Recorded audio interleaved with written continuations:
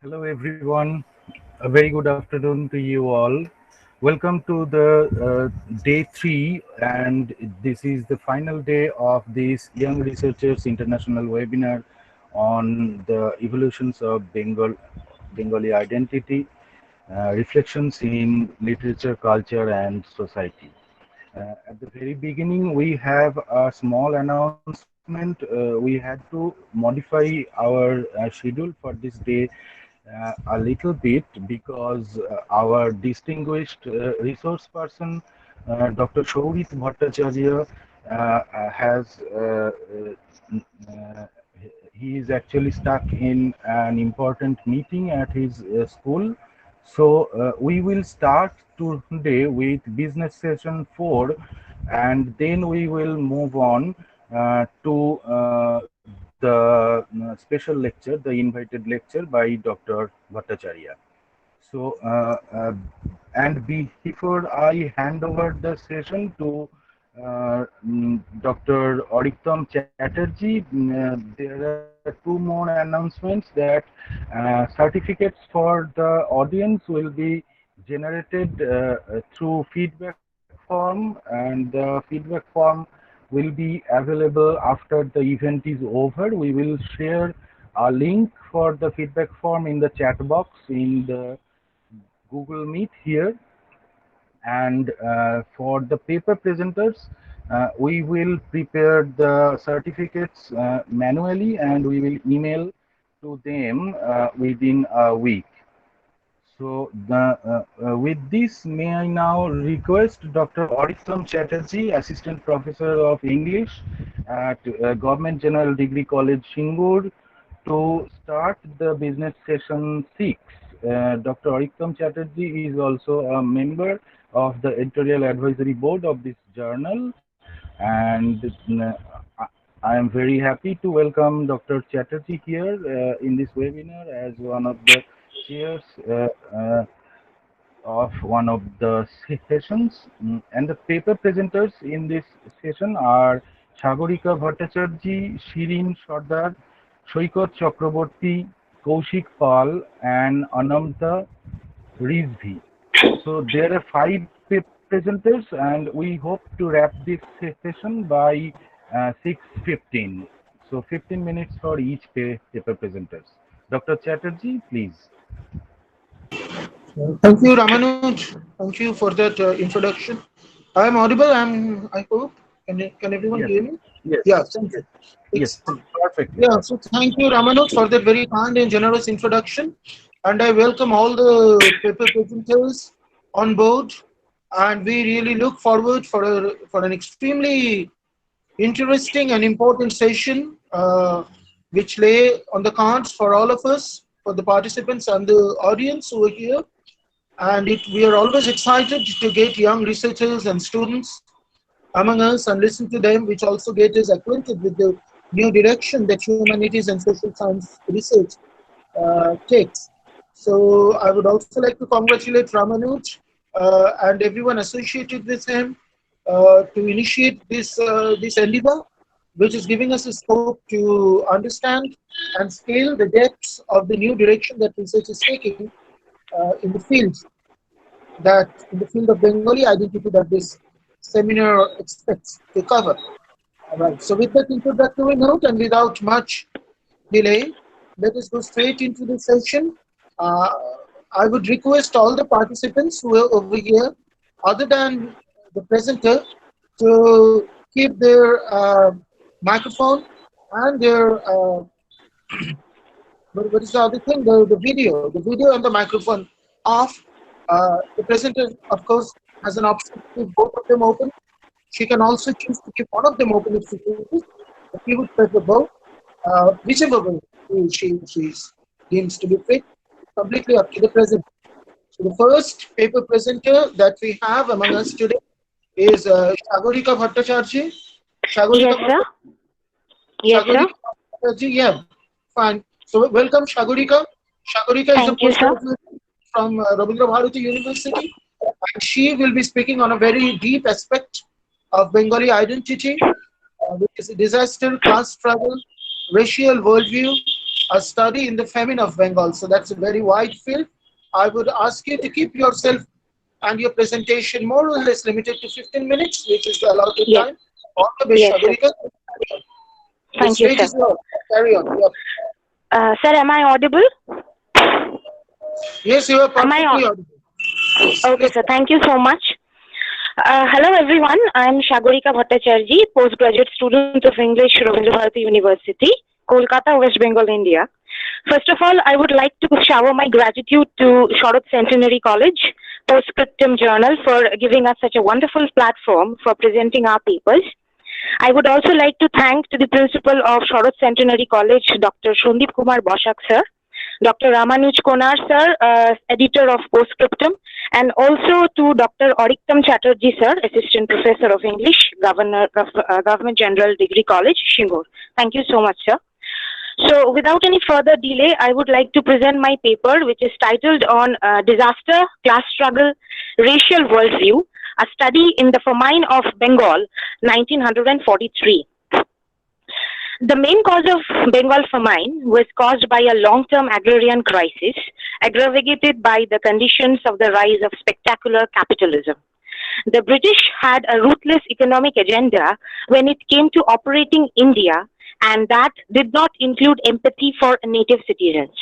The famine led to food crisis conditions in late colonial as well as post-colonial Bengal, which gave birth to a rich literary artistic culture. This paper seeks to shed light on a close reading on disaster and how the government authorities manipulated nice villagers and took away their food. The paper seeks to unravel the theoretical readings with examples from two major works based on famine of Bengal. Number one is Bhabani Bhattacharya's So Many Hungers, which was published on 1947. It was written immediately after the famine and in the context of India's decolonization. The paper argues using an analytical mode within class struggle, where it not only analyzes the historical reasons responsible for the famine, but also showcases the inhuman plight and conditions of poor people without having tears in eyes. And another example I would like to show is Madhushree Mukherjee's Churchill's Secret War, the British Empire and Ravaging of India during World War II 2010. It is a book about the Bengal famine of 1943 during British rule in India. The book underlines a tragic and significant aspect of our history. It examines the role in the famine and subsequent partition of India in 1947 played by the policies and racial worldview of Winston Churchill, the then British Prime Minister from 1940 to 1945. The author documents how colonial policies and negligence created conditions acute famine and want in Bengal. In order to represent these conditions, the author uses the mode of class struggle to showcase Churchill's racial worldview, which means that the British government would, as per Lord Wavell, feed only those Indians who were actually fighting against it. The brutal nature of the famine compelled Bhabani Bhattacharya to leave journalism and shift to creative writing. Situated within a broader movement of social realism launched by the Progressive Writers Associations and the socialist realism of Maxim Gorky and the Russian writers, Bhabani Bhattacharya's writings were fundamentally realist, albeit uneven and heterogeneous. His writing style has mixed elements of analysis, documentation, and emotional outburst. This style of writing was issued from a sense of urgency and sympathy for the Bengal famine victims at that particular point of time. In an interview, Bhabani Bhattacharya said, "The emotional stirrings I felt more than 2 million men, women and children died of slow starvation amid a man-made scarcity were a sheer compulsion to creativity. The result was the novel So Many Hungers." It points out how Bhattacharya, a historian, Marxist sympathizer, and journalist, combines social scientific analysis of emotional descriptions and indicates both the historical significance of such a style and the ethical imperative of a disaster writer. The novel So Many Hungers begins with the coincidental events of a birth of a child and the start of the Second World War in 1939. One of the two protagonists, Rahul, receives the knowledge of the birth of his daughter while the radio announces Great Britain's war on Germany. Rahul's younger brother, Kunal, decides to join the British Army and prove himself. He says, "We are as good in battle as our proud rulers. We can play their game quite as well." His father, Samarendra Basu, a barrister come stock market speculator, looks forward to unstoppable profit, a storm in the share market. Rahul's interest, however, lies in probing the political and economic implications of the war for the nation. Bhattacharya's notions are highly influenced by Jawaharlal Nehru's astute political commentary on the relations between bondage and democracy, part of which enters the novel in the form of statement Nehru delivered at his trial in the Gorakhpur prison. In the book Stages of Capital that was published in 2009, Ritu Birla traces the gradual conversion of gambling and speculations into laws governing market economy in the late 19th century, Britain and India. These fictions of law, as she calls them, conjured new vehicles and instruments for trade, finance, and charity, orchestrating new incarnations of capital as they enforce the distinction between the market and bazaar. The trader class for Ritu Birla bridged the gap between the rural, urban in precipitating the market form of economy and governance in the colony. Girish, the local trader, is a bridge between the rural and urban economies in So Many Hungers novel. Girish's grocery store is a link between the peasant and the marketplace in the event that people miss the Saturday Haat or the rural bazaar. He proceeds to plant fear in the villagers about an imminent Japanese invention and the horrible prospects of looting, raping, and vanquishing the population, and largely succeeds as many people yell their produce to Cheap Rice Limited. According to Birla, speculative economy based on rules of gambling was institutionalized in Calcutta in 1920s. Urban businessmen likely had a knowledge of speculative economy by the time the war broke out and tasted the profit through hoarding and speculations during the war. The programmatic end of bureaucratic capitalism at first extended the gap between the rural and urban economies and then shattered an already deplorable rural economy ridden with debts and feudal imbalances, expediting the peasants' long march to the city. It also evokes Karl Marx's famous note in his book Capital. Capital grows in one place to a huge mass in a single hand because it has in another place been lost by many. Bhavani Bhattacharya was born into a place and time of terrible degradation. Violence was everywhere, and war and famine ravaged his society. The novel anticipates the famine condition in the village in its representative of a woman digging up a trench and burying his child alive. The woman does this because living with a baby under such physical oppression while her fisherman husband is jailed for participation in the national liberation movement is impossible. It is better for the baby to die. He is hurt all the time with his hunger. In his cool earth bed, he can close his eyes, sleeps. The famine scenes in the city are even worse. The destitute fight with one another over food from garbage cans, various diseases are spread, dysentery was among them. Bodies go unwashed, people struggle over a bowl of gruel, and famished pot-bellied skeletal people traverse the city like ghosts. Bhattacharya was well aware of the historical origins of the famine, colonial capitalism, and imperialist war. He knew that a nation would need a united and formidable bourgeois leadership. The author had to speak about both the bourgeois moral crisis and the possible ways of putting an end to colonial rule. The novel suggests that disaster writing should require a different aspect of critical approach and norms. Moving on to Madhushree Mukherjee's Churchill's Secret War, she documents how colonial policies and negligence created conditions of acute famine and want in Bengal. The book explores how, apart from United Kingdom itself, British India became the largest contributor to the empire. Besides Churchill, the book brings out another historical character close to Churchill who had a significant influence on him, Frederick Alexander Lindemann and Lord Cherwell. Mukherjee writes, because of the shortfall and inflation caused within India, the poorest people were reduced to covering themselves with scraps or going naked. Women would have to stay indoors all day waiting for others to return with a single piece of cloth the family possessed.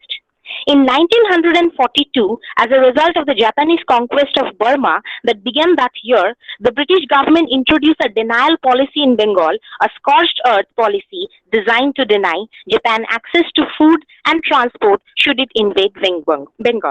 Sorry. According to Vimal Mishra, the lead researcher and an associate professor at the Indian Institute of Technology, Gandhinagar, says, aside from the 1943 Bengal famine, all the other famine between 1890 to 2016 appeared to be related, at least in part, to widespread soil moisture drought. But the 1943 Bengal famine was not caused by drought, but rather was a result of a complete policy failure during the British era. He also added, this was the only famine that does not appear to be linked directly to soil moisture drought and crop failures. Madhushri Mukherjee have argued the famine was exacerbated by the decision of Churchill's wartime cabinet in London. She has presented evidence the cabinet was warned repeatedly that the exhaustive use of Indian resources for the war effort could result in famine, but it opted to continue exporting rice from India to elsewhere in the empire. Mukherjee delves into official documents and oral accounts of survivors to paint a horrifying portrait of how Churchill, as part of the Western War Front, ordered the diversion of food from starving Indians to already well-supplied British soldiers and stockpiles in Britain and elsewhere in Europe, including Greece and Yugoslavia. She also demonstrated some of Indians' grain were also exported to Sri Lanka, Ceylon, to meet needs there, even though the island wasn't experiencing the same hardship as Bengal was experiencing at that time. India was not permitted to use its own sterling reserves or indeed its own ships to import food. This is because the British government paid inflated price in the open market to ensure supplies grain became unaffordable for ordinary Indians. Karl Polanyi, in his book The Great Transformation, shows the evolution of market economy from organic systems of reciprocity and redistribution, which characterized householding, to the rise of guild safeguard towns in the 16th century, to the eventual shift toward non-mercantile capitalism conditioned by border expansion and aggressive colonial capitalism. The emergence of industrial capital in the 19th century struck the last chord in the Great Transformation, where in the self-regulating market economy and the conversion of land, labor and money into fictitious commodities. For Polanyi, the distinctive feature of the 19th century political economy is the absolute isolation and subordination of social relations to economic motives and the emergence of the market as a sphere of negotiating values. To conclude, throughout the book, Mukherjee pointed out Churchill's government attitude to India's negligent, hostile and contemptuous behavior. While Bengal starved, food rationing in Britain was also unpopular at that time. According to Mukherjee, Churchill's own belief on Britons being a stronger race, a higher grade race compared to the people Britain conquered were not very different.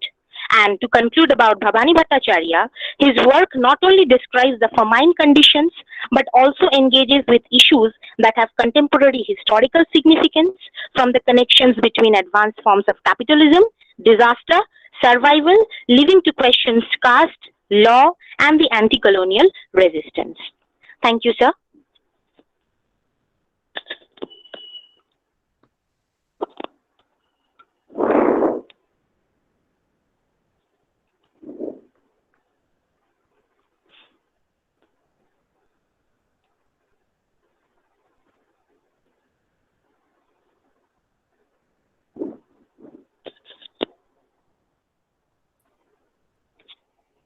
Hello, Ariktam, are you there?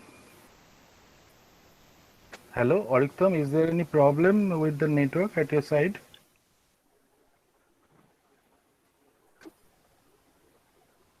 I'd like to request the audience to wait just a minute. I'll connect with Dr. Chatterjee over phone.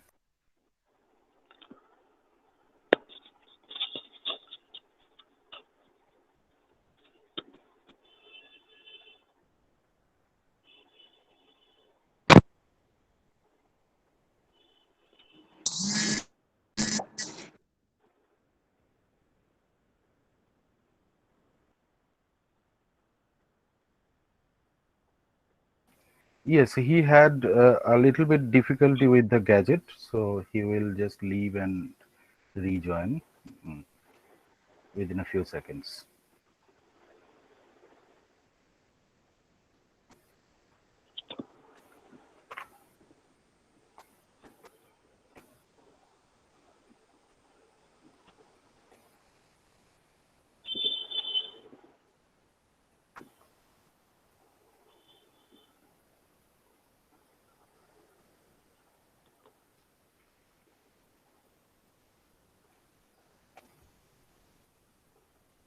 Can you hear me, Ramanuj, now? Yes, Am I yes, audible? yes, yes, perfectly. Some kind Yes. of some kind of a technical glitch somewhere. Okay, Shagurika, thank you for the wonderful presentation, for Thank putting you, so sir. much within that very short period of time. Okay, I would Thank just you. request the participants to post their questions in the chat box if possible. We will take them one for each speaker. Perhaps we will have time at the end of the session after all of them have spoken because of the paucity of time that we have. Now I would like to invite Shireen Sardar, who is a postgraduate student from Presidency University in Kolkata, and she will be speaking to us on mapping famine in colonial India. So it is a related topic, re-identifying the Great Bengal Famine, a case study. So Shireen Sardar, Yes, sir. Am I audible? yes, you are audible. Please carry on. The stage is Okay. all yours. Thank you, sir. Please carry. So, good afternoon, everyone. The topic for today is mapping famine in colonial India, re-identifying the Great Bengal famine, a case study. As a boat moved across Brahmaputra River from Bahadurabad in 1943 October morning, a scientist who was assigned by the government of Bengal noticed heaps of dead body all over the riverbed from what seemed to have been an aftermath of war. However, these dead bodies were not a result of any form of plunder, but rather an after effect of a disastrous famine that hit Bengal in the summer of 1943 and ultimately caused the death of 3 million population due to disease and starvation. A relook on the Great Bengal famine allows one to trace one of the worst mismanaged famines in 20th century South Asia and how an environmental crisis was grossly linked to the economic and political crisis in Bengal. While tracing the background of the Bengal famine in 1943, most pertinently points out to an environmental crisis at its crux, but a deeper analysis allows one to understand the host of other components in consideration, albeit the high prices of commodities, the role of land market subsistence crisis, poor agrarian economic, negligent British policy, and a host of other reasons which this paper tends to study. The Great Bengal famine of 1943 was undoubtedly the most catastrophic disaster of 20th century South Asia. One of the most well-documented famine in the history, the Bengal famine was also recalled for its immense magnitude and questionable theoretical and political framework. Past studies have attributed the Bengal famine of 1943 to a serious case of drought and climate-related crisis. However, recent studies on the Great Famine back poor colonial policy responsible for a catastrophe that killed millions of population. A study conducted on weather data and moisture content of soil of six major famines in the subcontinent between the years 1873 and 1943 presents a serious environmental crisis and soil moisture deficit that evidently coincided with chronic food shortages. However, the same study recorded the 1943 Bengal famine presented different reports for the cause of famine. Although eastern parts of India were affected by drought and other environmental conditions for the most part of 1940 to 1941, which peaked through 1943. But according to geophysical research letter conducted in February 2019, the rain levels in and around Bengal were above average. The condition that had eventually led to the Great Bengal famine was rather unique. It is true that food supplies were reduced through the years foregoing 1943 due to failure of crops and rice imports in majority of Asia. However, scholarly works presented by Amartya Sen in 1981 asserted the faulty supplies and distribution of food. Added to this were the policy lapses and prioritizing military supplies of the Second World War. In addition to malfunctioning of resources and mismanagement, the wartime inflation and panic holding led to an increase of prices of food, making poor people of Bengal unable to acquire food for basic survival. The most Recent studies point out to exhaustive measures used by Winston Churchill's wartime cabinet during Second World War. Indian resources are exclusively used to meet the needs of war, creating a deliberate condition for famine. One of the major reasons that are estimated for the food crisis were rice exportation from India to several parts of the empire. Rice stocks continued to leave India as London was denying urgent requests from India's viceroy for more than 1 million tons of emergency wheat supplies in 1942 to 1943. Churchill has been quoted as blaming the famine on fact the Indians were breeding like rabbits and asking if the shortages were so bad, why was Mahatma Gandhi still alive? For a long time, the British administrators had denied the cause of famine and went on to the extent of confiscating supplies of rice and boats, as the British postulated that Indians would supply Japanese army with resources in case of future invasions. In similar situation of 1873 famine of Bihar, the local government's swift action prevented the death of thousands. This was, however, severely criticized by authorities back in Britain for putting in excessive amounts of resources to carry out preventive measures. As a response to this, famine followed by in the subsequent years were inefficiently managed, with low economic backing leading to high mortality rate. Thus, famine, apart from being the gravest environmental crisis a nation could ever experience, too buries down in inadequate political measures and colonial policies incorporated as a response to crisis.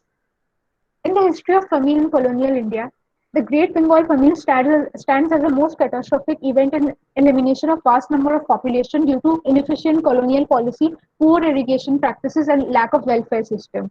The Great Bengal famine is also crucial because it is for the first time that scientists had used soil moisture analysis and data to prove that there was no evidence of drought, but rather a lack of policy failure. Thus, the Great Bengal famine was rather a phenomenon that was not directly linked to the moisture content and crop failure. As Shashi Tharoor writes, Churchill deliberately ordered the diversion of food from starving Indian civilians to well supplied British soldiers and even to top up European stockpiles meant for yet to be liberated Greeks and Yugoslavs. Carrying on to the second part, to the background of the Bengal famine, it is important to understand that the conditions in 1943 Bengal. Bengal had three kinds of crop, each sown in May and June and harvested in November, another sown in April, August, and harvested in September, and another sown in November and harvested in February and March. As Amartya Sen explains, the winter crop is by far the most important, and respective shares of three crops during 5 years from 1939 to 43 were 73, 24, and 3%. In 1942, two out of three seasonal crops did not have efficient harvest due to cyclones in October, which was followed by excess rainfall. This year also saw a gradual spread of fungal disease. On the military front, the Japanese army had occupied Rangoon, Burma in March 1942. Rice imports were halted, which impacted supplies to Bengal. Thus, the Great Bengal famine could be easily detected in the light of natural consequences, given the climatic disruption caused by cyclones, excess rain, flooding, and fungal diseases, and secondly, changes caused by the war that suspended rice imports from Burma.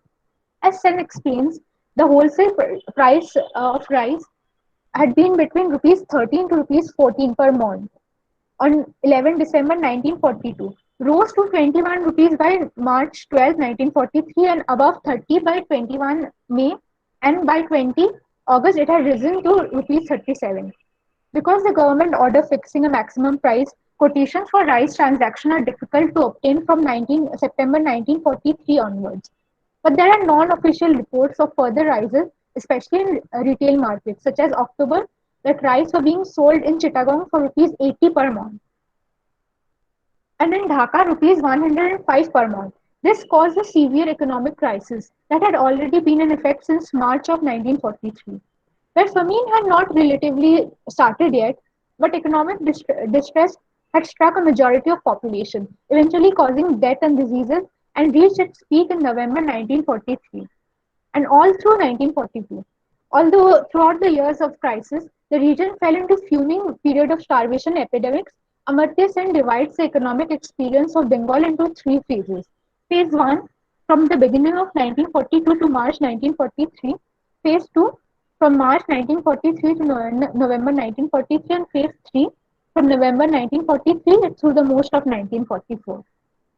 The journey of economic distress taking shape into disastrous famine could be traced from distinct commissioner report all over province of Bengal. There were reports in districts away from Calcutta that stated hunger marches led by communists, distress caused among local people due to lack of food availability, eventually moving in the path of crimes, looting, and agricultural movement of people in search of rice, economic and with economic crisis reaching its peak. So much so that uh, along with death, so much so that the disposal of dead bodies became an acute problem. Death caused by starvation as well as famine-related diseases. In Calcutta, however, the official policy was based on firm conviction that the maintenance of essential food supplies to the industrial area of Calcutta must be ranked to a high proximity among their wartime obligations. As early as August 1942, the Bengal government had explained to the Bengal Chamber of Commerce that as far as Calcutta was concerned, the government promised to do all, quote unquote, all in its power to create condition under which essential supplies may be obtainable in adequate quantities and reasonable prices. The Bengal Chamber of Commerce Foodstuff Scheme, guaranteeing essential items of food to the grain shops of industrial concerns connected with the chamber, came into existence with the government help in August 1942. It covered 620 million employees by the December of that year. Conditions Calcutta's condition to famine elevated when poor vagrant population trickled into city. A number of 1 lakh were estimated to be starved and diseased. According to going back to analyzing the causes of Great Bengal famine, according to Famine Inquiry Commission, the serious of deficit of rice supply was considered to be primary cause of catastrophe. Added to this were the natural disasters such as cyclones and flood that had reduced the crops by one third. However, a critical analysis of reports shows several inaccuracies. The crop harvest of 1942 were indeed low, but not disastrous, as inquiry assumed. As Sen analyzes, the harvest was only 5% lower than the usual. Even the rice per yield acre, which is given separately to the Bengal province, is shown to be higher than the year 1942 to 1943 than in 1940 to 1941. Despite the fact that the acreage in 1942 to 1943 was known to be higher than 1941, apart from the rice, wheat was also dominant, and that was grown and imported quite abundantly, and in fact higher in 1943 than in 1941. During the last quarter of 1943, Bengal imported 1,000 tons of rice and 176 tons of wheat. In pre-independent India, Bengal was a part of British India province that comprised both of Bangladesh and today's West Bengal state. One of the causes attributed to the famine was the rise in prices of rice and staple crops. Between months of February and September, the prices of necessary items peaked to more than thrice of the actual price. It was not quite long ago in 1942 that Japan had occupied Burma, and the borders that interpolated between Burma and Bengal in eastern front became war zone. But Bengal was agriculturally developed region and had good transportation and stable government. A fresh supply of rice should be easy to arrange. So why did supplies fail? The Bengal famine was a calamity, but in mid 20th century was no stranger. But the mid 20th century was no stranger to them. It remains a puzzle because it is difficult to agree on an answer to the question: what caused the famine? Why is the answer too difficult to find? The answer to this lies in the policy lapses. The war had caused Britain to prioritize supply of necessary commodities to military and other allied civil services. Distressed local economy caused the war led to food shortages in Bengal. Rice imports were stopped and market supplies and transportation systems in Bengal were disrupted. In the British administration, and the British administration refused to publicly declare that famine had hit Bengal. Recent analysis carried out by Indian Institution of Technology declared that the Years between 1943 to 45 did not have major droughts in Bengal. Therefore, the famine, quote unquote, the Bengal famine of 1943 was completely because of policy failure. The Great Bengal famine became an epitome of nationalist criticism for British colonial policy in India. The complicit, Shireen, yes, sir. can you please conclude it now? Because I think you are almost done. Just take a couple of minutes to wrap it up if possible. Okay, sir. Thank you. Um, Secondly, thus the general ability to anticipate the dire consequence of situation and act accordingly to them resulted in a major policy failure in the part of British imperial system. Furthering into the argument, officials like Casey Neogi asserted that famine was a testimony of an industry type of British manufacture. Gross administrative negligence, inefficient governance, black marketing, and profiteering of one section of trader could only justify this catastrophe. Furthering into the argument of incompetent colonial measure, it could be unquestionably noted that Winston Churchill's wartime cabinet had its uh, undertaking which had undertaking that had exaggerated the Great Bengal famine. Recently, journalist Madhusri Mukherjee had argued that the cabinet was warned with repeated and exhaustive use of Indian resources for the war effort that could result in famine.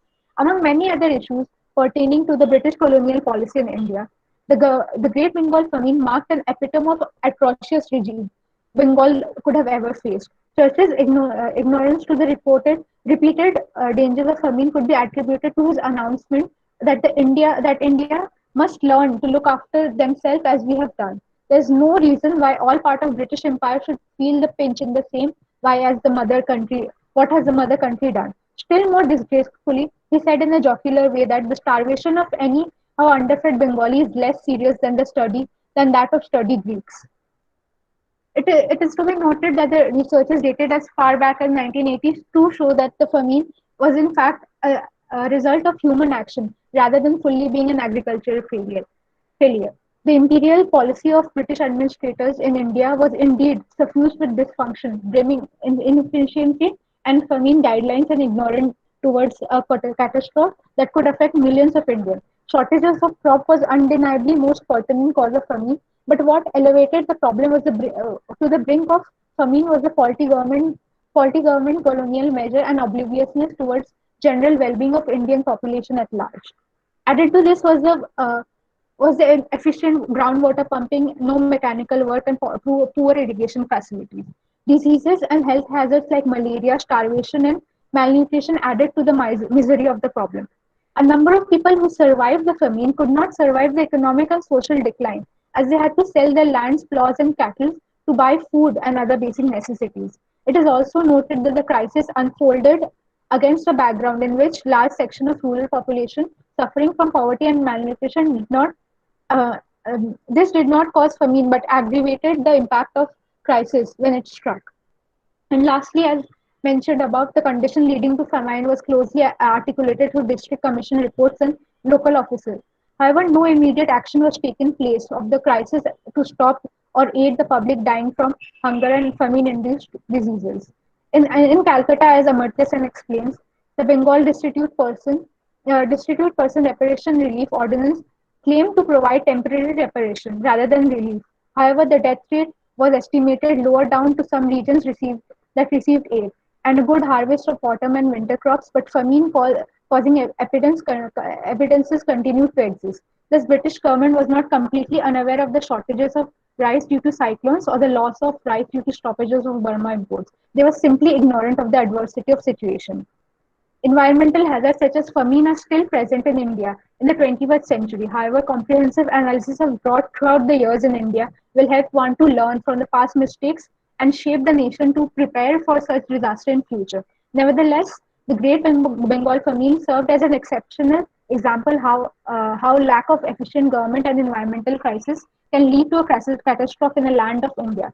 And the Great Bengal famine successfully showed how environmental problems often collided with political landscape of a century to give birth to such a catastrophe. Thank you. Thank you, Shireen. Thank you, sir. Uh, yeah, thank you. That was a very detailed presentation. and we will come back to it in the course of the discussion if possible. Thank you for the very meticulous kind of research that you are carrying out, and I also wish you best if you carry on with this research. Now I invite Shoikat Chakraborty, who is an MPhil student from Kazi Nazrul University, and his topic is ওই ঘাসিয়ারাকে বলো না যেন আমার ওই গাছগুলো না কাটে গাড়ি ভি ঘর কা औरत है क्या, examining Rabindranath Tagore's Balai and Subodh Ghosh's Ajantric from a post-humanist and transhumanist perspective. Shoikat, if you are there, yeah, please unmute Sir, yourself and begin. am I Okay, audible? Yes, you are. Yeah. Yes. First of all, I would like to convey my deep gratitude to PostScriptum Journal for giving me this wonderful opportunity. So, as I have a limited amount of time, without any further ado, I would straight get into the paper. Sir has already told the title of the paper, so I would straight get into the argumentations. At the outset, I would like to make it clear to the audience what is posthumanism and transhumanism. To speak in a lucid way, posthumanism is an imagination beyond humanistic ideals. To concretize this statement, I would like to quote from Erika Cudworth and Stephen Hobden's wonderful book, The Emancipatory Project of Posthumanism. I quote, "The term posthumanism has been used in three principal ways. In the sense of a world after humanity as forms of body modification and transhumanist uplift, and our own usage in the sense of a world comprised of more than human." Close quote. This sense of a world after humanity is going to be the crux of my paper. Apart from that, there is another term that Cudworth and Hobden use in the context of post-humanities, more than human. In the book, the term has been used to problematize the relationship between humans and the non-humans, another aspect that my chosen texts entail. I would discuss these two ideas one by one in the light of post-humanities. However, there is a problem in such understanding of post-humanities. In the 1990s, the interdisciplinary studies between humans and the non-humans gained force, and these interdisciplinary fields between humans and non-humans are problematic in all its rubrics. I'll explain these nuances in a bit more detail. Let us approach these nuances not only from an epistemological paradigm but also from a methodological paradigm. In such an approach, we find that post-humanist stance towards non-humans and their exploitation does not necessarily mean that we have stopped being humanist and by definition anthropocentric. On the contrary, it asserts one of the penchants of humanism called liberalism. Taking humanism politically, we understand that the pluralist approach of liberalist humanism broadens its sphere and attention and consideration towards previously marginalized groups without deconstructing the schema of the humans who undertake such pluralist approach. This problematized sphere of post-humanities throws light to the question of biopower. The question of biopower changes our idea of animality or the non-humanity, as Agamben in his book Homo Sacer points out a clear distinction between bios, the form of life of a particular group, and zoe, simple fact of living common to all living beings. If it be so, then the question is, why do I call Bolai, the eponymous protagonist, to be a post-humanist, and how does he debunk bios and asserts in zoe with the aid of his imagination? From Tagore's narrative, we find that the eponymous hero is different from others because he associates his emotions with Mother Nature.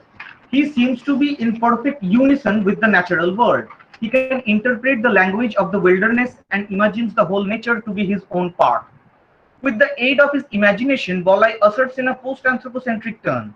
Now the question is, how post-anthropocentrism post-humanist? To find an answer, I would refer to Francisca Ferrando's book, Philosophical Posthumanism, that argues that the post in the posthuman is a passage that entails pluralism and ushers in human voices that have been historically subjugated. Now, to speak of post-anthropocentrism etymologically, we understand that the Greek word anthropos, meaning human, centralizes the human agency, and post-anthropocentrism, like posthumanism, entails pluralism, embodying subjugated voices not of humans but of non-humans. So, how does Bolai manifest a paradigm shift in an anthropocentric world? Does Bolai's association with the nature imports a pre-industrialized way of living? Methodologically speaking, the answer to the second question would be a clear no, because the return to pre-industrialized world is a historical unfeasibility, as Francisca Ferrando would put it. This sense of return entails a certain Gaia narrative that treats Earth as an organic, self-regulative whole. However, Rosie Braidotti argues that this narrative is based on the dualisms such as nature culture, environmental, social, etc. Stenger further affirms that in this hypothetical narrative, the exclusion of the humans is a realistic unfeasibility and it does not guarantee a better future that is unforeseen and empirically absent. Now, to find an answer to the first question, we would have to fall back on Latoure's idea of sociology of associations. Post-humanist imagination for Latour is essentially a social space, and it entails a post-dualist paradigm because it does not posit social as a binary opposition to the natural. Instead, it embarks a coexistence. The sociology of the social has often neglected the non-humans and the inanimate, but sociology for Latour is the sociology of associations. By associations, he essentially means the association between the humans and the non-humans. It is here Bollai transcends himself from the humanistic ideals of positing human race in an isolated hierarchy in the process of evolution, and it is here the ideals beyond humanity has been incorporated into the text, the first definition that I had used at the beginning of my paper. Bollai is capable of associating himself with grass and trees. Tagore writes, I quote, ঘাসের আস্তরণটা একটা স্থির পদার্থ সেটা ওর মনে হয় না, প্রায়ই তার ঢালু বেয়ে ও নিজেও গড়াতো, সমস্ত দেহ দিয়ে ঘাস হয়ে উঠত, close quote. So Bollai not only associates himself with the grass but becomes grass himself. It is here the second definition that is more than human comes into play. I will explain how. Bruno Latour argues the core paradox within the heart of modernity in his work We Have Never Been Modern. The two phases of Enlightenment philosophy created the idea of the modern and separated human beings from nature with the aid of scientific development. This scientific development and its subsequent damage has been termed in various ways by various scholars as anthropocene. Jussi Parikka uses this to depict obscenity of the modern, or capitalocene. Jason W. Moore uses this because the separation and exploitation of the non-human has been done in the name of the capital. It is here Tagore, with the aid of his protagonist, asserts in a post-humanist turn by critiquing this separation. He writes, বস্তুত আমরা মানুষ বলি সেই পদার্থটাকে যেটা আমাদের ভিতরকার সব জীবজন্তু মিলিয়ে এক করে নিয়েছে, close quote. Bollai's association with the shimul gachh has been wonderfully manifested towards the end of the story, where Tagore writes, ওই গাছ যে ছিল তার বলাইয়ের প্রতিরূপ, তারই প্রাণের দোসর. Bollai in the story has been posited as the biological other because the other boys hit the trees in order to tease Bollai, and Bollai with his association with the nature requests his aunt, ওই ঘাসিয়ারাকে বলো না যেন আমার ওই গাছগুলো না কাটে, and critiques this separation between nature and human beings of a particular kind, Homo economicus. In another instance, we find Bollai is talking to the plants. Tagore writes, সদ্য গজিয়ে ওঠা কচি কচি পাতা তাদের সঙ্গে ওর কি যে একটা বয়স্যাভাব তাও কেমন করে প্রকাশ করবে, তারাও ওকে কি একটা প্রশ্ন করার জন্য আপু পাপু করে, হয়তো বলে তোমার নাম কি, হয়তো বলে তোমার মা কোথায় গেল. This conversation also asserts in another post-humanist imagination because Enlightenment philosophy did not only bring the modernism but also Cartesian ideal of res cogitans, and this subjectivity of a mind-haver lies on the usage of language. Dennett in his book Times of Minds argues that a mind-haver's identity depends on the idea of what it does, meaning how it appreciates the information produced by neural networks, as Antonio Damasio would put it, and appropriates them into a network of signs, that is language, and creates subjectivity that differentiates humans from the non-humans. Dennett calls this Cartesian puppeteering. Here, by giving voice to the non-humans, Tagore brings in another post-humanist paradigm that entails human-non-human coexistence and shuns away the ballooning coexistence of the human cogito per se. Now to the second text that I have taken up is Subodh Ghosh's Ajantrik. In this text, I would like to take up the third definition that I have already provided, that is transhumanist uplift. The story has a human protagonist Bimal and a machinic protagonist Jagoddal. Jagoddal, however, for a transhumanist perspective, I would like to treat them as one agential unit with Bimal, with the sense of transcendence. To understand that better, we would have to first discuss what is transhumanism. Francesca Ferrando in her book Philosophical Posthumanism calls transhumanism to be human enhancement. The main online platform to discuss these transhumanist ideas is called H+. where H stands for humanity and plus for enhancement.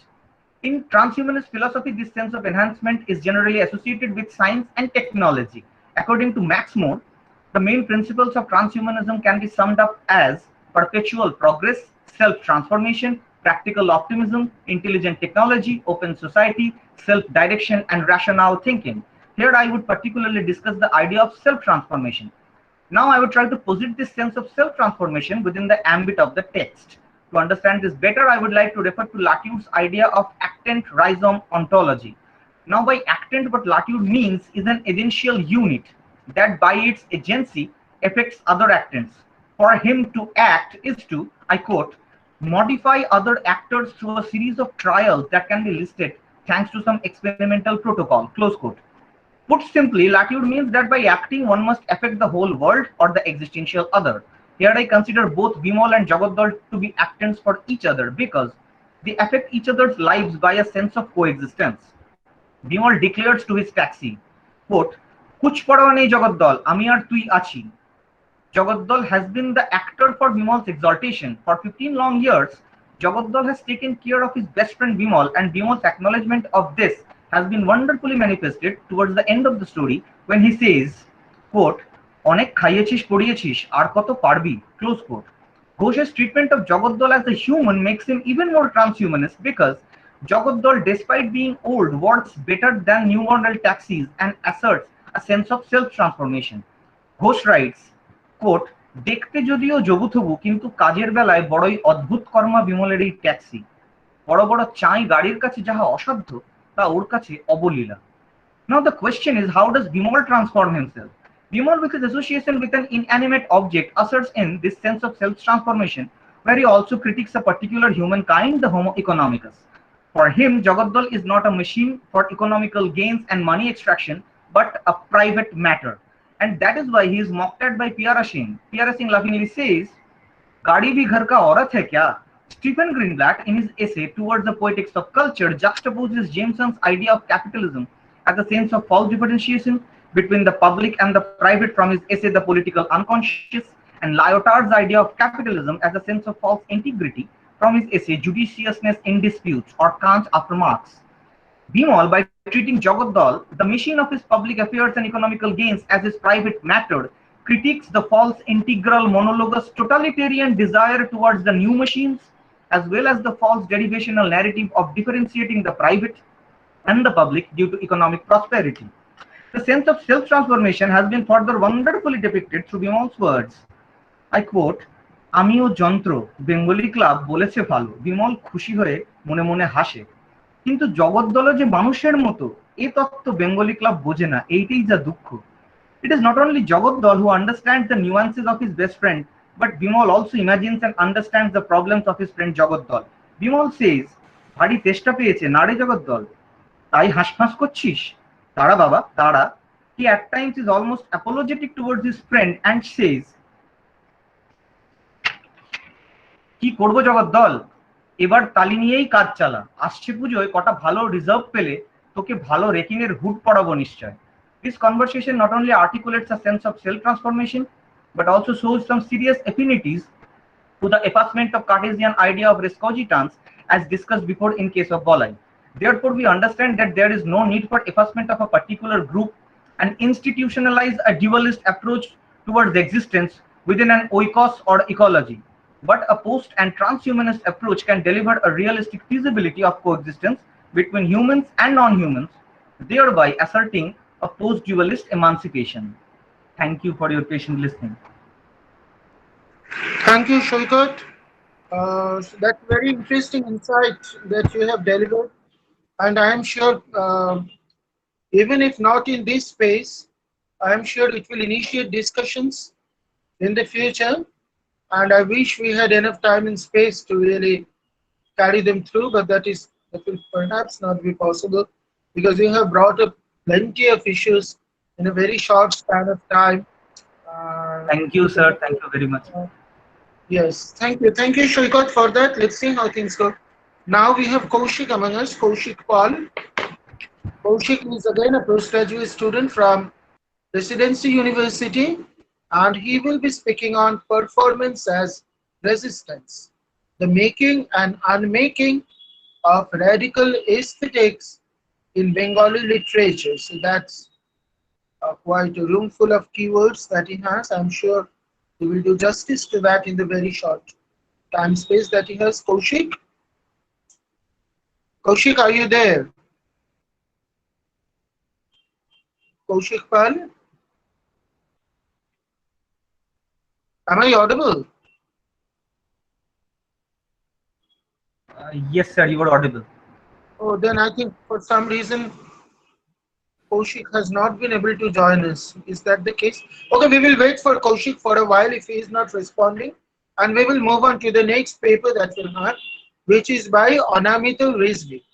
Anamita is a senior doctoral research fellow from Jamia Millia Islamia, and she will be speaking on identity and authority, inclusion of Bengali poets in the canon of Indian literature.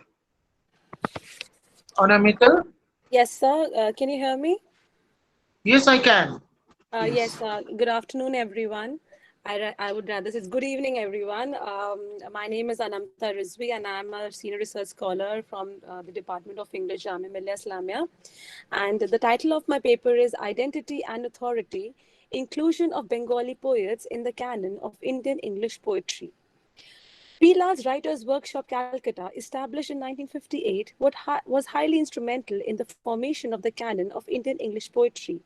In present time, many Indian English poets who are well ensconced in the canon made their debut through Lars Writers' Workshop.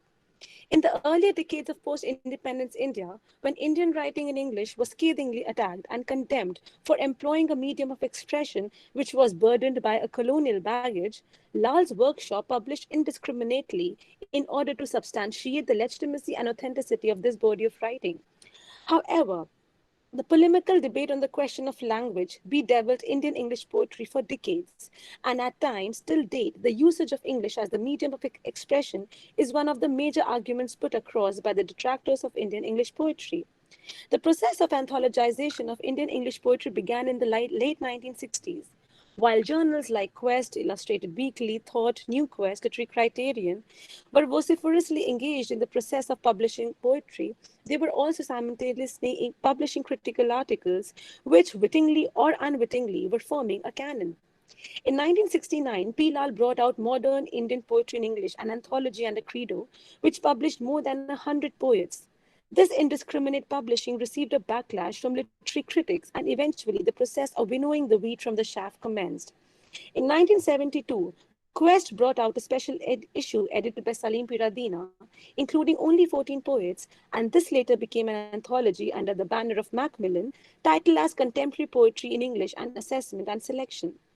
The poets included were Nissim Ezekiel, A.K. Ramanujan, P. Lal, Arun Kolatkar, R. Parthasarthi, K.D. Katrak, K.N. Daruwala, Kamla Das, Gauri Deshpande, Mamta Kalia, Adul Jasuwala, Jeev Patel, Arvind Krishna Mehrotra, and Salim Piradina.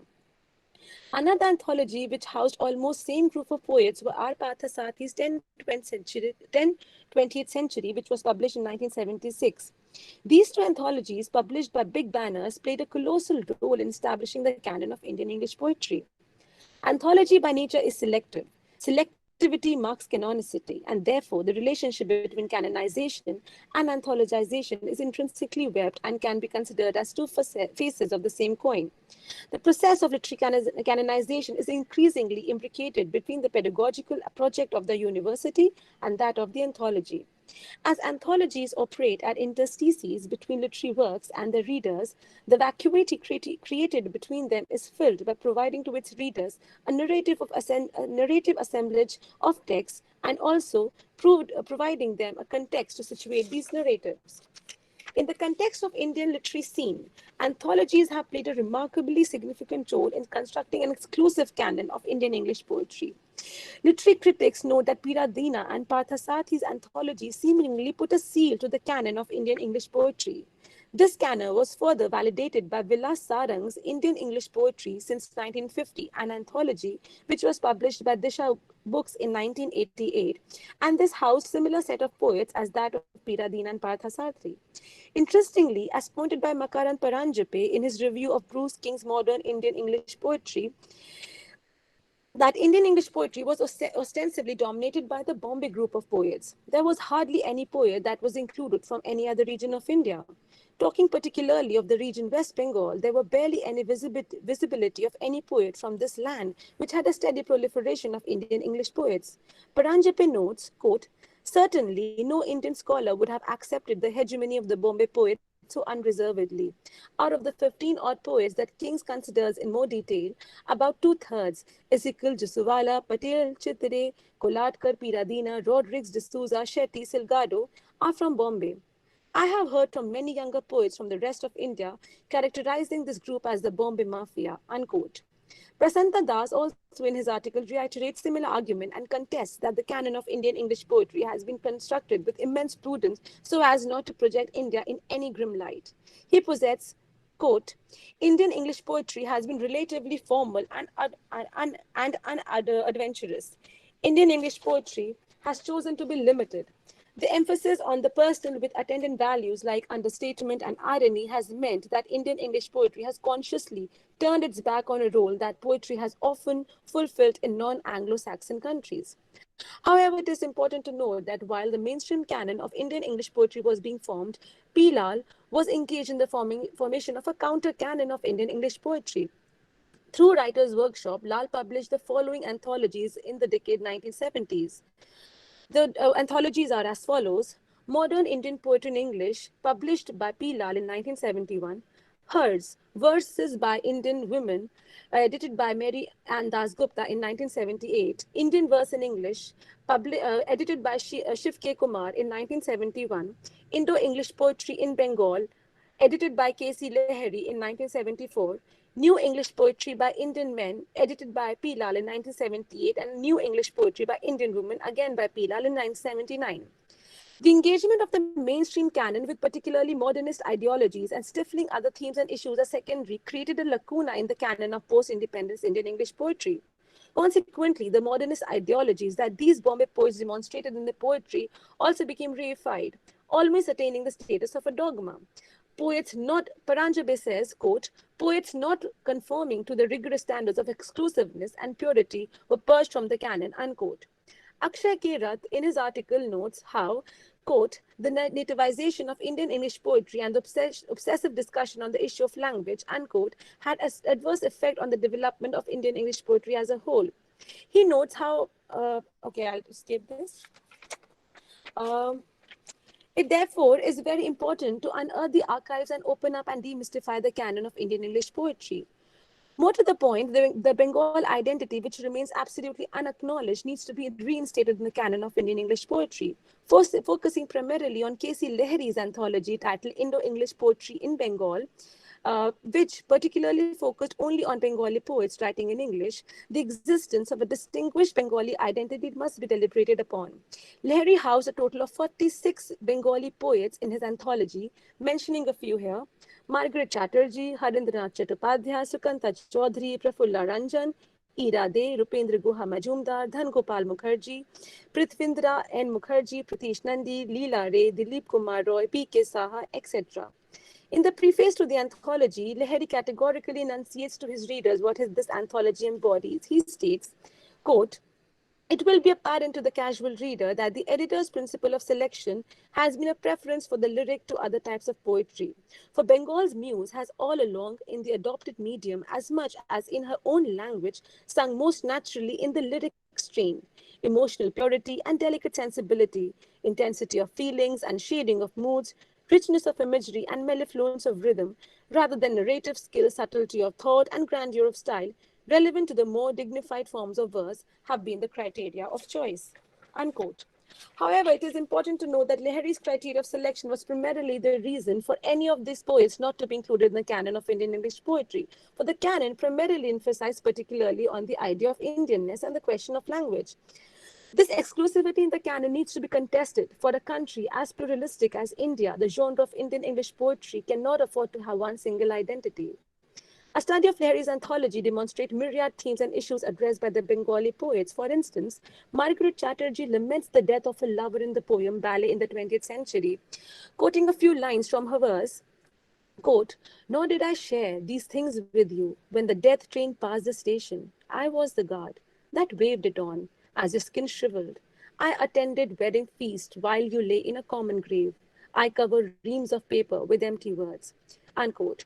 Rupendra Guha Majumdar brings in the element of deep-rooted pathos in his verse, The Homecoming Soldier, where he poignantly draws a picture of the soldier returning to his home to find that his mother is dead.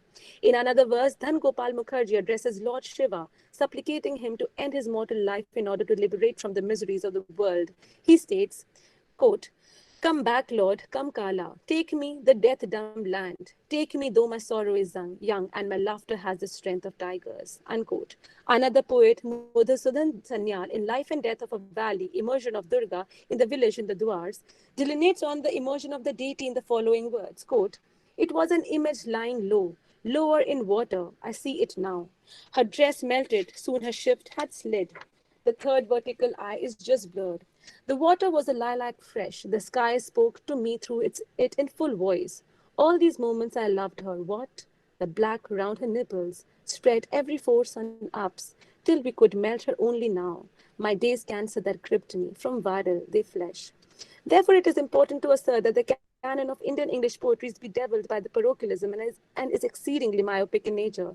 It is very important for the canon of this genre to be more inclusive in nature, and instead of embodying one single identity, it should aim for multiple identities. It needs to be understood that it is not always true that the ones who remain outside the parameters of canonicity are bad poets. The politics of exclusion and inclusion are intrinsically woven into the process of canon formation. In centralizing a few poets or verses, the others are pushed to the periphery. However, there always remains a possibility to dig into the archives and reassess the lost writers and give them a place in the canon. Thank you very much. Thank you, Anamitu. Thank you for that presentation. I think Kaushik has joined us. So I would now like to invite Kaushik Pal, who is a postgraduate student from Presidency University, to deliver the last paper of this particular session. This paper is titled Performance as Resistance, a Making and Unmaking of Radical Aesthetics in Bengali Literature. Yes, Kaushik. You have 50 minutes. Hello, sir. Yes, Am I audible? Am I audible you to are. you? You are. Mhm. You are audible, Kaushik. You carry on. Okay. Uh, Respected chair, respected professors, and other distinguished fellow. I'm Kaushik Pal, and I'm going to present my paper on performance as resistance, the making and unmaking of radical aesthetics in Bengali literature. Uh, so. Uh, my paper actually deals with the cultural politics of Bengal, and it specifically linked with the history of leftist cultural politics.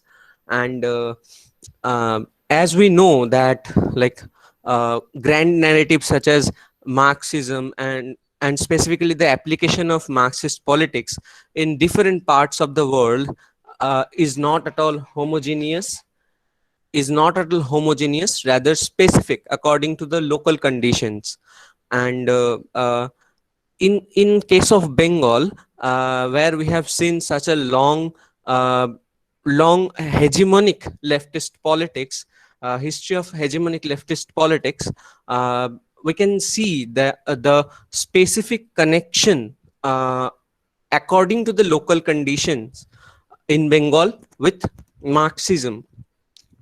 What Rajarshi Dasgupta interestingly points out here, the interdialogue between the Marxist politics and the middle class Bhadralok Bengali as the uniqueness in the political scenario of Bengal. Um, the progressive cultural movement actually, the reflection, the progressive cultural movement in Bengal, actually the reflection of this interdialogue uh, between the Bengali Bhadraloks and Marxist ideology. Uh, the dialogue between Bengali art and aesthetics on the one hand and the leftist politics on the other can be traced since the emergence of the progressive cultural movement around 1930s. And what is the context of the progressive cultural movement? The progressive cultural movement actually emerged since 1935, and there was a condition of Second World War where the sheer violence was like shook the consciousness of the Bengali intellectuals at that time, and peace over war and imperialism was the call of that time, which the cosmopolitan Bengali could not from which the cosmopolitan Bengali couldn't refrain itself, and like uh, this initiated a new era in Bengali culture as well as Bengali literature. Uh, both of the domestic and international conditions shaped the cultural movement with a leftist bending. And in this context, we have seen that organizations like AIPWA, All India Progressive Writers Association, and IPTA, Indian People's Theatres Association, is coming out, and they initiated a new paradigm of literature. Uh, they tried to bring back the people into the literature, and this is the thing which has given birth to a new aesthetics, which is a radical popular aesthetics. And like in the previous time, people was actually absent from the from Bengali literature, and this is the new form of literature. Even I can remember what IPTA has written in its constitution, that people's theatre stars the people. It makes the people as its star, and uh, especially when we know about the leftist ideology which talks about the oppressive, the marginal, and they used culture as a weapon, as a tool to like uh, to to take an account of the uh, marginal people who belongs from like our country. And what were the emerging debates at that time? With the unfolding of the cultural movement across various regions of the nation, debates on several questions started taking place within the Marxist camp. These debates were mainly emerged around two tropes: uh, the collective related debate and the authenticity related debate. And like here I want to mention that the former deals with the role of individuals in the collective movements. It asks the question like, who can represent the collective forms such as the mass or the people. uh, the people is a very abstract word here, so there is a like question within the Marxists, that within the cultural like activists, uh, that what will be the effective form to represent the people. And the latter, I mean the authenticity related debate, it concentrates on the question of new forms and historical tradition of the civilization. Here the word tradition is very important, because um, we know that the new literature was in search of new forms, and new forms through which they can represent uh, the people, quote unquote the people. And like in this context, we should mention that this was a kind of debate which was not only like closed in Bengal or in India. Rather, the question was also extensively debated in other parts of the world, such as Soviet Union, France, and other European countries, South and Southeast Asian countries, including China and other regions. Especially doctrines like doctrines of Soviet Union, namely Jhanovism.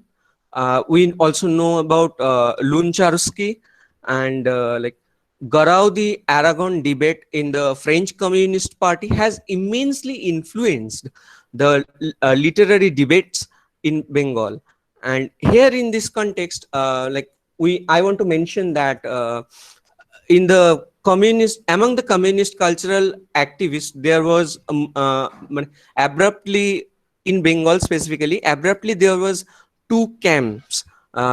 first of all, there was followers of Janovism who followed the like Stalinist principle of like literature and art.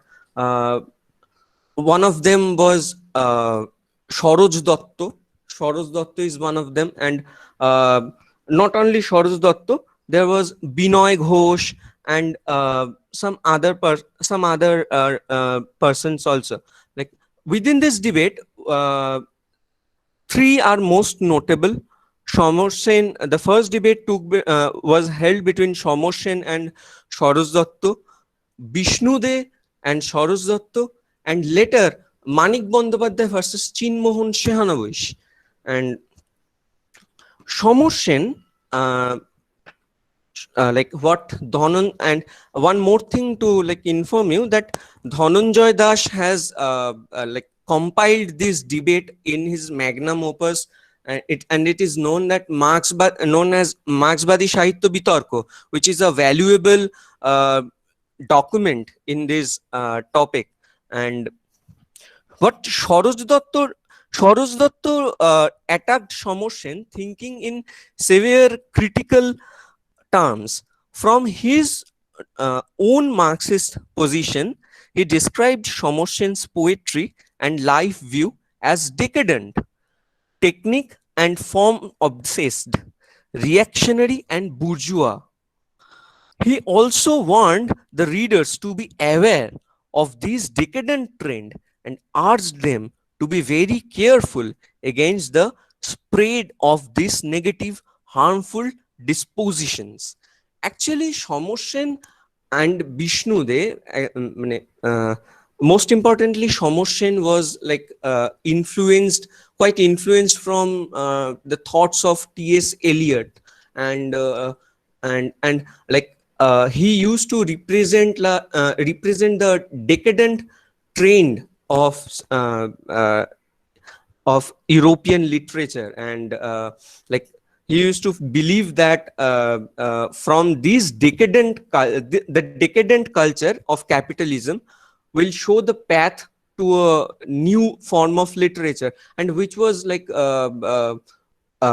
which was vehemently criticized by the other like Saroj Datto and other who followed the Janovist credo, and they highlighted that it's not the decadent paradigm which will lead to the revolution. Rather, it will be like a revolutionary literature, a sort of revolutionary literature should be created, and the mechanism which Janovist credo showed to us, it was really mechanistic, and it shrinkage down the scope of literature and art, which is, we know, a spontaneous arena, and this arena of spontaneity actually became carved down by this Janovist credo, and the same happened with Vishnu De and Saroj Datto.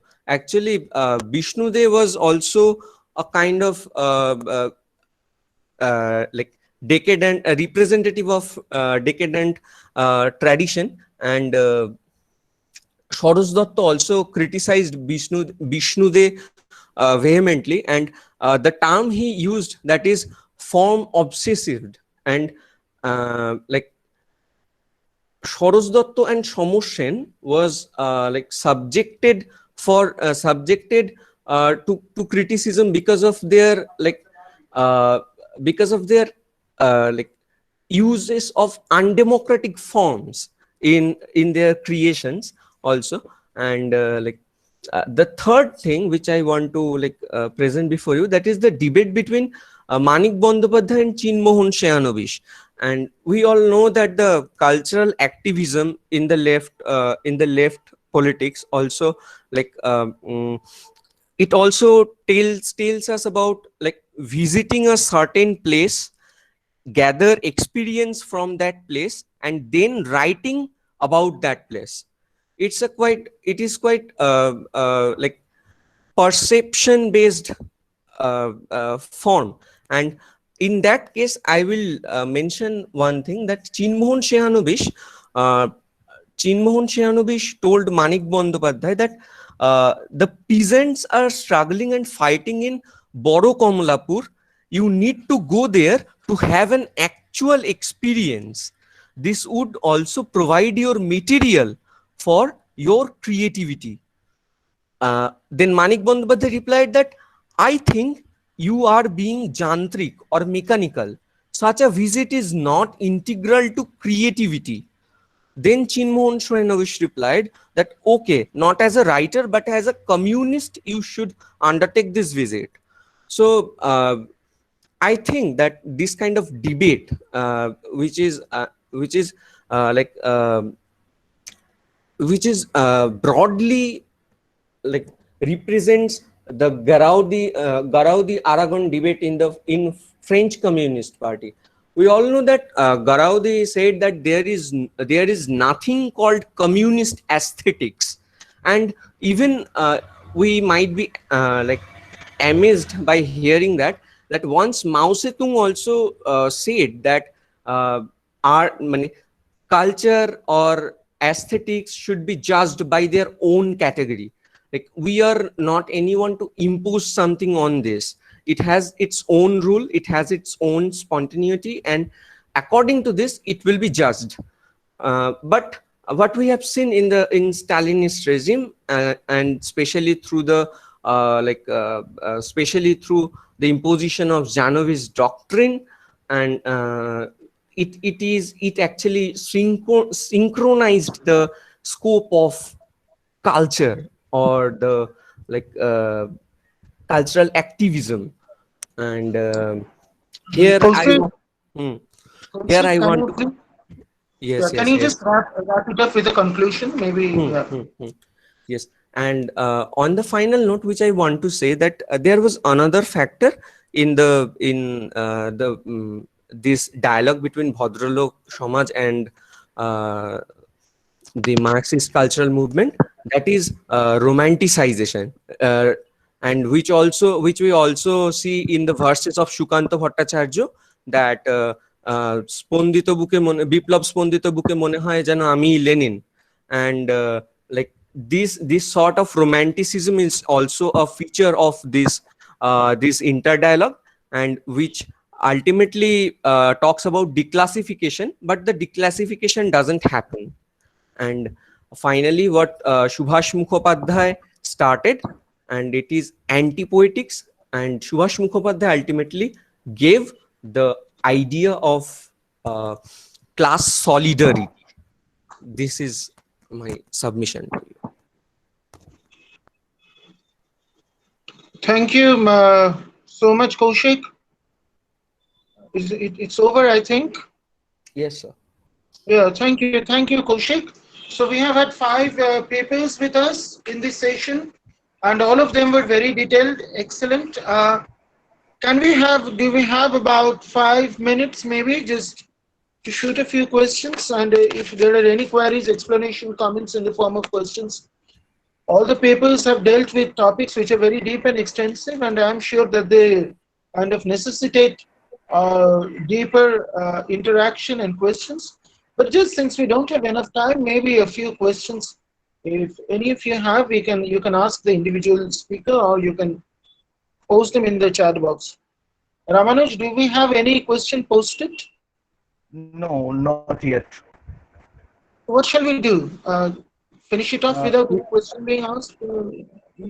Yes, if there are no questions, then we can move on to our invited speakers session. So, Okay, then, okay, let's do that. Thank you, participants, once again for your presentation. And we hope you all the best in your future research. On our behalf, I think Sourit is here. I would request Ramanuj to continue from where we left it. Thank you so much, everyone.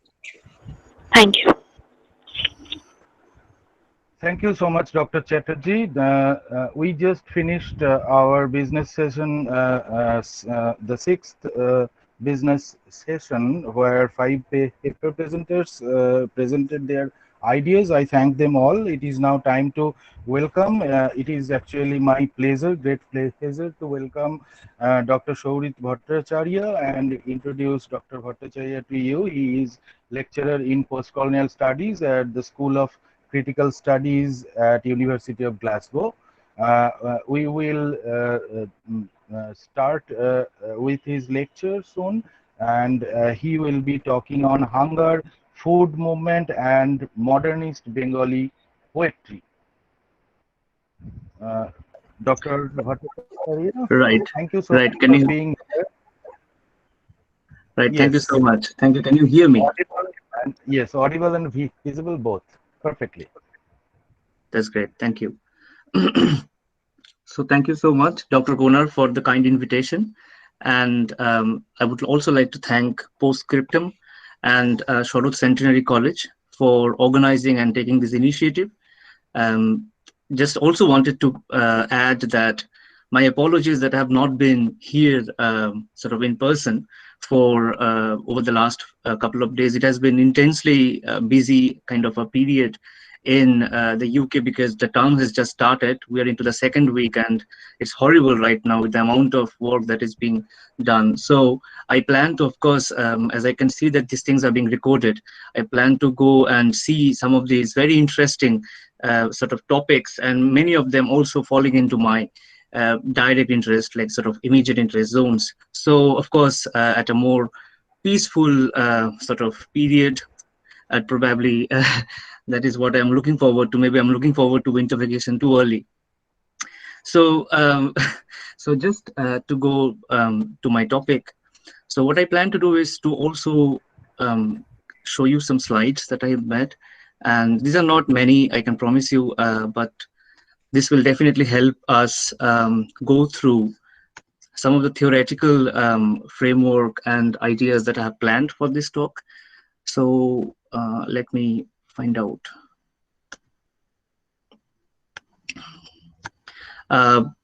The thing is, because when I share it, I can't see my own, like the screen. So can anybody or maybe Dr. Ponar confirm that you can see the screen? Yes, yes. You need to Okay. turn it into the slide. Yeah. Is it all right now? Yeah, absolutely. Right. So what I plan to do in the next, sort of I have 8-ish kind of slides, is to give you a theoretical framework about how I study hunger or sort of starvation theoretically, and then also give you some close readings from couple of poems, because it all depends on time. And the whole point here, and for in order to do that, I'd like to begin by saying that I'd compromise the historical part a little.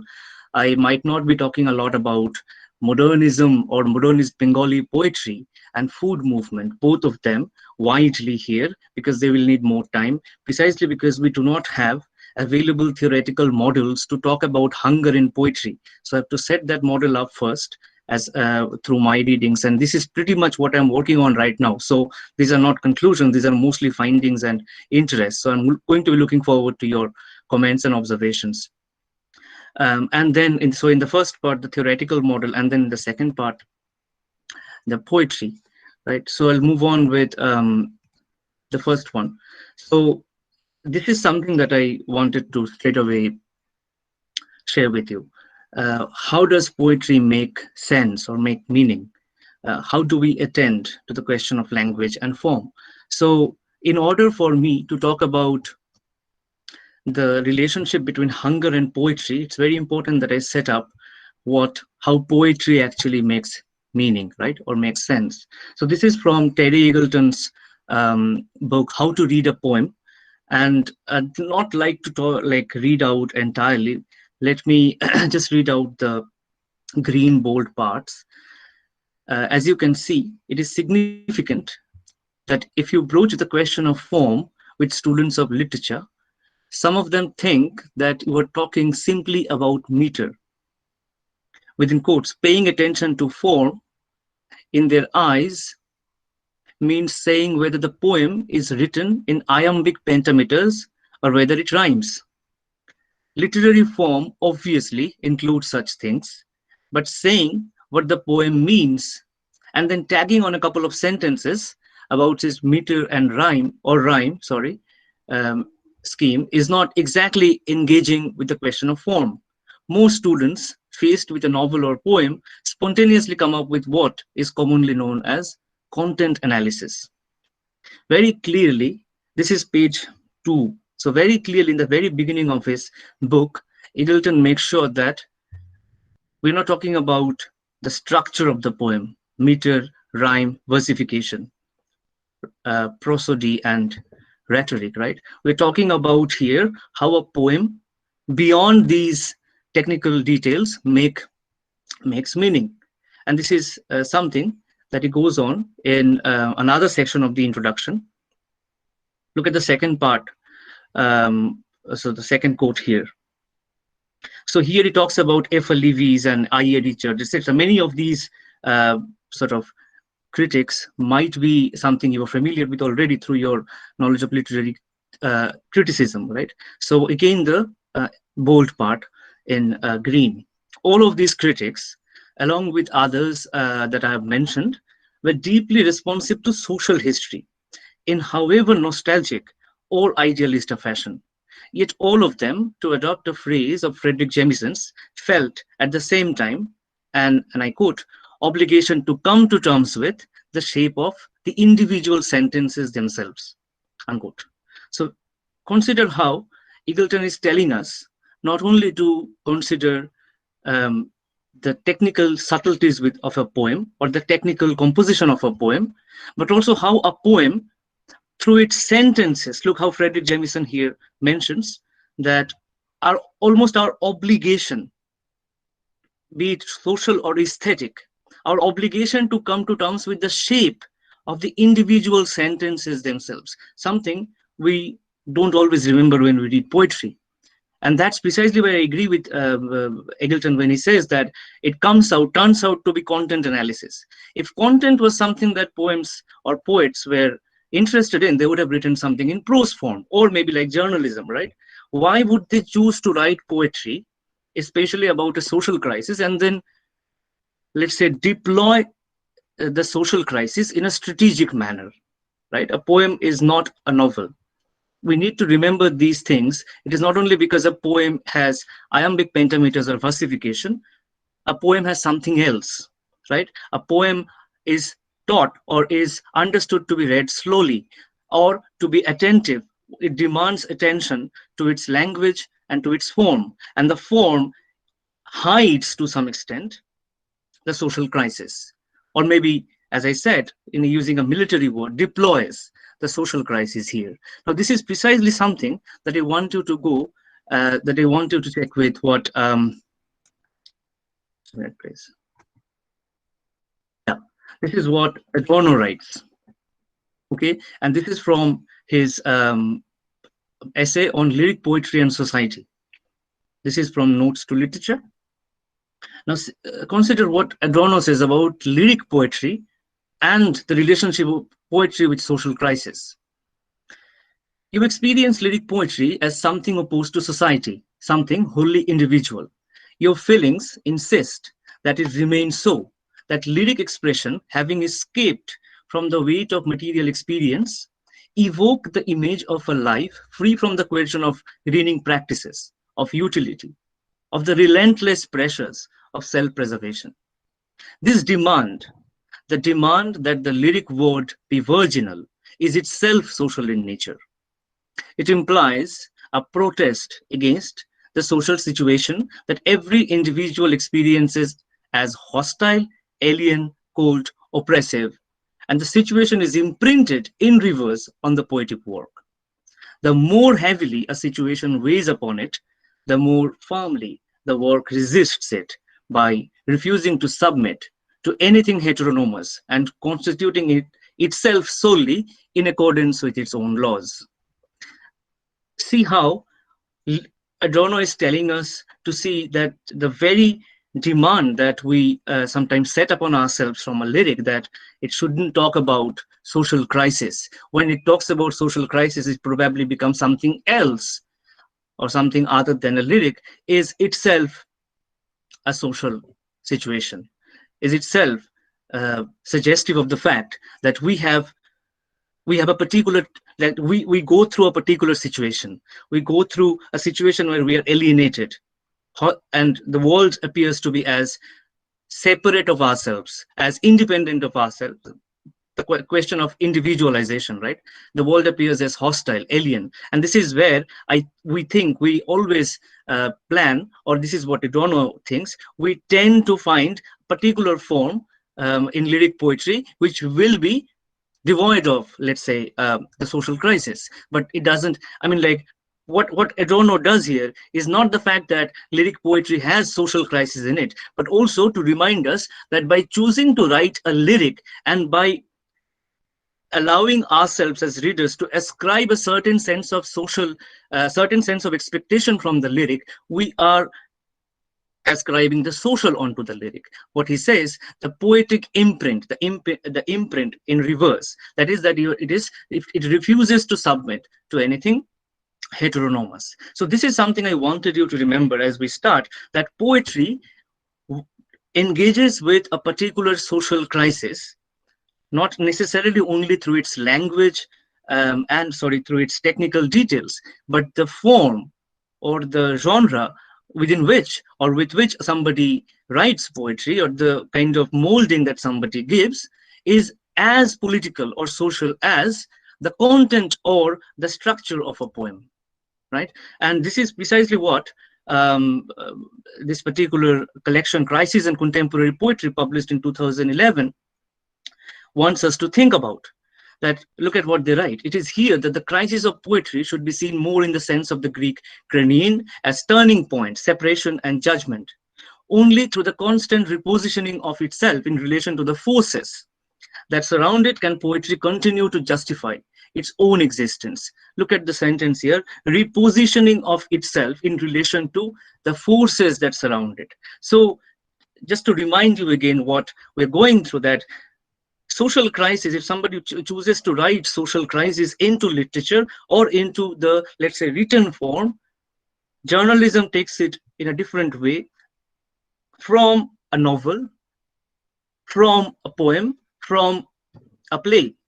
And we have to ask this question, exactly when does a poem become a poem if it chooses to talk about an immediate social crisis? Does it lose some of its quote-unquote poetic qualities?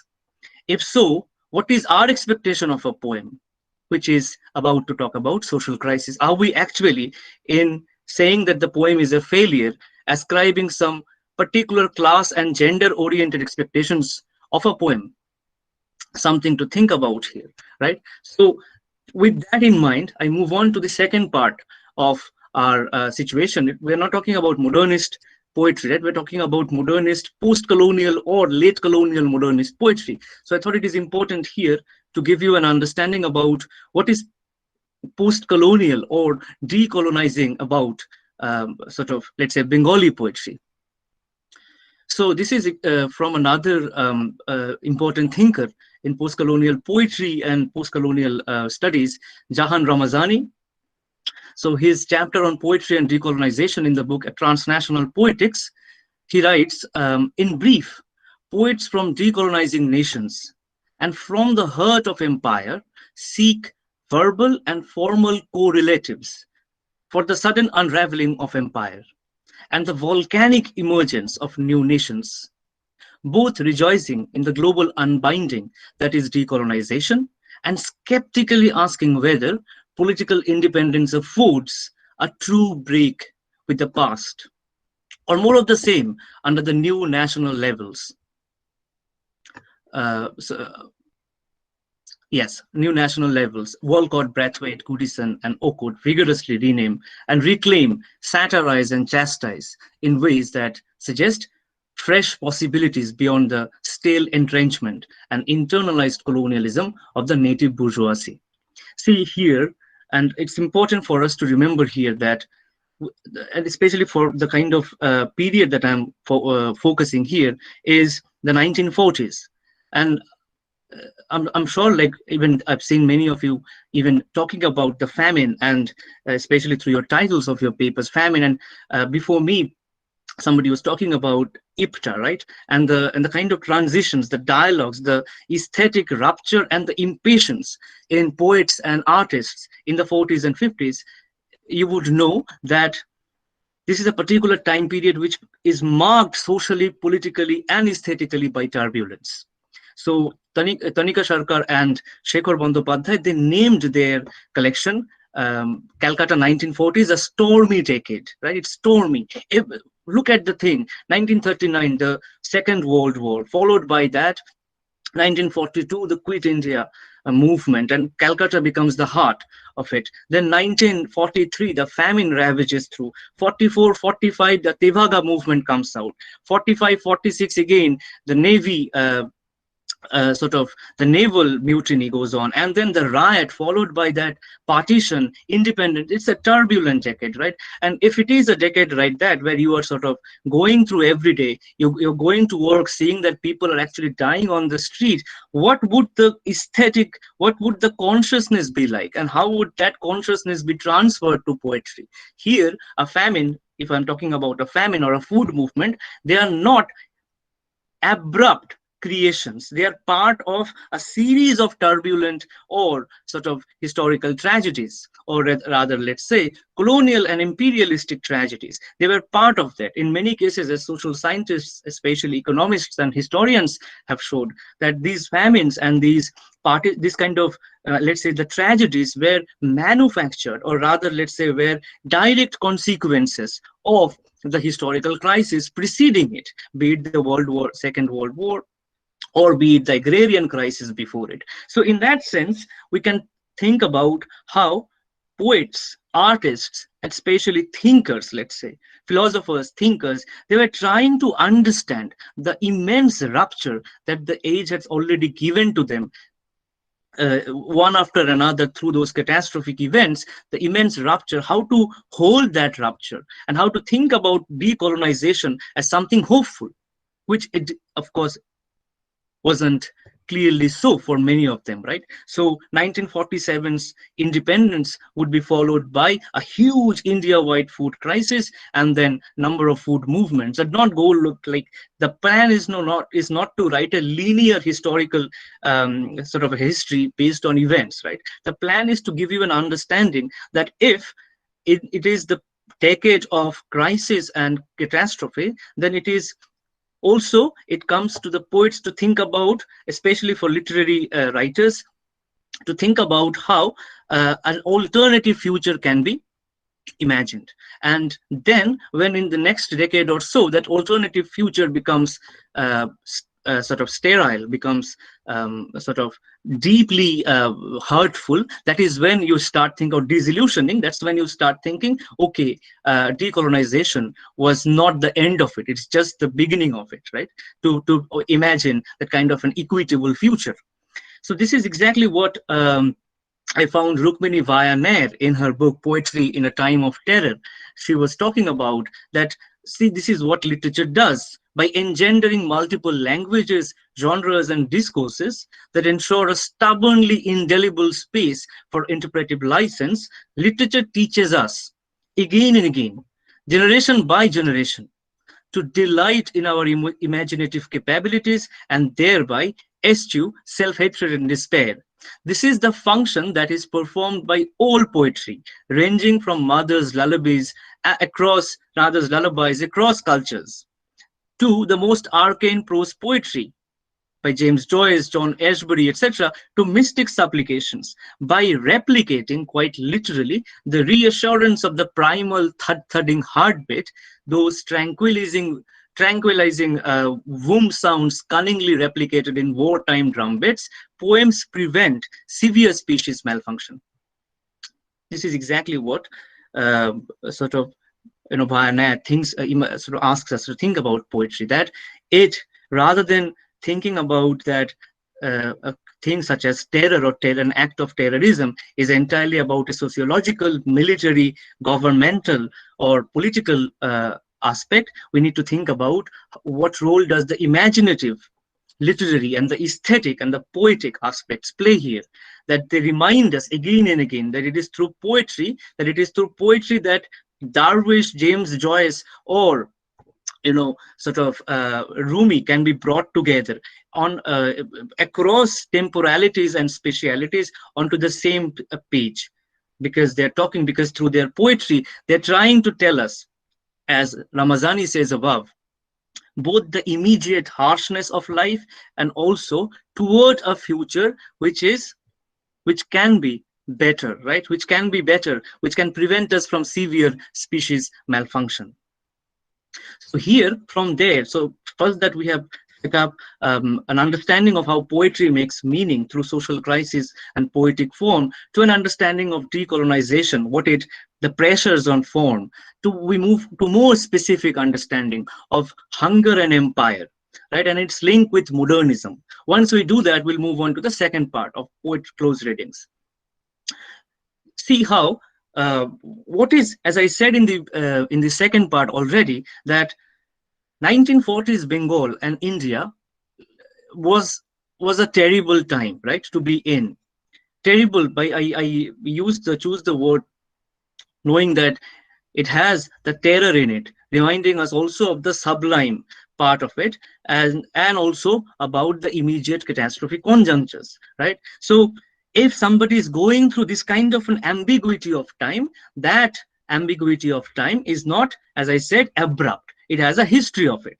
And as Pablo Mukherjee, in his book Natural Disasters and Victorian Empire, Famine, Fevers and Literary Cultures of South Asia says, and I'm not quoting him here, I'm like doing my own reading here, that in Victorian India, right, that is between, let's say, post 1857 here, because that is when the takeover from East India Company to sort of Queen Victoria's British Raj took place. So from 1857 till 1947, let's say, in Victorian India, the tropics, understood by the British imperialists as the ideological zone of disaster. So this is what in many of the British writings and travelogues and sort of administrative writings come up, that tropics were actually full of disasters anyway, so we couldn't do much about famine relief, etc. There are so many people, as Winston Churchill once said, they breed like rats. So there are so many people, there will be problems, and it's not on us to take care and to sort of send material. Now is something that you have to think about what is to sort of think about sentences like that. But it is clear that British imperialists took tropics as the ideological zone of disaster. Ideological, not only the material zone of disaster. That disasters will happen there. That's the ideological, imaginative expectation that, okay, disasters will happen, we can't do anything. That compelled significant modifications within the existing genres of imperial travel writing, short stories, and the historical novel. There was a radical shift of literary moods between the Gothic, the realist, the autobiographical, and the historical, and an unevenness of style, which exposed the contradictions and anxieties within the palliative practices of the empire, what he says as the palliative practices of the empire. That is imperialism as an act, as an act of care, a relief effort to rescue the natives from themselves, as well as from their disaster geography. So that's the kind of understanding that imperialism had, that it is kind of a palliative practice. We are helping the natives to get better. We are improving their environment by infusing them with technology, with railways, with telegraph and whatnot. And it was nothing to do about extraction of raw materials, right? Nothing to do about imposition of culture, right? So what he says, according to Mukherjee, disaster environment demanded disaster styles of writing.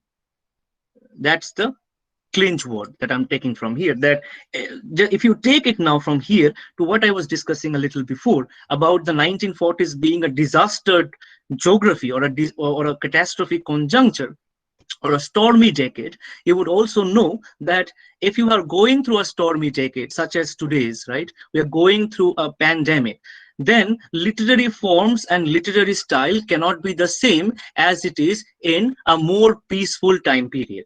By peaceful, I do not mean to say that the world has seen world peace.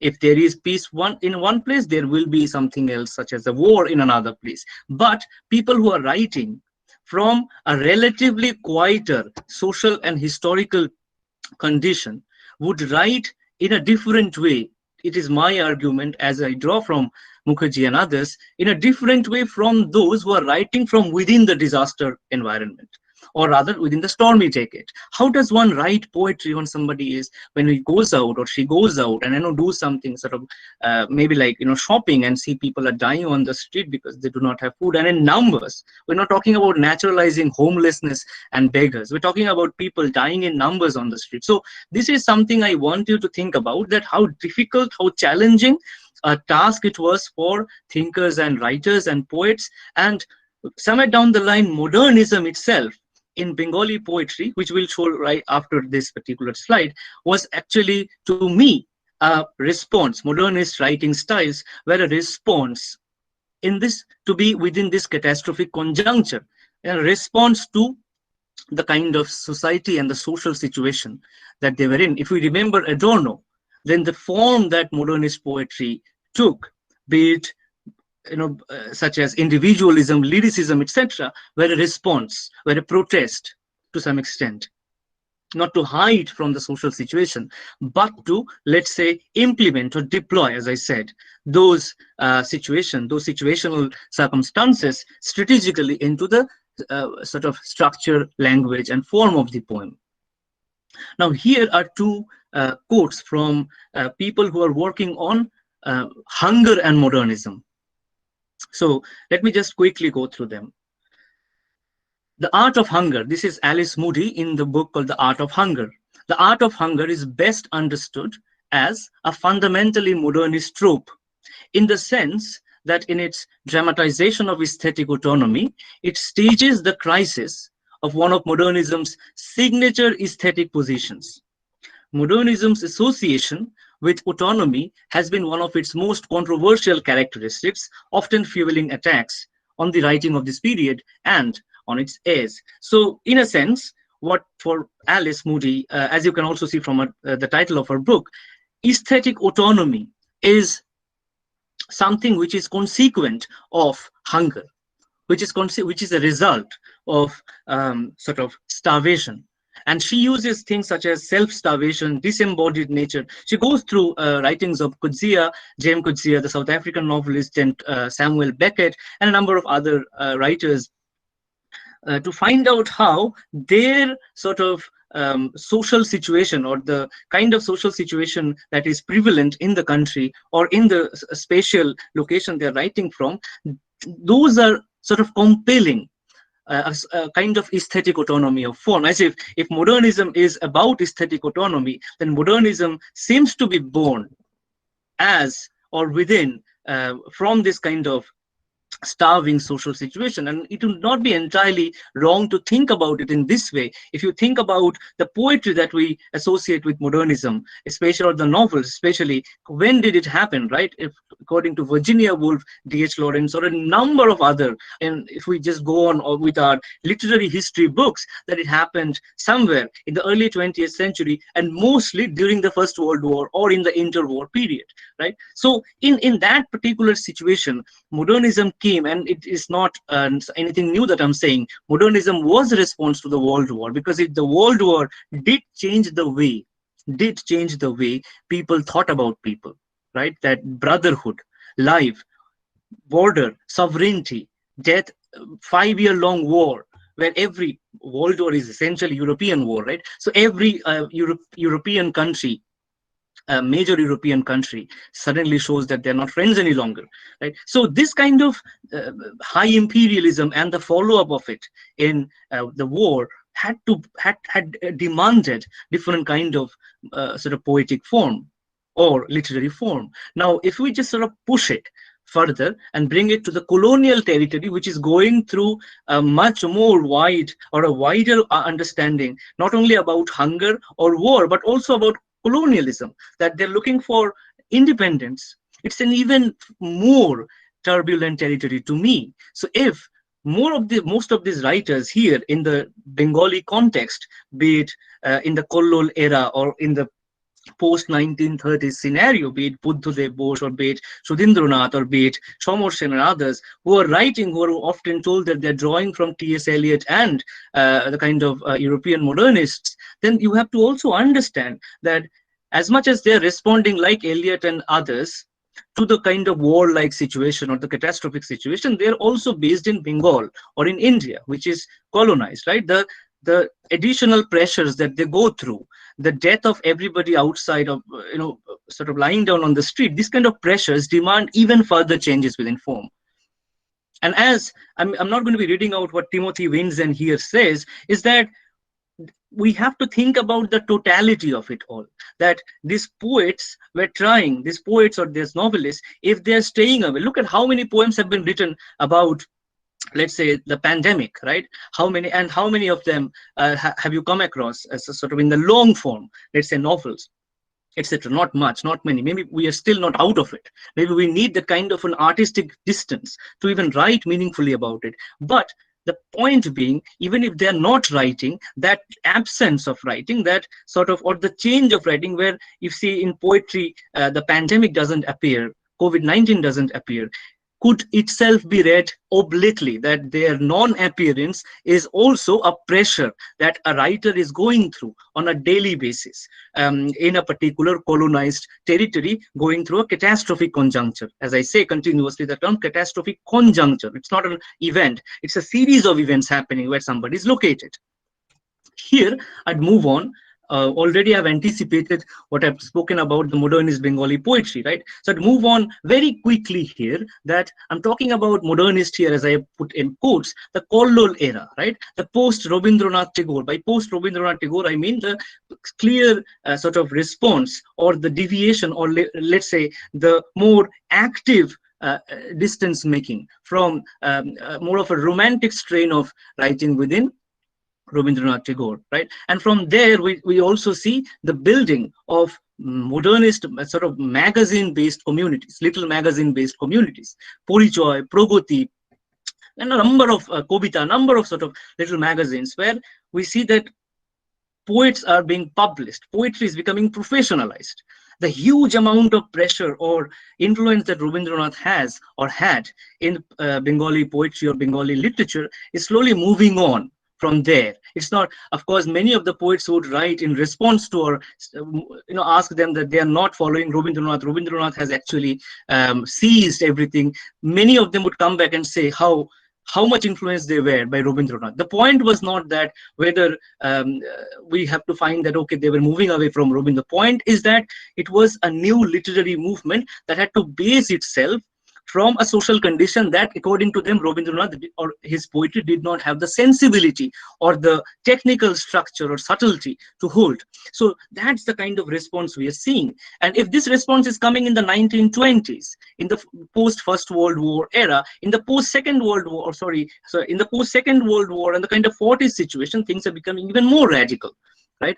And if we see that lyricism, individualism, alienation, which are very much part of modernist poetry and which are also taking place in the poetry of, let's say, Buddhadev or Sudhindranath or Premendra Mitra and others, we also see that people are there is a particular, let's say, clear deviation happening. So a poet such as Shukanto would very clearly, because he was also deeply committed to communism and political parties, very, very clearly write in his letters and even announce that he doesn't consider himself as part of the camp of modernism, of this kind of lyricism, individualism, which is something I have written about. I do not have time to talk about this, but you can understand that the contemporary social crisis that I've been trying to set up here, and the aspects of decolonization, that it has not happened, but it might happen, something that Jahan Ramazani says there.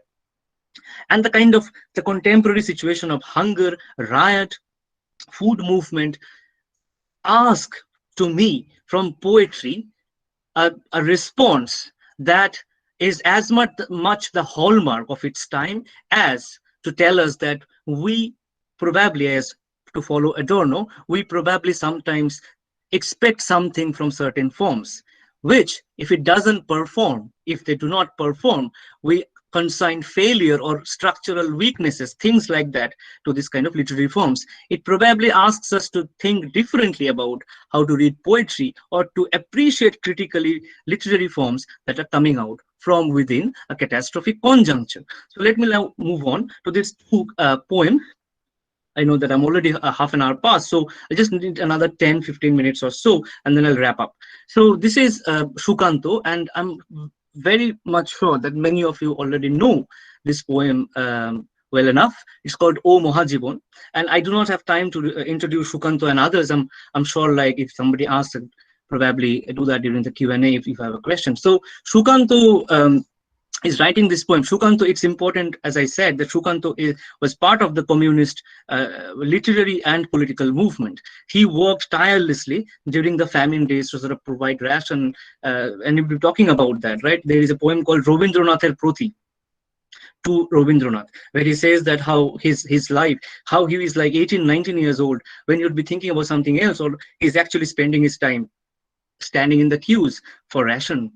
And that's what he actually did, and then took those rations and sort of distribute them to the needy. So Shukanto was a dedicated party worker and a communist poet. Clearly, and he died at the age of 21 in 1947, just 2 months before, I think 2 months before the independence. So Shukanto is writing this poem in 1946. Look at what is, so I'm taking it from, so it's Jagannath Chakraborty's book, Shukanto Bhattacharya. O Mohajibon. Look at this is an octave, right? An 8-line poetry. So I'm not going to be reading it out here. I'll give you like a minute or so to read. I'll come back pointing out a couple of things from here.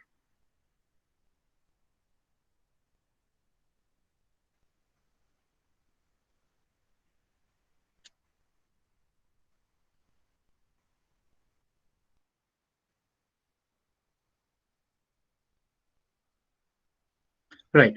Just to sort of come back, look at the declaration in the very first sentence. Oh, great life, no more poetry again, right? So poetry has lost its aura, its meaning. And what kind of poetry is this? And Shukanto is very clearly, in even a couple of his letters to his aunt, he wrote that, he is a poet for the people, of the people, and he doesn't like the kind of poetry that's being peddled around in that time. And what he means clearly about, let's say, the kind of literary magazine sort of movements we're talking about, where poetry became more inward looking, right? It's became more difficult, challenging, something that they're drawing clearly from the modernist movements in Europe. So that kind of a poetry doesn't associate himself with. That's what he writes. So clearly, no more poetry again. There is rather a clear indication that it's not no more poetry. It's like a particular kind of poetry that he wants to dissociate himself. Let me instead invoke hard and sturdy prose. Let the lilting be gone, let the hammer of prose strike. There's a very clear juridical image here, right? The hammer of prose. Clearly, there is a question of conclusion, of finding, of strength, of the hardness, the sturdiness is needed right now. There is no need, very clearly Shukanto says, of the softness of poetry. He considers those lyric, those kind of let's say modernist, quote unquote, as I said, particular understanding of modernism as soft. And we grant you leave poetry. In the land of hunger, prose is everywhere. The full moon hangs like a piece of fire baked bread. Purnima Chad Jana Jhalshano Ruti. This is not my sort of most favorite translation of this line. I think the line is almost untranslatable. But the point here is very clear that in the land of hunger, prose is everywhere. Everything is prosaic, harsh. Even the term prosaic comes from that, right? Harsh, sort of meaningless.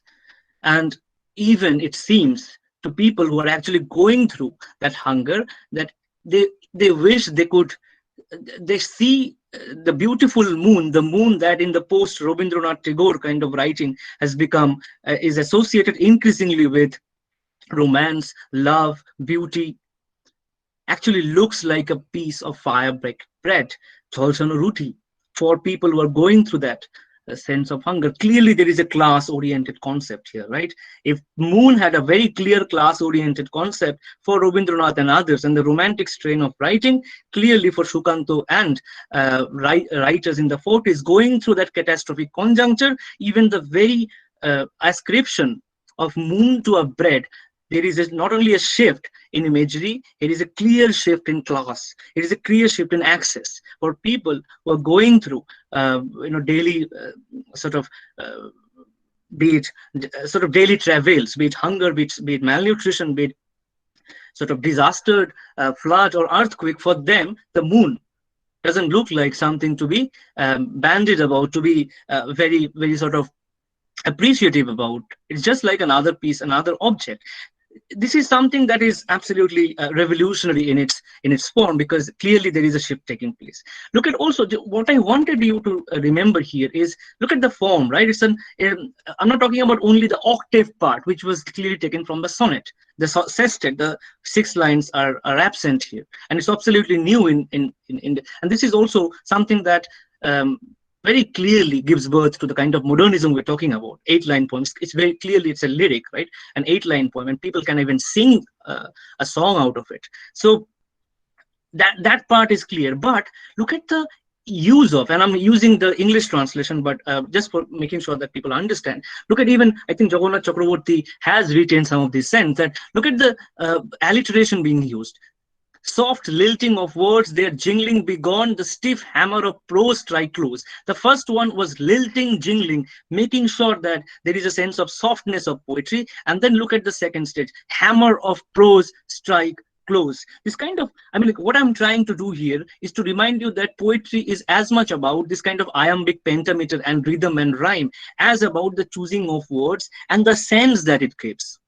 All together. Terry Eagleton didn't say that you don't have to find out iambic pentameter. He also meant, as with Adorno, that look at the form of the poem and the choice of the words, and what does it say throughout about the poet or about the situation that they're going through. The land of hunger, of the prose is everywhere, or the fire bucket, Jholsano Ruti. It's an image that very few people can think about, especially in the 40s, 30s, and 40s, right?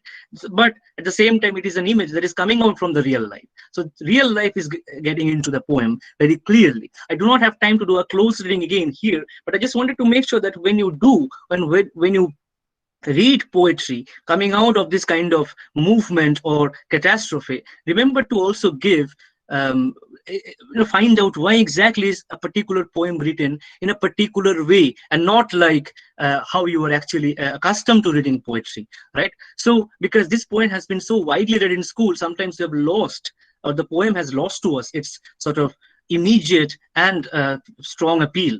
So here is, I just wanted to after this I'll show you a couple of other poems, but here is another poem by Birendra Chattopadhyay. It's called Ashtorjo Bhater Gandho, the astonishing smell of rice. And this is 1965. It is written in the context of food movement and food riots in Bengal, in Calcutta especially. And this is something that my professor as well, my teacher Supriya Chaudhary, who has translated it and given it as a Facebook post on September. I've taken it from there. And this is something, just look at the poem, right? It's a 6-line poem. Could be called a sestet, we don't know. Ashtorjo Bhater Gandho, Ashtorjo. And how I think she's done a great job in the translation by holding it, the astonishing smell of rice in the night sky.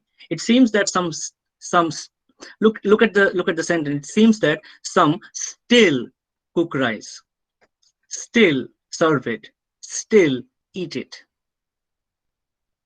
And we are awake all night with the astonishing smell of rice in supplication all night. Look, there is a clear distinction here. First of all, there is the concept of smell, that who actually thought about that rice had smell, or even given a thought that rice, the smell of rice was actually a thought of poetry, actually a factor of poetry. That astonishing smell of rice in the night sky. And the moment you read the first line, you realize that what actually the poet is talking about. We have never given it a thought that the night might smell like the rice, right? We've never given it a thought. When do we say, but we all know the smell of rice, especially if you are Bengalis, right? The smell of rice, and you associate it with the smell with something. For some, dinner, for some, lunch, for some, just a particular road where there is a hotel and a particular smell, and you at a particular time period you move, you walk and you smell that during your going to a college or your office, you smell that. So you know how we associate a smell with particular specialities, right? And here the poet like Shukanto's Jhalchano Ruti and Chad, here the poet sort of likens the night to the smell of rice. It seems that some still cook rice. It seems, and some still serve it, some still eat it. And clearly there is a clear indication that some still means it's again a matter of class, a matter of access. We do not cook rice. We do not serve it. We do not eat it. But some still cook rice also has, and the word astonishing, astorjo, also have an implication that I also did it once and I also felt it. And I'm not getting it right now. That's precisely why I continue to wonder how could somebody cook and serve and how would it feel actually to have it right now, which I'm not being able to have. And then there is a space. It's not a straightaway sextet, right? There is a space, 3-line poems. So if the first one is about wonderment, about the astonishment, the second one, look, is about us. And we are awake all night. We are just mailing the rice. We don't even have the rice, not even the sip of water, right? The rice water. We're awake all night with the astonishing smell of rice in supplication. Bhikke korchi, all night. This reminds me of a very important scene in Bijon Bhattacharya's play Novanno, where is it Kunjo and Radhika, there are two sides of, so the stage is created innovatively, two sides of the stage. One side the light falls and we see Kunjo, Radhika they're actually struggling with a dog, fighting with a dog to have food from the dustbin, or like the sort of the dumpster. And then on the other side again the light darkens, and on the other side we see there is a huge sort of celebration, and was it a wedding going on with people wasting rice and wasting food. So Bijon Bhattacharya and Shambhu Mitro, both of whom sort of behind Novanno and the production of it, they wanted to make sure that we see both of them together, because this is happening just this side and the other side of a particular building. It's precisely, maybe it reminds me of that kind of a situation, where this side and the other side, two sides of the story, my inaccessibility and my sort of supplication. So I'd like to stop it here, and I'd give you a couple of examples later on once it is done, because it needs to be shared again. So this is where I'd like to stop, reminding you of again that poetry, after this is the final slide, that's all, that poetry here wants us through its form, through its sort of content, to not only implicate social crisis, but also to remind us that poetic form needs to go through a radical change in imagery, in consciousness, in cognition, in order to deploy the social situation. In that sense, poetry wants us to see a kind of a towardness, to see the future. And this is where I would like to finish with a quote from Romanian German poet Paul Celan, and he writes that a poem, being an instance of language, hence essentially dialogue, may be a letter in a bottle thrown out to sea, with the surely not always strong hope that it may somehow wash up somewhere, perhaps on a shoreline of the hurt. In this way too, poems are en route. They are headed toward what? Toward something open, inhabitable, and approachable you, perhaps an approachable reality. And this is the towardness of poetry that we need to remember all the time, something to follow Adorno again, that the kind of imprint that we put on poetry, the kind of ascription or expectation we put on poetry needs to be taken away, and to remember that a poem doesn't only mean what it's around. It also wants us to see, to move forward, to see toward. That towardness, that coming time is very important in poetry, and especially in poetry that talks about a colonial catastrophic conjuncture. And I'll stop it here. Thank you.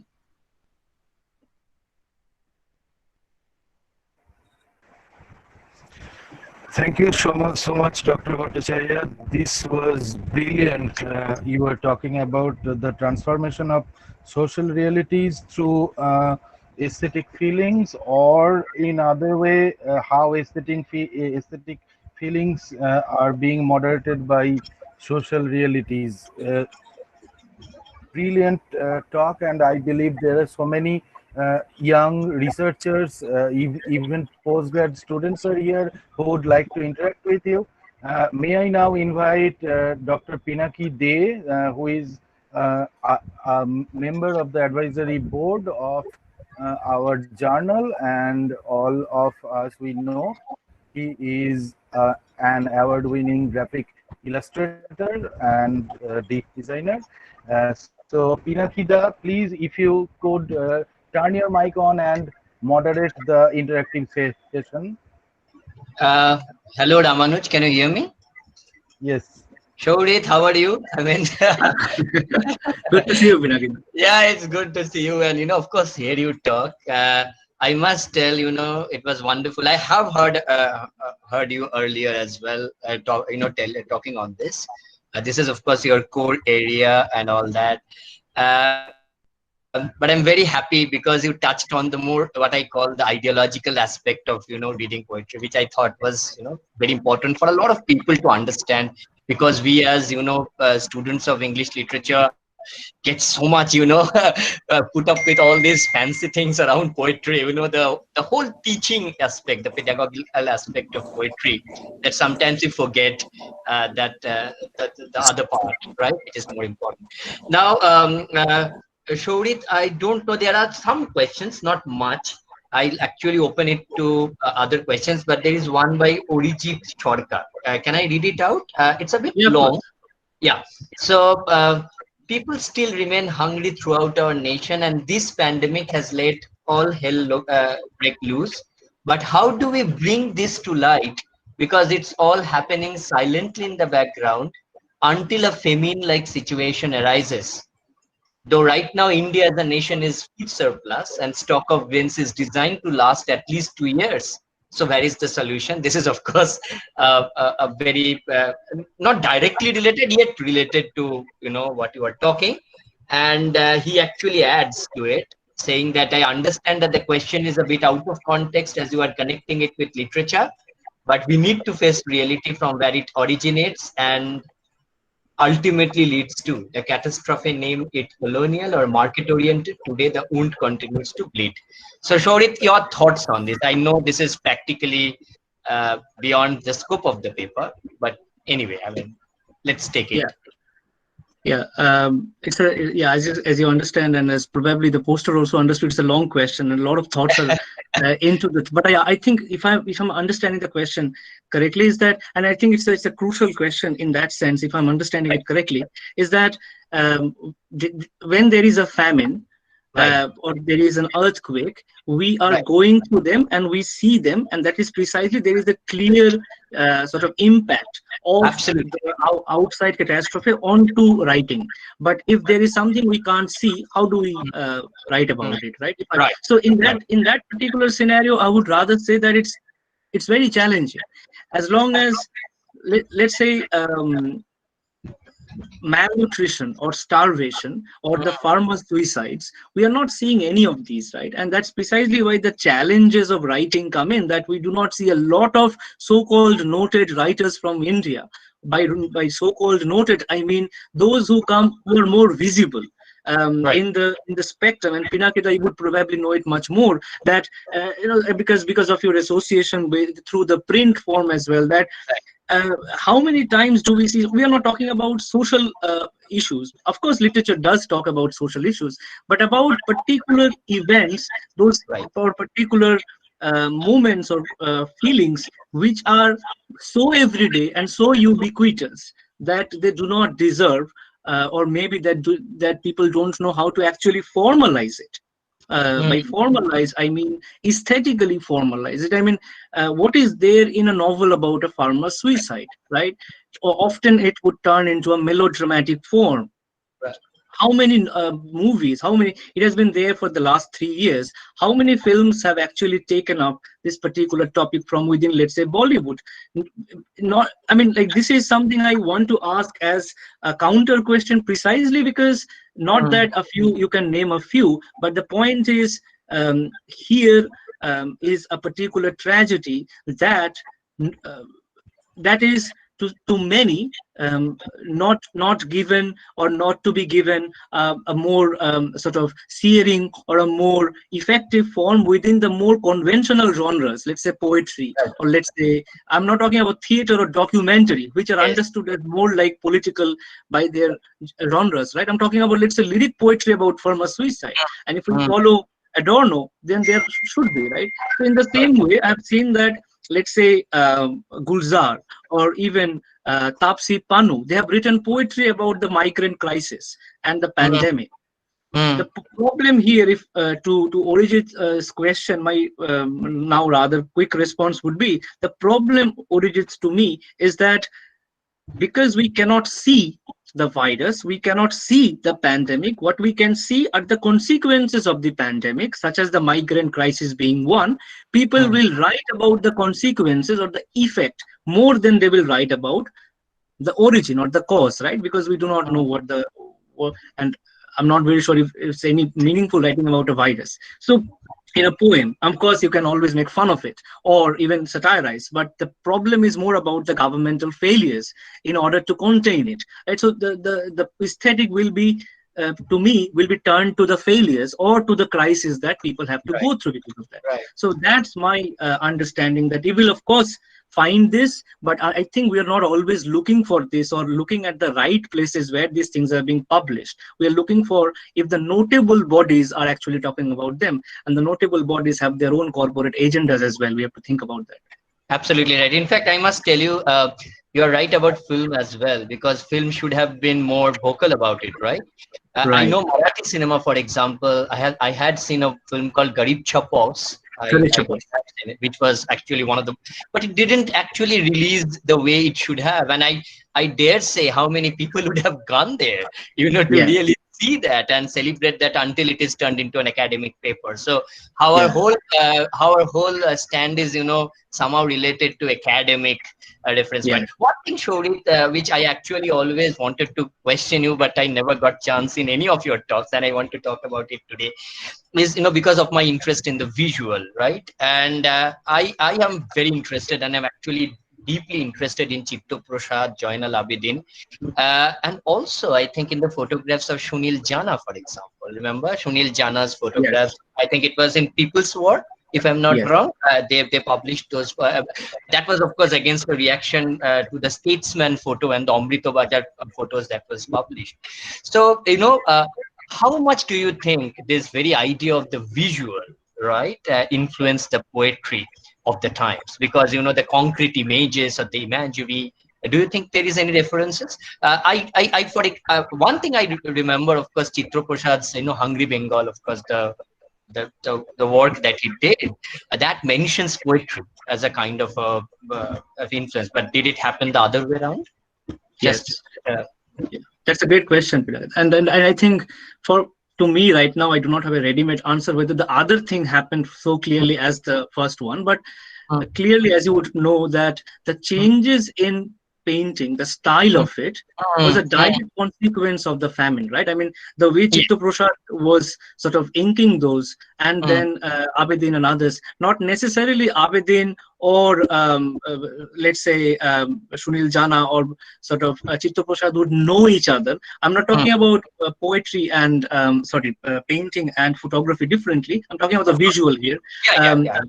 Publishing, let's say, in the Statesman, which was very vocal against imperialism around that period and was sort of a Statesman and Associated Press. If they're publishing in, I'm not talking only about the communist dailies or the more political dailies, right? Little longer than this, more like the more mainstream newspapers, which actually made life for the government more difficult because they were also being published in England.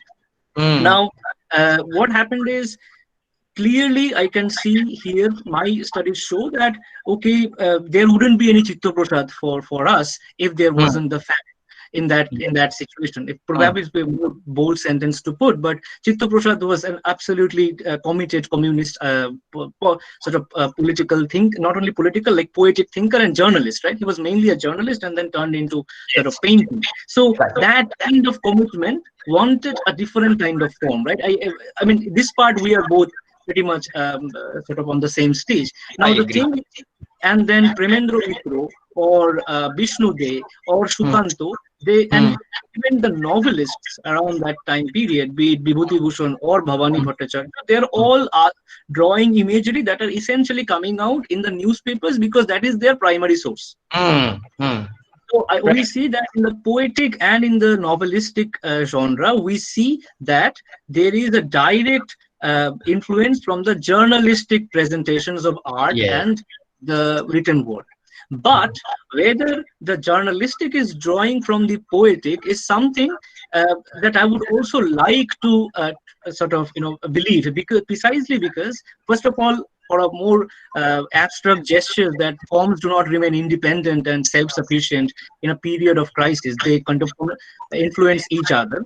But in a more direct way, it would be that Chitta Prasad was a journalist and a painter, in the same way that Shukanto was a journalist for a Kishore Shobha, and then a poet, and then so if they're trespassing and treading on so many different artistic registers already, I'm sure like they are doing. But of course, like I need to have more concrete answers to give you examples.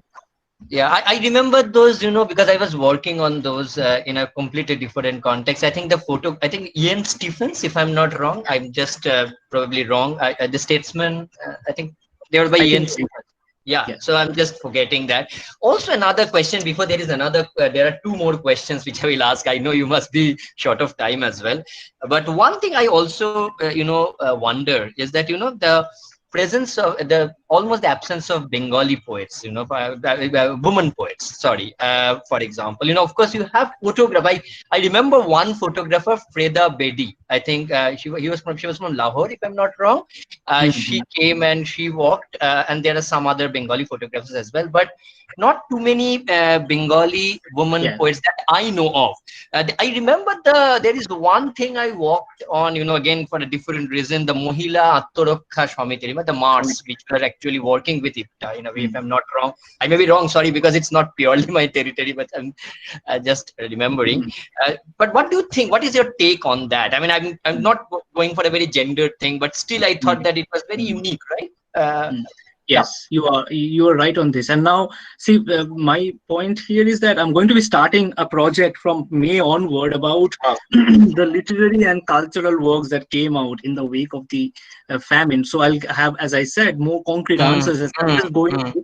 But you were right. I mean, what is happening here is that more and more we are getting work from not only male writers, but a particular sect or a particular caste of male writers who have the access to writing, right?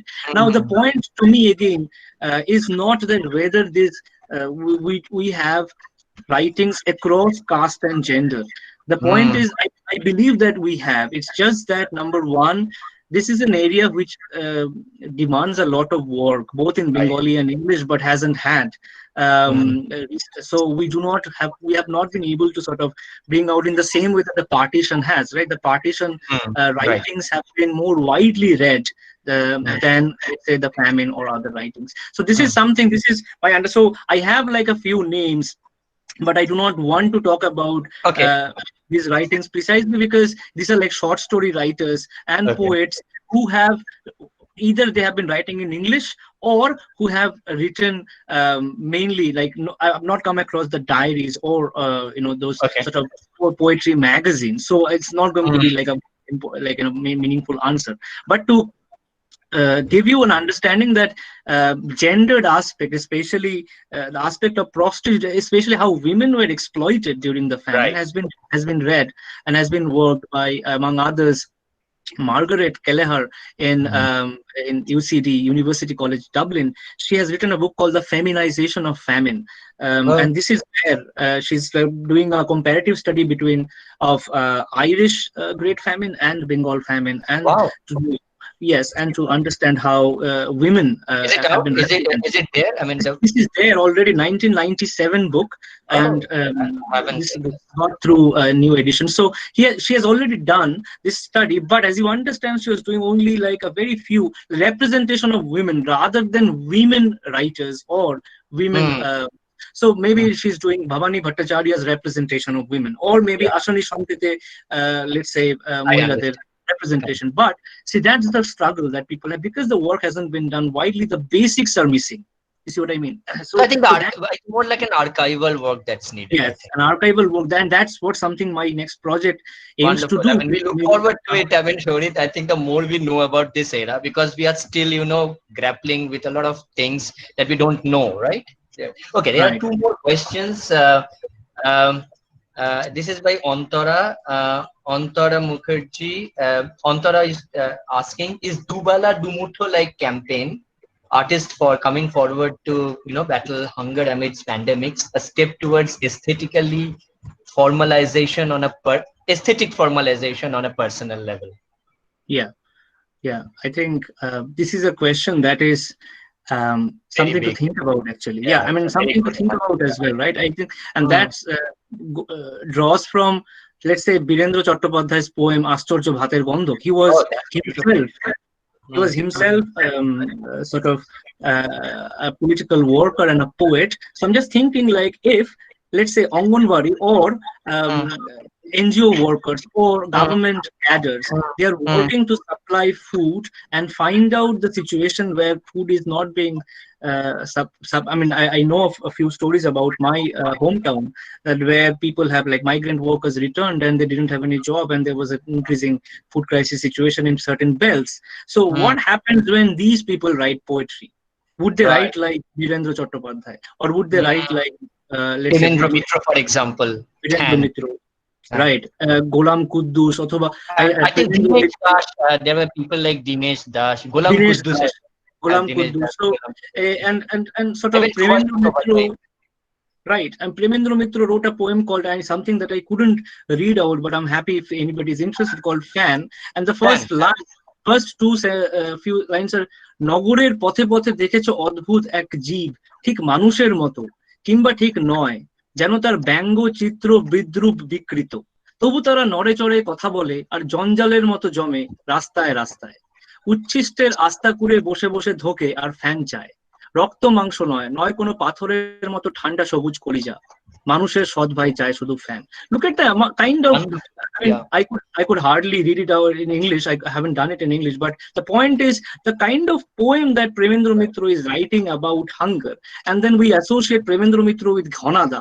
See, that the kind of aspect that I want people to think about, that people, it's impossible to ignore the crisis around, and the impossibility of it, or rather the endurance of it, is demanding additional or creating additional pressures on poetic form. And the language of it, নগরের পথে পথে দেখেছো অদ্ভুত জীব যে তারা নড়ে চড়ে বেড়াচ্ছে, who will write like that, right, if there is not a famine? Right. So yeah, of course, Shubhabrata also talks about, what about Nobarun? Of course, he brings Nobarun in, which is again a bigger question, and I think you will not be able to end that. But even any comments on that, Yes, another very favorite writer of mine, and Nobarun, I'm sure, like, is somebody who continues to bring to our attention a number of things, not only social and political, but a clear aesthetic trajectory, very clear. And I'm sure, like Nobarun, Shondipon, and Shobhimal Mishra and others were writing. Shobhimal Mishra, yes, I agree. Post-70s situation. I'm thinking about, I mean, the Fatarus and the Choktars are widely known, right? And they're also a kind of food riots as well, rioters. They're sort of rioting, let's say, on Flotel, on the bourgeoisie. And what are they rioting with? If you know, these are like waste materials. They're rioting with horse piss, like some kind of a rotten sort of, let's say, ghugni, or some kind of a peas, etc. Everything that you would see, they're not fresh.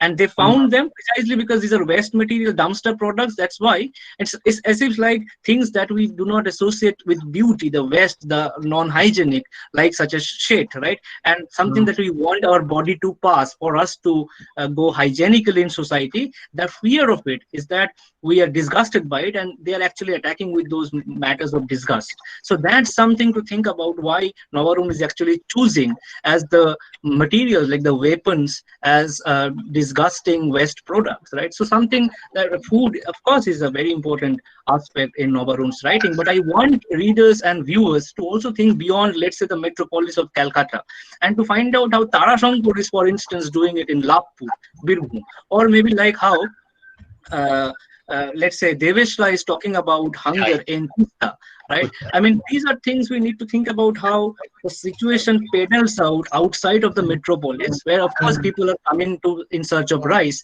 but also what is happening, such as Oshoni Shonket about a village. So something to think about here as well, how even the spatial aspect, country and city, are asking for different kinds of formal registers. And the last one, I think it's again a very kind of a generalized question from Malini Chongdar. Again, you may choose not to answer this, but I think she has asked a very interesting question, although not related. Independence of India among such frightening circumstances sounds like a fairy tale of a democracy, and it turned to freedom through partition. What do you say on that? I mean, of course, I mean, you wonder how it happened, really. Yeah. So, Yes. I want to just have a kind of a go around partition, for example. Say the direct action, day, that descended on Calcutta, for example, the great Calcutta killing, just almost obliterated, almost not half Calcutta, almost. I mean, I really don't know how many people know. Nobody knows it. So do you have any take? Actually, very quick response will be that, I mean, I totally agree that it is, as I said, continue to say that in the 40s are a decade of disruption in cognition. I mean, one after another. You are in a famine and you realize that, okay, there is a mutiny about to break out somewhere, and then there is a Japanese invasion, remember, 42. Yes. The 42 invasion. So what is happening is, even within then, the strangest part is, it's very interesting to think about, even within then, sort of professional life continues. I mean, if you see any kind of documentary of the time, you'll see bus loads of people are going to offices, etc., in search of work. There is a siren, people go, people sort of hide and come back, and everyday life again restores. So that is something which I am very curious to think about, because in the pandemic, even today, if you find out similarities, even today, see, the thing is not a war, right? There are not bombs falling on us. And we are relatively safe. By we, I mean a more privileged class. We are relatively safe in the corners of our houses and flats with our families. But I'm thinking, what about a bomb suddenly falls on us, or maybe like people are dying on the street, and then I'm having to go to my office, and then I'm thinking of my promotion. How do you bring all these things together into a novel or a poem? And Malini, to answer your question, I think even with partition, things become even more difficult. Question of literature comes secondary when you do not have a shelter, right? So in that situation, if somebody is choosing to write, who are these people, and why and how are they choosing to write, to document their experiences, are questions more important to me than the content analysis. Yeah, I always remember Adab. Remember that story, Adab? Yes. Yeah. Yes. So one thing, I always, I'll just let you go because you have been wonderful in answering, and you must be in a tearing hurry. But last thing, Shorit, first of all, thank you so much for being magnanimous enough to answer each and every question. So we sort of viewed at you. I really don't know if there are any more questions. I think there are not any more questions, but we'll always look forward to your next project, the project archival kind of project that you are doing, because this really is very, remember, I just, sorry, I mean, just before ending, and remember the Smithsonian photographs that we see of 40s Calcutta, where people jumping into buses, the opium dens, the American GIs, roaming about. So everything is happening simultaneously. The very idea of everything going on, and yet a crisis is tearing apart a city. That also, that sometimes completely befundles us. So anybody else, any question? I think Ramanuj, can we call it not call it a day, but call the session closed, at least with Shorit? He has been wonderful. So. I mean, we cannot thank him enough for really extracting time in this busy time. Of course, it's also very chilly out there, if I'm not wrong. Yeah. So yeah, thank you, Shorit. Thank you so much. Thank you so much. Thank you so much, Dr. Bhattacharjee. We will stay in touch with you, and we hope we will talk again. Yes. Thank you Thank you so so much for much. your lecture. Thank you so much to both of you. Okay. To Dr. Konar for the kind invitation, as I said, and to Dr. Dev for sort of entertaining me and also asking these questions and also having a very nice dialogue Yeah. between about poetry and the visuals. And I wish all the best for the next session. And I plan to move on and come back and see these sessions when I have a more, as I said, a more restful time. Even the weekends are now gone from our restful period. So all Don't the worry. best. We will. I mean, you will be okay. I mean, don't worry. I follow you in Facebook. You know that. So like you and your wife. So please be. You'll be okay. Fine. I mean, of course. All right. Thank you, Shireen. I mean, it's Thank you. wonderful. Thank you. Thank you. Ramanoj, can we let him go? Yes, Okay. yes, Thank of you. course. Okay. Thank you so much. And now we move on to Dr. De. Please don't turn your mic and camera off because you No, will be I'm chairing not doing the it. next session. Business session 7. We are going to start business session 7. So Right. we have already introduced Dr. De. Right. He is basically known to everyone here probably, but still he is associate professor of English at Raja T.R.E. Mohan College, and he is also an award-winning graphic designer and illustrator, and he is an esteemed member in the advisory editorial board of our journal. So we have 5 paper presenters here, 15 minutes for each one of them. So Yes. over to you, Dr. De. Yes. Yes. So there are 5 papers. Let me find the document Yes, as well. Orpita Ghotok. So Orpita Ghotok, Jatragan of West Bengal, the post-independence scenario. Then you have Priyanka Basu, Beyond the Mainstream, Bengal Search for Identity Through the Journey of Our Folklore from Oral Tradition to Web Series. We have Shruti Roy Mohuri. Please, make your presence, uh, known to us. Shruti Roy Mohuri, Bengal in Bomkesh in Bengal, analyzing Adim Lipu, Orthom Anorthom, and Mogno Moinak from the Bomkesh series. Shayan Chatterjee, The Identity of the Tantric as a Storyteller, rereading Taranath Tantric. And last paper is jointly by Hoimonti Mukhoti and Titikha Chakraborty, Nana Bidho, my rediscovery of sundry Bengali identities through lenses. Right. So this is what we have. Let us go to Orpita first. Let me, before I move on to Orpita, let me also tell everybody that your time is 15 minutes, right? So what I'll try to do is I'll give you a kind of, not a warning, but a kind of a friendly, gentle reminder that there are 5 minutes left so that you can actually, think of wrapping it up in a very interesting way. So Orpita is a postdoctoral fellow in Kazi Nazrul University, Asansol, and her topic is Jatragan of West Bengal, the post-independence scenario. Orpita, you can begin now, and remember, I will only give you a warning at around 5 minutes, due, Okay, sir. to the finish. Yeah. So. Okay, sir. I hope I'm audible. Yes, you are absolutely audible. Do you have a presentation or you just want to Yes, go? yes. No, You no, have no. I have a PowerPoint presentation. Okay, so yeah. So best of luck, Urpita. Thank you, sir. Yeah, let's see. So, thank you for letting me in. Good evening, everyone. The title of my paper, as you have heard, is Jatragan in West Bengal, the post-independence scenario. Jatra has ever lived through its music. The Jatra songs have been sung by local people for years and over, thus retaining them in the cultural memory of Bengal. Although few Jatrapala have existed till date, significant Jatra rites or musicians have found their places in the annals of Bengal's music. For example, Paramananda Adhikari, Govinda Adhikari, Krishna Kamal Goswami, Brojamohan Roy, Nilkantha Mukhopadhyay, Madan Mohan Chattopadhyay, and Mukund Das. The archetypal jatra consisted of high-pitched voice modulations with numerous songs which essentially embedded an auditory factor, that is, listening to jatra, jatra shuna.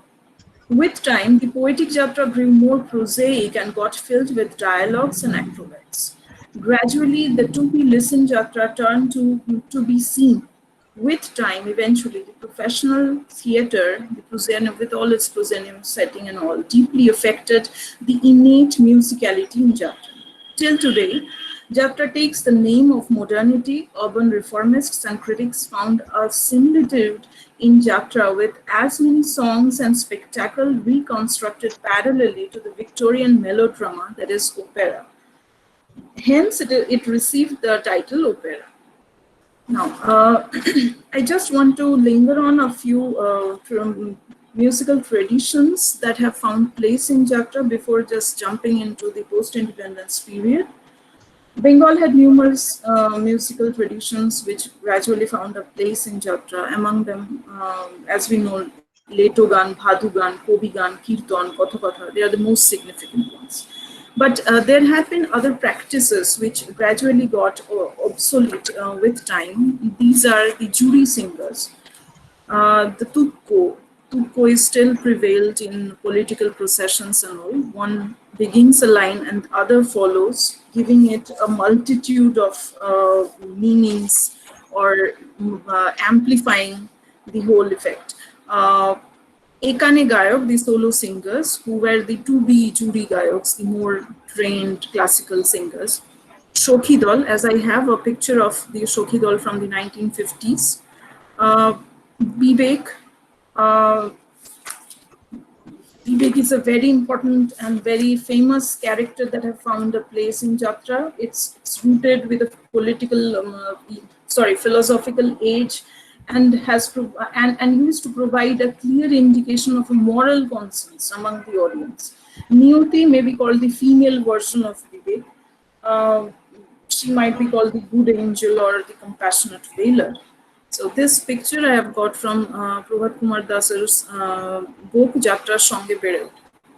My next slide goes on detailing the traditional musical instruments that were used in Jatra till the 1950s and 60s. Harmonium, tabla, flute, shehnai, bagpipe, a cornet, a violin, ishraj, and this is our own household conjun. Now these instruments gradually they got annihilated, the practice got annihilated and came to a new form, the new music, which we will eventually discuss.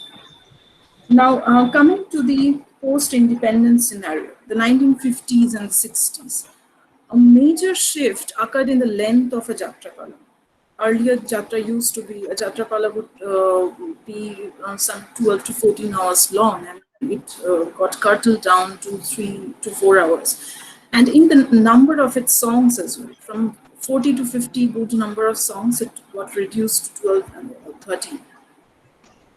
Now, this was mostly done by Brojendra Kumar Dev, the great Jatra reformist, and Bholanath Kaposhastri.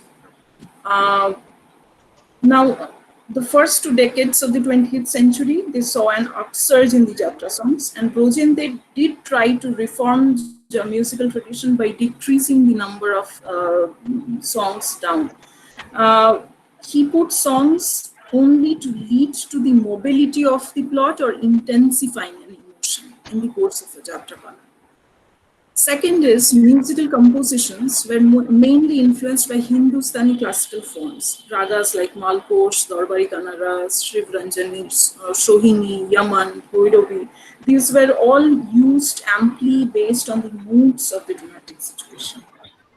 Although the songs gradually grew quite easy on tunes and lyrics, we have some Bengali folk forms as well, Toppa, Kirtan, which still remained in the Jatra form of music.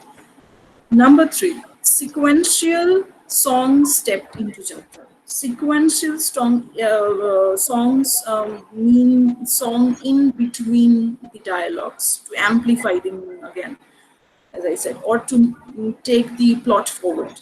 Robindra Sangeet, Nazrul Giti, Dijendra Giti, Atul Prasadi songs, they were amply used. They adorned the dialogues parallelly along with the songs.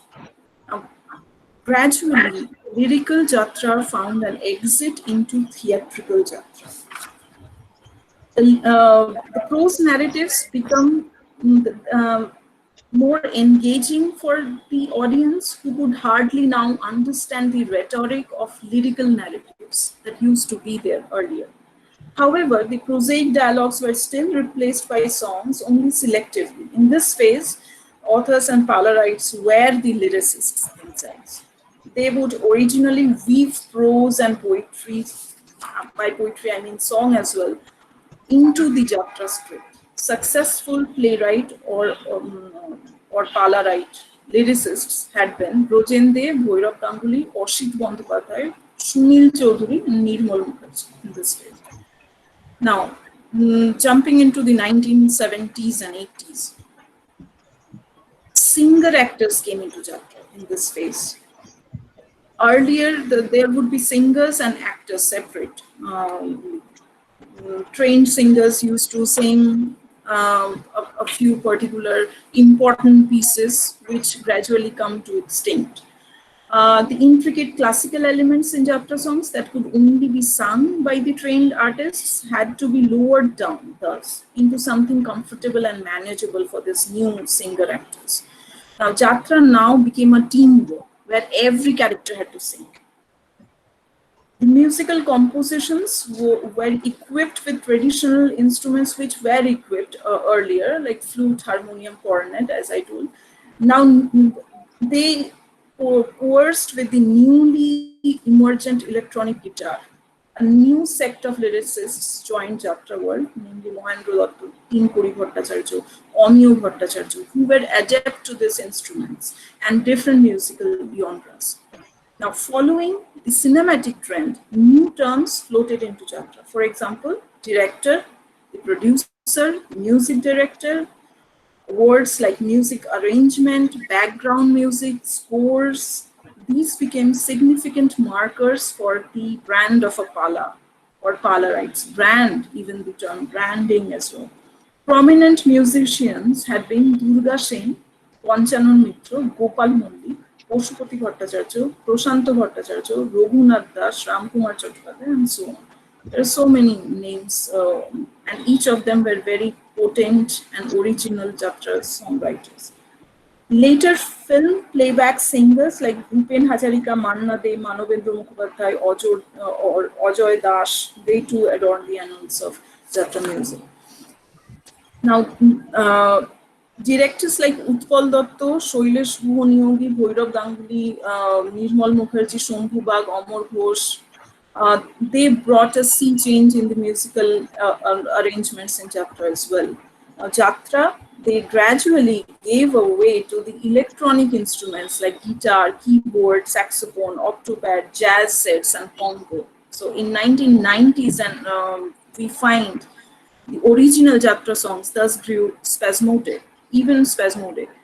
Limited accompanying instruments became just the electronic ones, octopad, electric guitar, keyboard, etc. So there would be just 2 long orchestra or concert tracks by now, by 1990s in a jatra, which were played at the prelude and at the interlude of a jatra performance. These serve as the time markers as well for the audience, first to gather, and the second for a recess. Now, encroachment of technology and recorded music too caused a total abasement of actor-audience connection. So, where does this actor-audience connection comes from? Earlier, actor or audience connection played a huge role, a very important role in a performance when there had been this historical palas or Puranik palas, Oitihashik palas. Now, in the Samajik, social pala, we can see there has been a need, a necessity to build a gap between the common men and the men playing the common men. How do we know who's the actor, who's the artist, who is not? The whole spectacle that were created by the dress by the gestures, the articulations, the high-pitched modulations, they were all gone. So there had to be a rift between the two. Popularity and stardom. So here enters the eternal dichotomy of art versus industry. Popularity and stardom also added wind to it. The Tollywood, Bollywood film actors, they entered the Jatra world. The film stars were seldom good singers, and the remaking of hit numbers in cinema further distanced the audience from the actors and the themes as well in Jatra. Now, the star cast productions, economic inflation, which started from the 1990s, comparative market, and the new term Jatra industry, the industrialization of Jatra, gradually strangulated the innate musical tradition in Jatra. Now, Urpita, you have 5 more minutes, right? yes, thank you, sir. I think I can make it. Okay, fine. So while concluding, I just want to reiterate a few points which I think are absolutely important and relevant to this discussion. In reference to this discussion on the musical journey of Jatra, it is pertinent to understand the present condition of Bengali music at large. Original original musical compositions in contemporary Bengal rarely finds popularity on any medium right now among the audience today. This might sound as a generalization, a general comment, but I think this idea is supplemented by the current reality shows on televisions where the talent and participants can be seen lingering more on Hindi songs rather than original Bengali scores or compositions. And this observation is very significant since the new age television media, they subside all other sources of entertainment, particularly the live performances. Be it Jatra, be it theatre, be it any other live performance. So a pan-Indian urban culture can be witnessed in today's Jatra. Hence, to summarize, it can be said that Jatra is an interactive art, in an interactive living art. Songs have always been integral to Jatra, and the audience's reaction and rejection can both be identified during a performance. Hence, Jatra needs to accommodate popular taste. Jatra has catered to different needs in different times. During the 20th century nationalist upheaval, Jatra professed communal harmony. We know Charan Kavi Mukunda Das as a Jatrarite who contributed to the spread of Swadeshi movement in rural Bengal. Third, live music, songs, dance performance are still an integral part in Jatra. The 1990s saw a trend of playback pre-recorded music in Jatra, which duly ended because of the rejection from the mass. Live music thus still attracts the crowd. Popular Bengali Hindi songs are sung in contemporary Jatra as a crowd pulling technique. Sometimes popular sports are performed within a Jatra by acted dancers or trained ballet troupes who do not belong to a Jatra. So I just want to conclude my discussion today by giving a small piece from a recorded Jatrapala, which is available on the YouTube. I want to share it. Is it visible?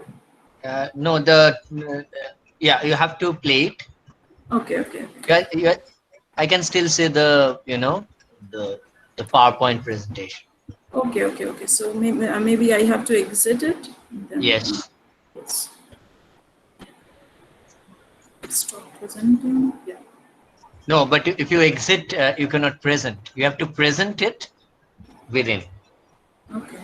So you have to again. I think my presentation will be incomplete without. Yeah, you showed it because you have 2 minutes left still. Okay. So can you again share your screen? Yeah, share your screen. Yeah, now is it visible?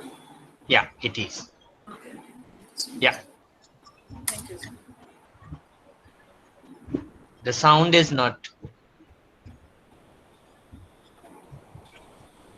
Yeah. but most often the sound doesn't happen.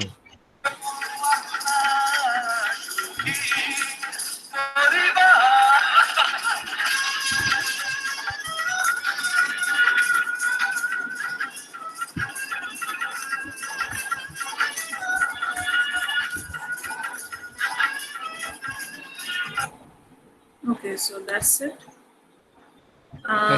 It goes on, like there are 12 to 13 such instances where there would be songs and loads of videos are available on the You have to internet. stop presenting. So can you stop presenting? Otherwise, I cannot allow others to present. Yeah, Okay, yeah, thank you tell. so much. Yeah, you tell. I mean, you conclude. Not a problem. Okay, sure, sir. So I just finished my paper. I wish to present my works cited page. That's all. Uh, then again, you have to share the screen Yeah. and then go back and then stop presenting. Yes, I think it's visible now. Yes. Yeah. No, it's not. Go to the last page, please. Yeah, it's fine now.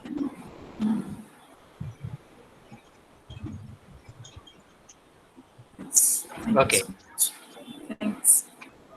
Thank you. Thank you, sir. Thank you. Thank you, Urpita, for a very interesting paper, because I can bet many of us actually haven't seen a Jatra, live. Okay, it's really a great experience. I'm from a rural background, so for me, I have seen some, although I haven't seen the, the, the new avatars of the form. But it's such a fascinating thing, and unless you go there and see them, I always feel that there is something left, and something not seen, which you should all see. Anyway, let us move on to the next paper, and the next paper is by Priyanka Basu. Priyanka, are you ready? Yes, sir. Sir, I'm audible. You are very, very audible. Don't worry. You are very audible. So Priyanka is, of course, a postgraduate student of Bardwan University. She happens to be my student as well, but here she's presenting Beyond the Mainstream, Bengal's Search for Identity Through Journey of Her Folklore from Oral Tradition to Web Series. So Priyanka, your time starts now. I will only give you a warning, 5 minutes. Okay, sir. Start. As my paper titled as Beyond the Mainstream, Bengal's Search for Identity Through the Journey of Her Folklore from the Oral Tradition to Web Series. So I'm reading my paper. Folklore that has a key position in the construction, revival, and expression of the self-identity as well as the cultural identity of regions and ethnic groups. This identity is constructed through the interplay of cultural elements, which includes myths, folk tales, culture, religious festivals, crafts, arts, ballads, among the members of a particular group that is transmitted to their offspring as a link to the past. Bengal has a rich treasury of folklore, and this paper attempts to explore the evolution of identity of Bengal and Bengalis associated with the journey of Bengali folklores from the oral tradition to digital media. This paper also portrays how the folklore and folk tale becomes an important element of popular web series. The early 20th century is marked as an era when the middle-class Bengali Bhadralok feels an urge to collect the folklores in order to claim their aboriginal identity. Identity formation is dependent on the one's self-conception, which is related with individuals' belief on certain symbols and their meanings.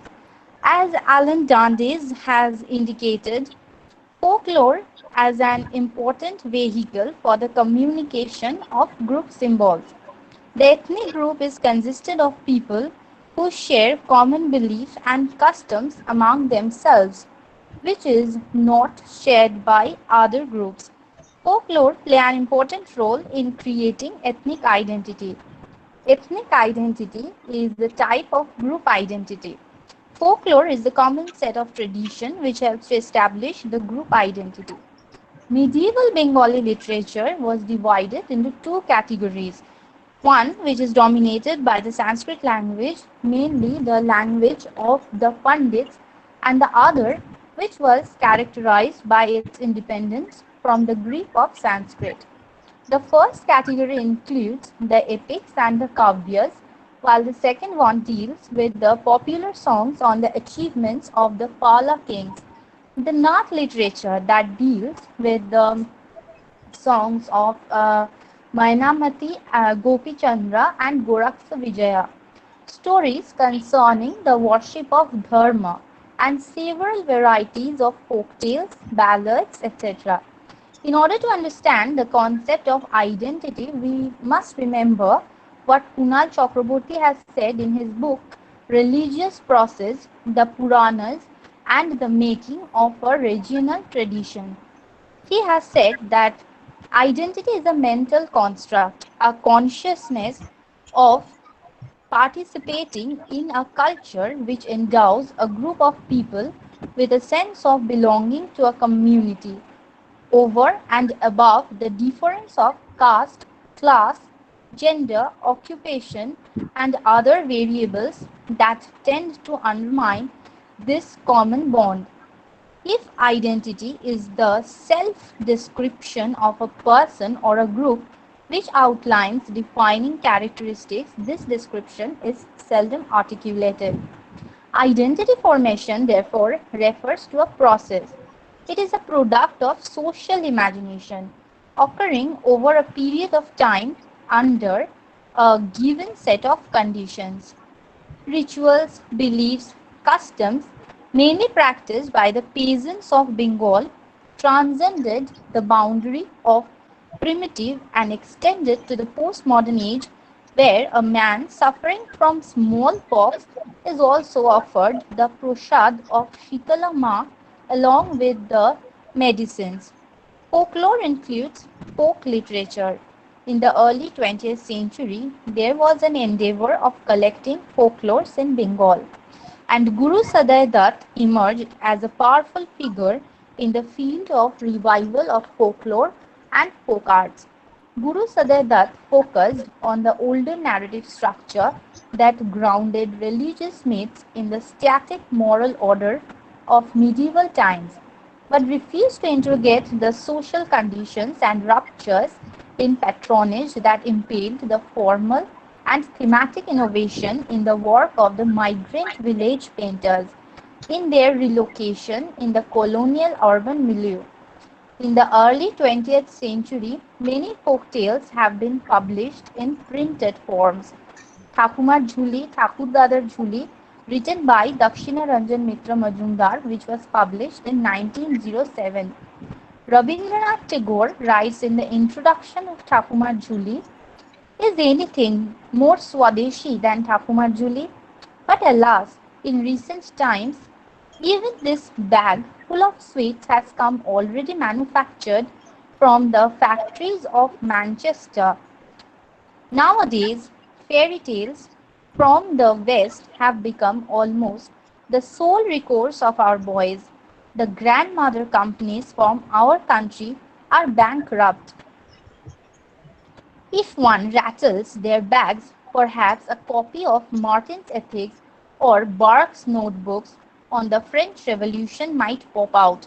But where are our princesses, our magic birds, Bangoma Bangomi, or the gem of 7 kings that lies beyond the 7 seas and 13 oceans?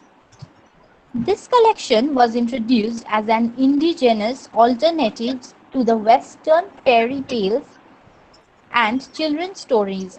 The purpose of the Swadeshi movement was to influence people to use indigenous products, and the keynote was Bideshi Drobyo Borjon and Swadeshi Drobyo Grohon, abolition of foreign goods and acceptance of the indigenous goods.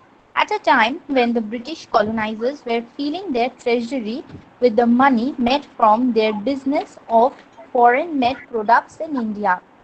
Khandedi Tholi, an anthology of Broto Kathas for unmarried girls, was also published in 1909 as part of Dakshina Ranjan Mitra Majumdar's Matri Gronthaboli series.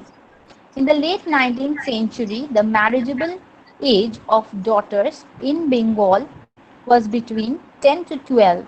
This folklore expresses the sorrows of the girl child in the hostile environment of her in-laws' home.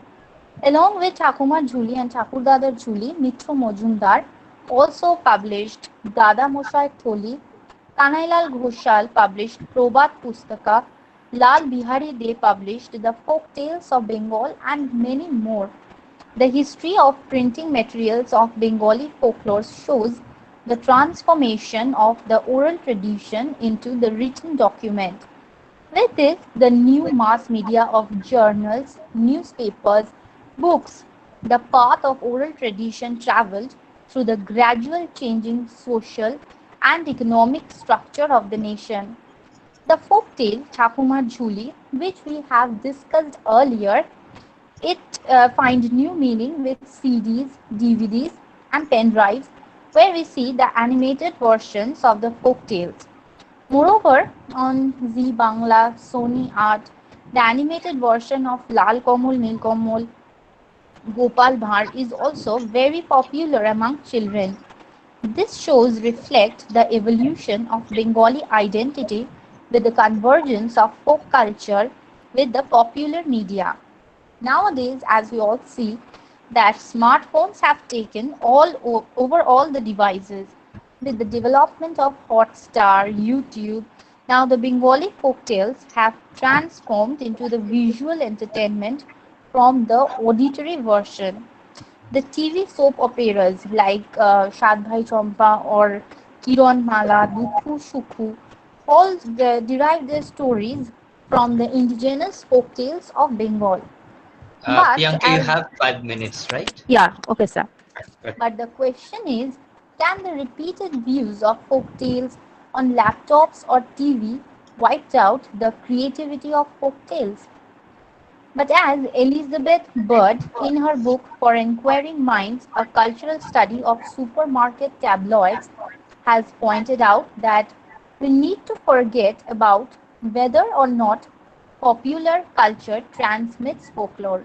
Rather, we begin to consider that certain popular culture forms succeed because they act like folklore. To some extent, they may have replaced folk narratives but not something completely new. Thus, popular culture is popular because of its resonance, its appeal to an audience's existing set of story conventions. Now we can see the folklore's popular beliefs among the mass reached the web series version. Netflix, Z5, Hoichoi, Woot, MX Player series of platforms where modern web series based on Bengali folklores have been launched.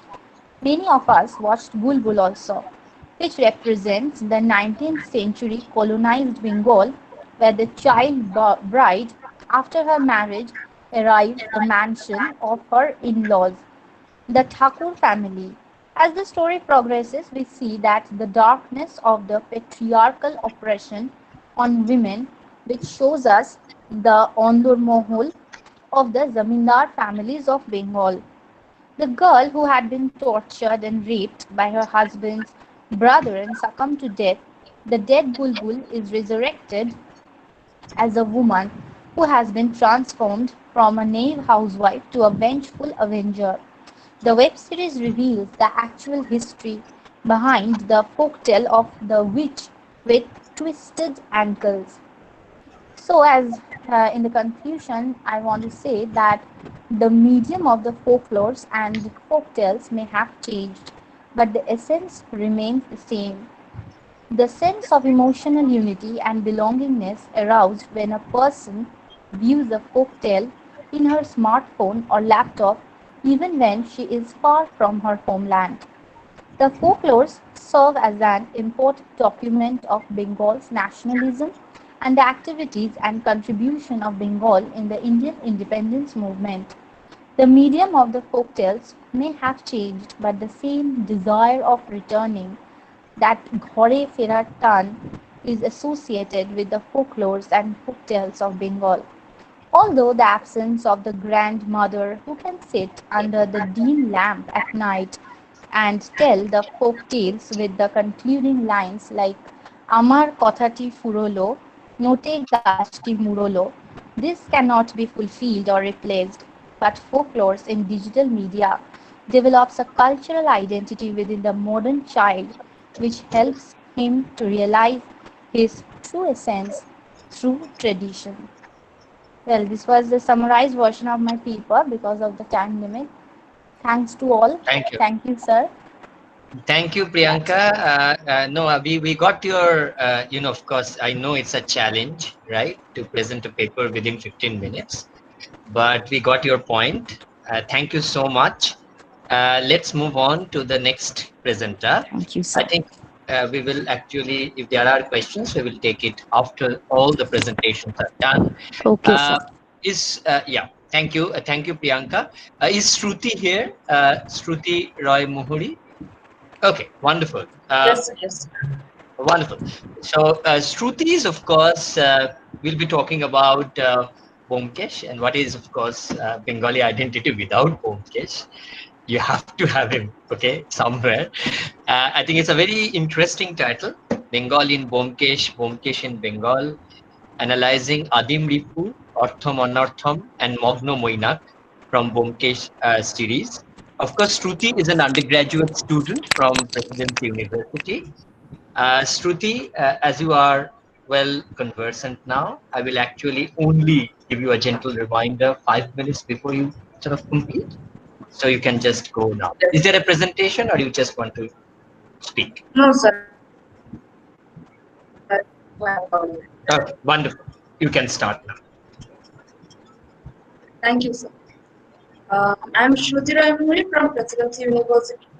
My paper is titled Bengal in Byomkesh, Byomkesh in Bengal, Analyzing Adiripu, Orthomonartham and Mohammedia from Byomkesh only. Edward Said, in his book Orientalism, remarks, the Orient has helped to define Europe or the West as its contrasting image, idea, personality, experience, gain strength and identity by setting itself off against the Orient as a sort of surrogate and even underground self. This idea broadly refers to the fact that while colonizing the undivided India, the British took help of certain discourses to legitimize the domination in front of the world. Colonialist discourse is based on creation of an identity for the colonized people by the British. According to British, the natives were uneducated, uncultured, barbaric, illogical, irrational, among other things. They were everything the British were not. Educated in English, enlightened and reasonable. Their native culture was the only culture to be proud of, and they were the only ones who possessed the knowledge of historiography. Nevertheless, they did document Indian history, but strictly from their point of view. Mrinalini Sinha, in her book Colonial Masculinity, expands her views on this colonialist discourse, which differentiates and constructs the identity of both British and Indians, and in this particular context, Bengalis. This discourse deems the colonized and the colonized effeminate Bengali. In this introduction of the book, it is mentioned British and Bengali were delineated by sharp stereotypical distinctions. On the one hand, a supposed masculine ideal identified by a love of sports, particularly hunting, a disdain for the bookworm, a celebration of general competence, trained for nothing, ready for anything, a vigorous pursuit of play and games as well as work in its proper place, a chivalric and therefore distancing approach to women, all contributing to the manly character which was seen as the well-nigh unique mark of the Briton. The Bengali Babu was viewed as the almost complete foil in this effeminate, lustful and lacking in self. In her quotes, the colonial cliché of the effeminate Bengali Babu was thus tied to the entire ensemble of political, economic, and administrative imperatives that underpin the strategies of colonial rule in the late 19th century. The character of a detective did not fit into the stereotypes reserved for the Bengalis. Although detective literature had been written before Bankesh Bakshi, Sarabindu Bandyopadhyay creates a landmark. His creation, Bankesh Bakshi, is not just a review of the activities of Bengali, but also the stereotypes of typical detective. His very disregard for the word detective makes a point that the work he does is not merely professional but also philosophical. Many a times he takes the responsibility of finding out the truth even after his plans are given up. He calls himself Shottanish, the seeker of the truth. His method of deductive reasoning is instinct based, while most of the famous detectives in detective literature rely on evidence. When he is asked about how he found out what a certain clue, he repeatedly mentions Onuman. Sherlock Holmes, Feluda, Kakababu, they did not have a family. They had relatives, but having a family was thought as a disruption in the working of a detective. Monkish, however, very willingly starts a family, and their presence is repeatedly there in the stories, not as a distraction but as a support. Chhatrapati Bomkesh's wife and their son, Khoka, not only act as a prop but become very much a part of the stories. Bengali detective fiction is highly inspired from European detective fiction. For example, Feluda's idealization of Sherlock. Unlike Feluda's Shidhu Jatha or Holmes's Mycroft Holmes, Bomkesh did not have a mentor to go while he planned his plans. Any English influence or the author's exclusion of the same from taking a main place in the stories made Bomkesh Buksh's self-made man. Bomkesh's uniqueness assured him a place in the well-established genre of detective literature, and Shoradindu Bandyopadhyay among the writers of the genre. Detective fictions, more often than not, deal with the personal life of individuals in a case, their past life, their family, their history, their occupations, so on and so forth. Shorindu Bandyopadhyay's stories from Bhumkesh Shamagru delve into the depths of political, social, and cultural background of the individual as well as the contemporary time. He brought out the nuanced details of the story and also played an important role in the formation of the plot. At the outset of the story Adi Ripu, the narrator begins with numerous references to the socio-political scenario of that time. Ajit mentions how during World War II, the lives of people in Bengal were not valued much. Bengal famine of 1943 resulted into the deaths of many and people residing in Bengal had internalized the faith. And the survivors went on with their lives no matter what. Muhammad Ali Jinnah's call for direct action in India, even as he did not maintain the protocols of Bhatta, resulted in the massive 1946 Great Calcutta killings. Riots happened and the massacre caused gross killings and murders of innocent people. Communal tension was on the rise and this incident just helped it to reach the peak. He mentions the communal tension and sudden outbreaks of riots in small or large scale that actually happened during that time in Calcutta. And these incidents do not only feature as mere references, but they actually become a decisive factor in the unraveling of the case. In the same story, Ajit mentions how after the war, American soldiers sold arms and weapons at extremely low price and made it easily available on the market. Random gundas, Bengali for ruffians, had access to it and tried to sell the excess as smuggling of illegal arms was a major issue back then. One of the characters in Adirupu, Miss Nonibala Rai, repeatedly points out how another character, Vipin Bhattu, a Bengali, learned in English language, gets an upper hand and gets more valued in the society just because of his knowledge in English. The writer, through his character, portrays during colonial rule, English was valued too much and the importance of India's native culture was at stake. Aurobindo Bandyopadhyay's aversion towards British rule was further proved when he makes his narrative opine that the Britishers were extremely self-seeking and no development could take place in their rule. According to Ajit, even if partition would result in bloodshed and other forms of destruction, it would be better for undivided India than to have an undivided India ruled by British. His characters are opinionated about the political issue. There are Bengali supporters of Indian National Congress and Muslim League. Another story, Mognamulla, takes place after 15 years of Indian independence or Adim, but during the same time of the year as Adim. Both the stories have been written amidst the festive season in a Bengali calendar, that is between Durga Puja and Kali Puja, the busiest and active time for the Bengal. In the story, light has been thrown on the past life of the character which travel back to the time during and before independence. The criminal in the story, Santosh Babu, is an activist who participated in freedom movement as well. His treachery by knowingly leaking important information to the opponent's spy was also who also happened to be his romantic partner caused a great deal of harm in the nation formation. Santosh Babu in return was not given any evidence. According to Bomkesh, Santosh Babu's treachery resulted in India losing out a huge geographical stance to the opponent. Santosh Babu's treachery was fictional in nature, but through him, the author reminds the readers of many corrupt political activists of both sides in the Indian Pakistan context who, for their personal motive, did not think twice before causing a great deal of harm to their compatriots.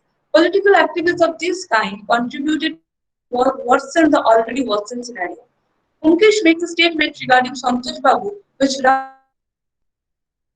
roughly translates to him being a wonderful actor and that they are of the same kind. The seed of hatred which was planted by British and which caused the partition resulted in otherization, that is disregarding the people belonging to different community. The otherization was practiced in households and the same can be seen in Santosh Babu's household too. His wife was not keen in having a guest who was from Pakistan. In Adedipu, Ajit, the narrator, lost his childhood friend, a Muslim, in this fiasco. He recalls how the situation had been constructed like this, which finally resulted into the historical event of Indian partition responsible for and families of millions of people. Sharadendu Bandyopadhyay's love for mother tongue and irritation over the fact that English language was enjoying way too much importance in the Indian land was again emphasized upon Shruti, you narrator's have, words. sorry, you have 5 minutes. Yes, sir, yes. Okay, thank you. Yes, sir. Who detest the Sharadendu Bandyopadhyay's love for mother tongue and irritation over the fact that English language was enjoying way too much importance in the Indian land was again emphasized upon through narrator's words, who detest the fact that many Bengali writers were writing in English instead of Bengali. British rulers were colonizing the country, legitimized the dominance by portraying the fact that the natives were uncultured. Their history needs to be written, they need to be taught English so as to make them sophisticated and cultured. Hence, it was their responsibility, according to them, and they did a favor by introducing formal English education in this country. Many Indians found it problematic and wanted to retain the legacy and brilliance of the country's native culture instead of having literary and cultural sphere alongside economic sphere. Although fictional setup, these elements not just make the story relevant but work as a social commentary too, which makes Sharadendu Bandyopadhyay more unique than most. For example, in Telugu, no such socio-political details are mentioned and no commentaries are made. The readers do not get a chance to know about the characters as a human being outside the story, because for that the characters need to at least talk about the contemporary events taking place. Bonkish's cases feature all the various stratas of society and hence a better picture of the overall society is present in Bonkish Samagro, unlike Telugu, whose most cases deal with the people belonging to the upper class. The author of Telugu, Shuddhis Rai, undeniably dealt with socio-political issues in his films like Ashwin Shankit, The Calcutta Trilogy, etc., but not at all in his detective fiction. The detective seems to live in a privileged space away from the grim reality, while these important events play no part in the story. But in case of Bunkesh Shumango, these socially, politically, and culturally relevant historical elements blended in fiction gives the story a place in Bengal, a place to belong. Thank you. I would like to conclude. Uh, Thank you, Shruti. Thank you for your presentation. Uh, I thought it was very interesting, although I understand that you had to cut short, because of time limit. But if there are questions, of course, we will ask later. Let's move on to the next speaker. Next speaker, Shayan Chatterjee. Is Shayan here? Yes, sir. Yes, sir. Can you hear me? Yeah, I can hear you. Can you just share your video as well. Yeah, sure. Uh, Am I visible? yes, thank you, Shayan. I can see you now as well. So, Shayan's paper is very interesting. The identity of the Tantric as a storyteller, rereading Taranath Tantric. Shayan, of course, is a junior doctoral research fellow at University of North Bengal. Shayan, the rules are same for you as well. So, is there a presentation? No, no, sir. Just the paper. Okay, so can you be a bit more louder? I mean, Okay, sure. yeah, I think that's a wonderful thing. Yeah, so let's start. And as usual, I will just give you a gentle reminder, 5 minutes to the end. Okay. Let's hear So, Shayan. okay. So, good evening, everyone. I'm Shayan. I'll just talk about my topic today is the Tantric as a storyteller, rereading Taranath Tantric. And I'll just divide my paper into two sections where in the first part, I'll kind of discuss the Tantric as being a storyteller and how Taranath is very important as a character. And in the second section, I'll kind of talk about the adaptations of Taranath Tantric in the popular web series, as well as the comic book, TNT. So the history of storytelling is said to have begun with the history of mankind. And storytelling sessions have served both the purposes of entertainment and keeping alive the traditions and customs of the communities. In the indigenous community life of Bengal, these tales comprised of oral genres of the Rupkatha, Brotokatha, Upakatha, Panchali, and all these, the Rupkatha, Brotokatha, Upakatha, and the Panchali, generally followed the indigenous oral tradition of the community. And this was how they survived in the community, because these tales kind of tried to evince the small mistakes committed by human beings and the uncertainties of life from which human beings try to escape. Some of these tales actually employed the magical and the supernatural. And those genres were primarily the forte for those people who the Sanskritized society of the upper caste people. And parallel to the Sanskrit literature, these oral genres had survived in the community. And hence the oral genres, oral arts in Bengal were kind of prevalent along with the written art forms that was in Sanskrit. And the reason I mention this is that that the Sanskrit texts were not accessible to the common masses. It is because there were reciters and tellers of stories called the Kathoks, who used to read and recite excerpts from the Mahabharata, Ramayana, and the Hindu mythology. And coincidentally, Vibhutibhushan's father, Mohananda Bandyopadhyay, went to Varanasi and was awarded the title of a Shastri for his proficiency in Sanskrit. And he kind of returned to his village, and he did not conventionally set up a Sanskrit school or anything like that, but he rather took up the profession of the Kathok and not only recited excerpts from the epics, but also composed dramatic pieces out of stories from the Puran. And he used to perform in different places, and young Vibhutibhushan used to accompany him. So Vibhutibhushan was kind of introduced to storytelling and narration from a very young age, because he used to roam about with his father.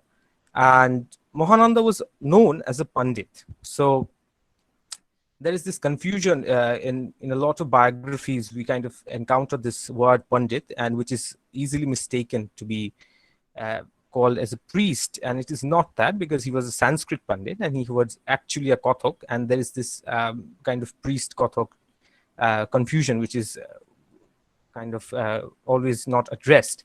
And even though Mohananda was famous and he was quite known for his soothing voice, but he was not actually rich, and Mrinali Devi had to kind of make ends meet with great difficulty. And Mohananda Bandyopadhyay had this bohemian spirit in him, and he used to roam about in places. He was not exactly a family man, and which we kind of find in Vibhutibhushan as well. And I kind of think that this bohemian spirit can also be traced in the character of Tarnath as well. Now, the next important episode from Vibhutibhushan's life, which is important and which is linked to the creation of the character of Tarnath, was after the death of his first wife, Gauri Devi. where when he got married to her when he was studying in his third year in college around 1917. And Gauri Devi had died just 1 year after they got married due to a fatal disease.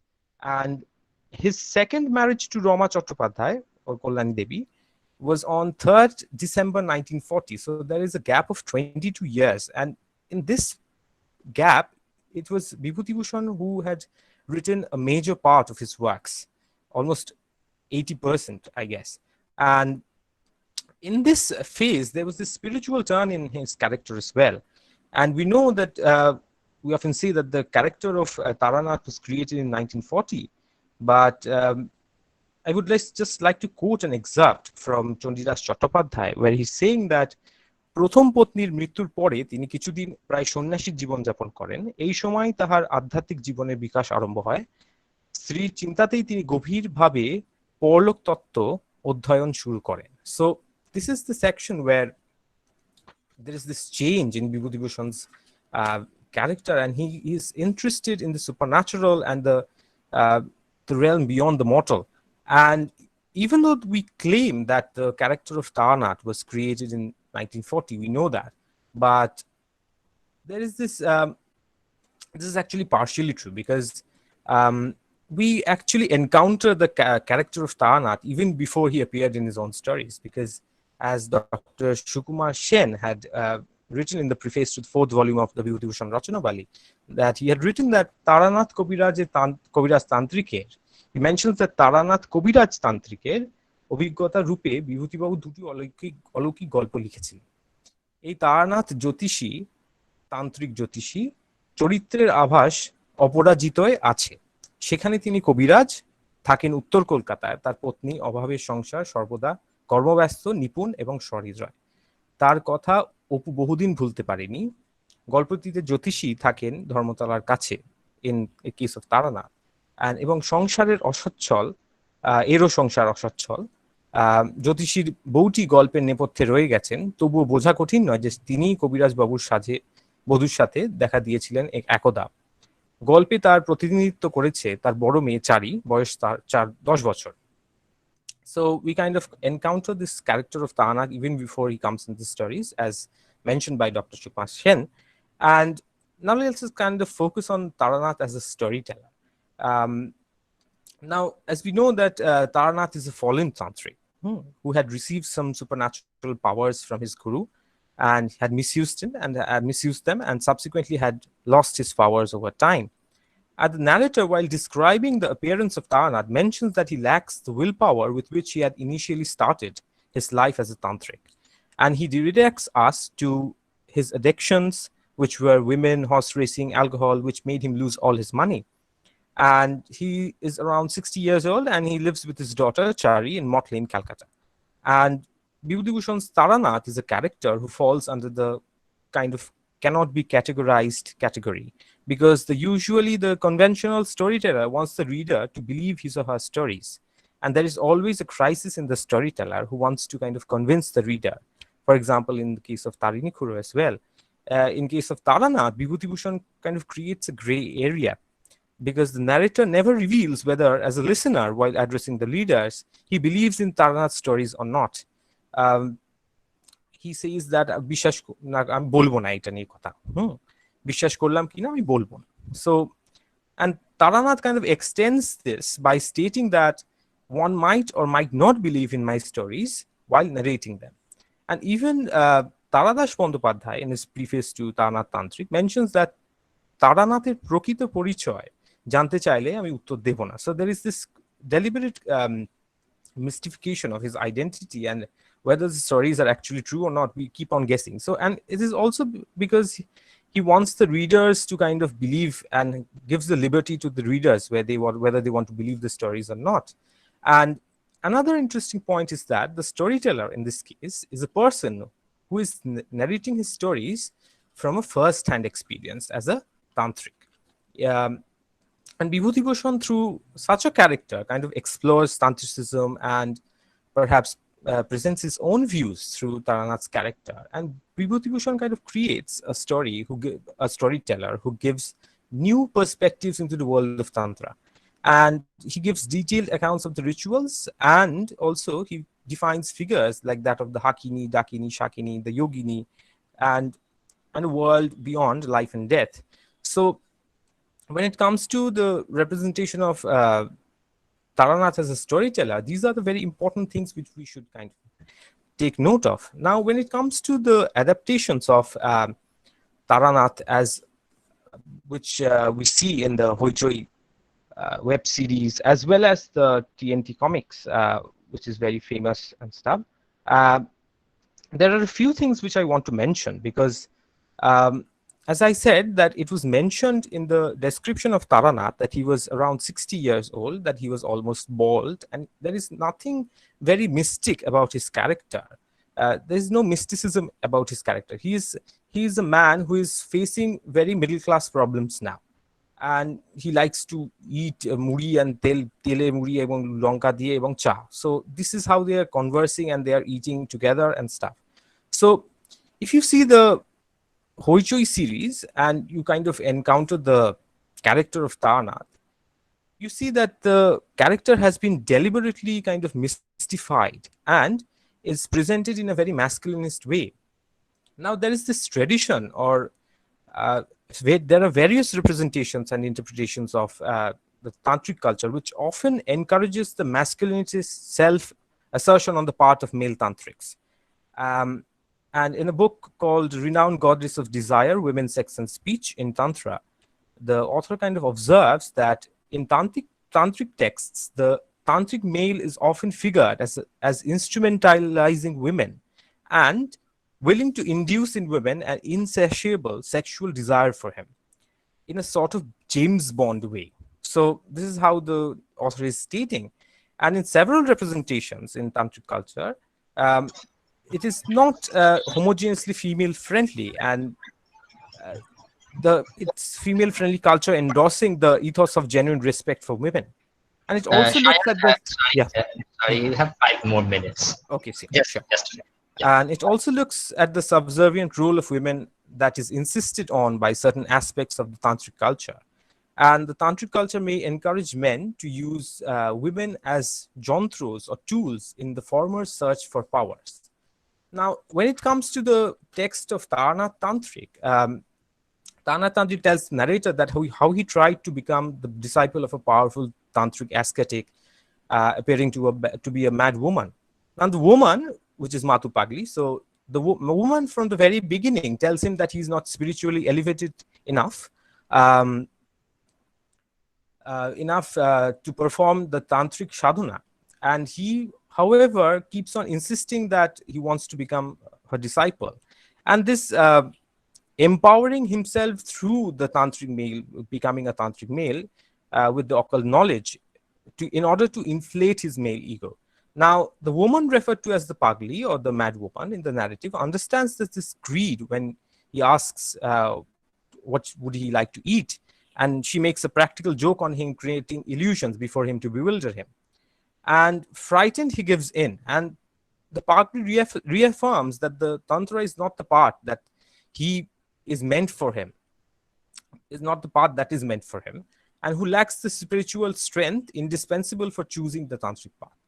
And in the second story of Taranath, where we encounter the mantra of Yogini Madhusundari Devi from a tantric sadhu, Taranath keeps chanting it, and one day Madhusundari appears before him. Even though Madhusundari is referred to as a Devi, she appears as a demigoddess or a yogini. However, Taranath desired to get this yogini as his beloved. And in spite of the sadhu's warning, that such a powerful yogini might ruin the life of a man in love with her, he keeps a 3-month-long romantic relationship with the goddess. And thereafter, he understands that if he dares to displease the goddess, she will immediately ruin him. Any sign of disobedience or disloyalty on his part makes the goddess assume a terrible form. And finally, the goddess tells him that they will have to be separated. She tells him that the goddesses like her, are not happy beings. They have a thirst for love, which remains unsatiated, and they are separated. And Taranath temporarily goes mad, but he kind of returns to the normal household. And he tells the narrator that he has never faced dire poverty thanks to the blessing of Madhusundari Devi. But the most important part, or the interesting part over here, is that the Pagli makes him understand how insignificant he is in front of her profound occult powers, and Madhusundari forces him to kind of express his humility and subordinate status in an asymmetrical romantic relationship.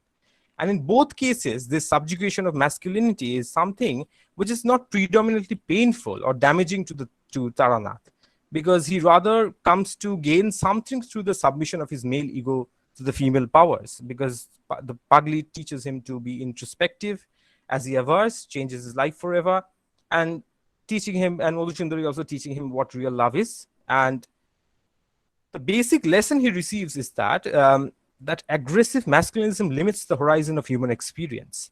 And this is exactly what the web series kind of fails to identify while kind of sexualizing the female characters, even the character of Chari as well. And unfortunately, these two narratives of Taranath's close communications with the unusual female figures project an alternative model of masculinity. And these female figures force him to adopt and he untimely comes back to the framework of normative masculinity. But at the same time, it is also true that he ends up being a fallen tantric in the end. But when he comes back into this same framework, but when the narrative starts, it actually starts with his realization. And this is the disclaimer which is given in the very starting of the stories itself. So I'll kind of end it now, because we have very little time.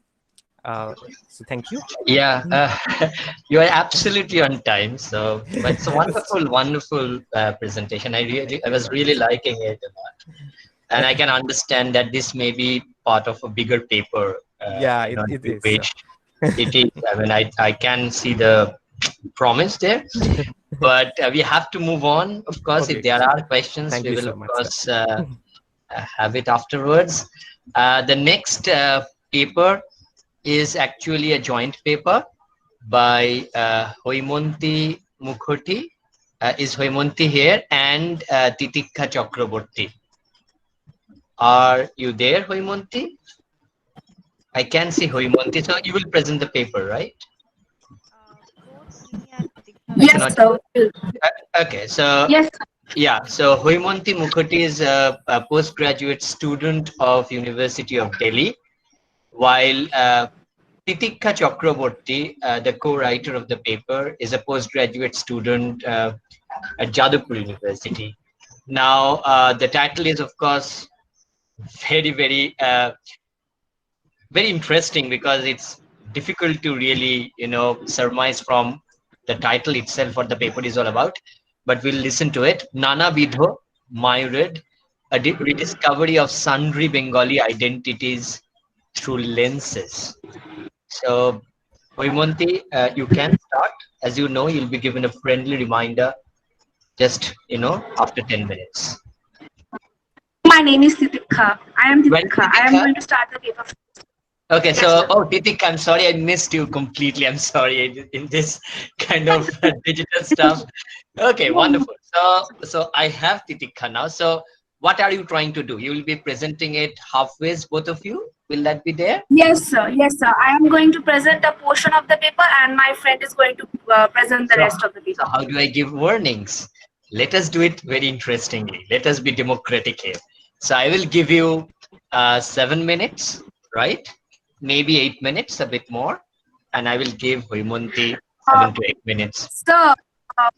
So there's we have kind of partitioned certain aspects of the paper individually. I'm going to speak on the first few paragraphs, and then my friend is going to pick up the next, and then I'm going to pick up the next. Wow, I mean, this is okay. So I'll just, I'm sorry. I mean, it's like a collaboration. I look like very, prehistoric here, but this is wonderful. I just want to hear how you handle that. And all of you, all of the others will be interested as well. So let's start. Your time starts now. Okay. Thank you, sir. Yep. Good evening to everyone present here today. I'm going to start our paper, which is titled Nana Vidho, a rediscovery of sundry Bengali identities through lenses. The amorphous Bengali identity, which started to form during the 19th and 20th century, was a phenomenon that occurred alongside the coagulation of the British imperial presence. With the introduction of the Indian handicraft market, the largely competitive and industrialized market economy of the West, this period saw a haphazard urbanization of a select few strata of the society. Even though the urban and rural spaces of the 19th century Bengal weren't meticulously separated from each other, there was a continual ebb and flow of interactions between the two worlds. The notion of Bangaliana that came to be formed in the minds of the people inhabiting the later half of the 20th century came to be closely examined and scrutinized with certain popular trends witnessed in the affluent middle class Bengali traders and businessmen who came to be called in the popular culture as Babus. Thus, this paper seeks to break that boundary of high and low culture of Bengal, of an elite and subaltern Bengal. Through analyzing some of the iconic movies of the 20th century and some Bengali television serials of the early 21st century, this paper tries to accommodate all those scattered evidences of the construction and deconstruction of a tangible Bangaliana. The paper begins with Satyajit Ray's three films, Pother Pachali, Charulata and Mahanagar. The director himself comes from an erstwhile landed urban family, so he is not that very much acquainted with the rural Bengali lifestyle and everything. So the way he meanders through that lifestyle, he guides us through in the same direction as well. Now, this paper's main focus of discussion surrounding his movies is to depict a more gendered view of the social life of rural and urban Bengal. Women who borne the brunt of the tag of a 19th century anti-colonial reactionary traditionalism increasingly kept on relating themselves to the identity of a private domain away from the humdrums of an outer world. So the home then gradually starts forming a central part in the building of the memory of these women. Now, Sarvajaya from Pother Pachali, at one point of time, while arguing with her elderly sister-in-law Indit Thakuron, proudly warns her not to steal anything from her kitchen. So this belonging to that walled space is not something very unnatural to the psyche of women from those periods. Now, in one of the scenes, she also speaks about her equal share in the possession of the house, and which was unlike the common trends of society back then and even perhaps now. So while Horihar burdens himself with the economic dilemmas of his family, Sarvajaya is equally burdened being the moral backbone of that very family. But the life of an upper class woman, a wife of intellectual as we see in Charulata, is strikingly different. The opera glasses used by Charulata were used to gaze upon elements of outer world in a lonesome afternoon, as it was used on her husband, who was as distant to her as the outer world. Moreover, Partha Chatterjee's intellect provides insight to the concept of spiritual purity, which was attached to the inner domain or the home, which represented the soul of nation in the high times of Indian nationalism. Now, Charulata thus becomes the deity confined to her own sphere, sacred and delicate. And eventually, elements of love, compatibility, and understanding got replaced with respect, distance, and touchwood. But in Mahanagar, the delicate efficacy of these traditional women was highly contradicted when Aruti, in order to help her husband, who worked unbearably for subsistence, stepped out of the domestic space to work as a sales girl. So this film can be seen as an attempt where for the first time a woman could actually decide, though after undergoing many hurdles, the course of her own life. However, the women from the third story of Kolkata Ekattor by Mrinal Sen weren't that fortunate. The widowed mother is compelled to send her daughter to see the babus of the mess flats in Dadin, Kolkata to earn some money to run the family. Thus, eventually, the concept of motherhood, which is otherwise so hailed in other movies of the period, is represented with an altogether different layer. If we take a closer look at the costume design of the three female characters from Pother Pachali, Charulata and Mahanagar, The dichotomy is bound to catch our attention. In Mahanagar, the social taboo of applying lipstick trickily comes into surface when Aroti refuses her Anglo-Indian colleague to apply the same thing. Because obviously, eroticizing female beauty and tradition were two unimaginable companions in Indian Bengali culture back then. Moreover, there was also a difference in the patterns of wearing a sari. Thus, Durga of Pother Pachali and Bani of Mahanagar, the two female characters of same age, are old enough to wear a sari and perform household chores, but were not held as eligible competitors for the post of perfect Indian traditional woman. Dwelling in this private space of women thus brings with it the very minute details of everyday life of the women in that domain. What was leisure before consumerism hit the Bengali world becomes a central issue then. A nice compact family scene had been shown in Pothir Pachali, where Opu and Horihar were studying. Shorvojaya was making braids on Durga's hair, and Indi Thakuran was sitting and singing a song on her own in an evening scene. This commonality of space was rarely visible in any urban poor middle class family. A stark urban-rural divide is noticeable in the childhood days of Opu and Pintu from Mahanagar. While Opu spent most of his times outside his home, his connection with his sister was much more than with his mother, but it was diametrically the opposite in case of Pintu, who was much more adhered to her mother, coming from a nuclear urban Kolkata family. In the urban cityscape, the upper-class leisure was strikingly different. The living room of Calcutta Babus of 20th century witnessed the rhythm of music, odor of wine, and cacophony of young Bengal. The transformation of what Babu itself throughout the 19th and early 20th century is a peculiar journey of Bengali identity. This transformation was largely recorded in the Bengali literature of this period.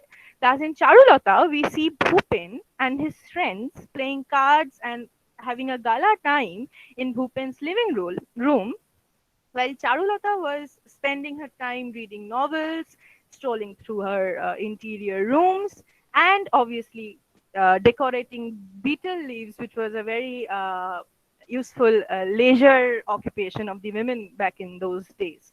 However, the first successful attempt to write an autobiography was also captured in this film, which was obviously received by the male-dominated reading circle in a patriarchal and sympathetic way, and obviously denied the agency of the women writers.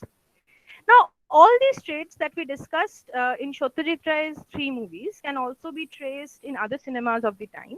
Mrinal Sen's interview and Kolkata Ekattor glances at the turbulent 70s of Kolkata, while Ritik Ghatok's Bari Theke Paliye ventures into seeing the contrast between reality and dreams relating to the city of Kolkata as seen from the eyes of a kid of an affluent family based in rural Bengal.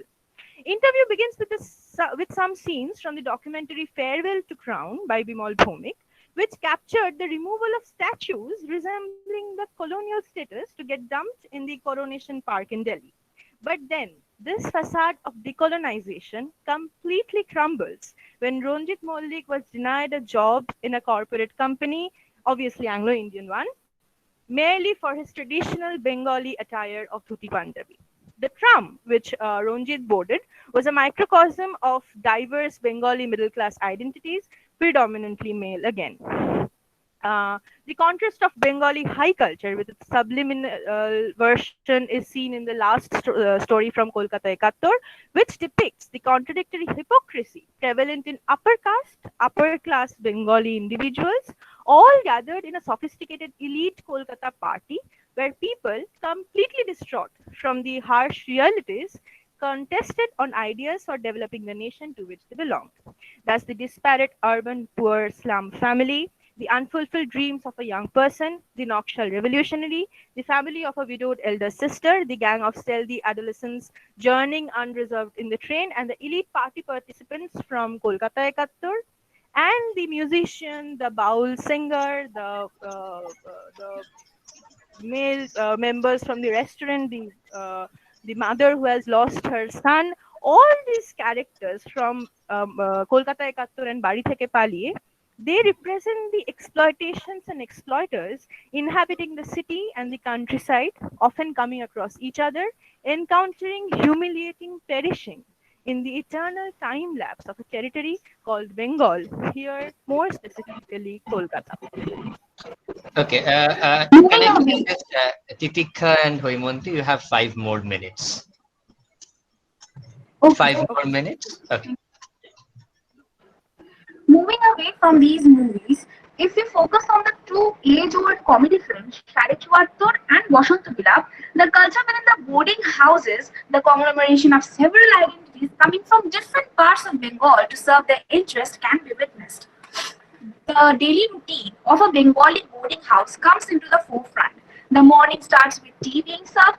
Some practice classical music, while others prepare for office. Some mock the young lady inhabiting the place, while others make silent gestures in protest. The evening worship is mandatory, and then at night, the bachelors gather to share their day's chit chat. Here, the position of the servant in the boarding house transcends the master servant relationship, which is very cordial and is widely represented in the Bengali comedy films of that time.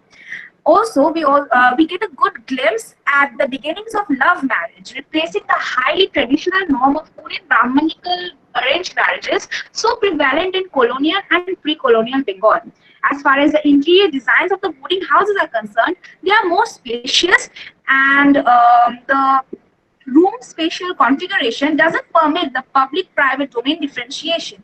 Costume design changes significantly in the film Vasanta which was made in 1974 as opposed to Shadi Chwata made in 1953.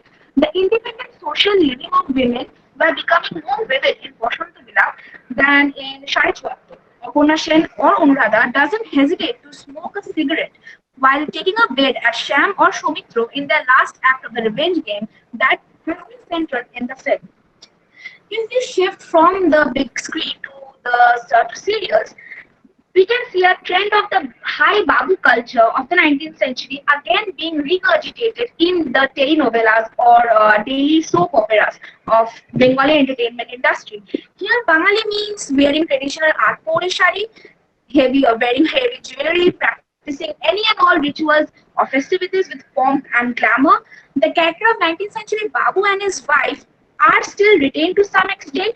Marriage again regains a central character in all these serials, and the female to female interrelationship takes a more antagonistic approach. The stereotypes of rural lifestyles and accents such as Ghoti and Bengal subcultures are still widely used and are used for generating laugh from the audience. Modernity is either used as a plot device or painted in broad strokes, where it is marker of being shallow, greedy, and an antithesis to Bengali identity.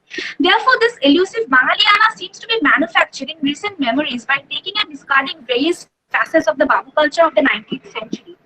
However, this trend is being confronted by the contemporary depiction of the current generation lifestyles based upon religion, aesthetics, and localized cultures within the larger Bengali context through mediums such as digital platforms, theaters, and films.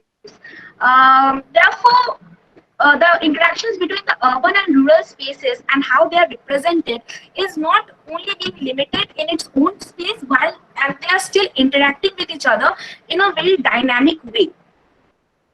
Thus, to conclude, throughout the several screen representations across the wide timelines that we have chosen, starting from 1950s to 2010s, one basic point becomes clear, that is the questionable tagging of a monolithic, linear, hyperbolic Bengali identity.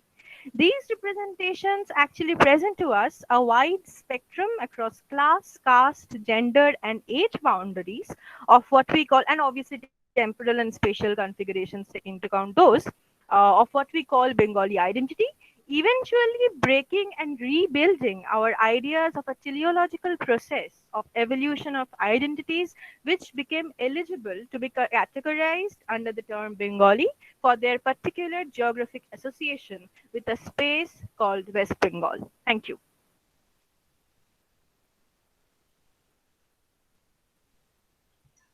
Wonderful. I mean, It's almost like, watching a doubles match.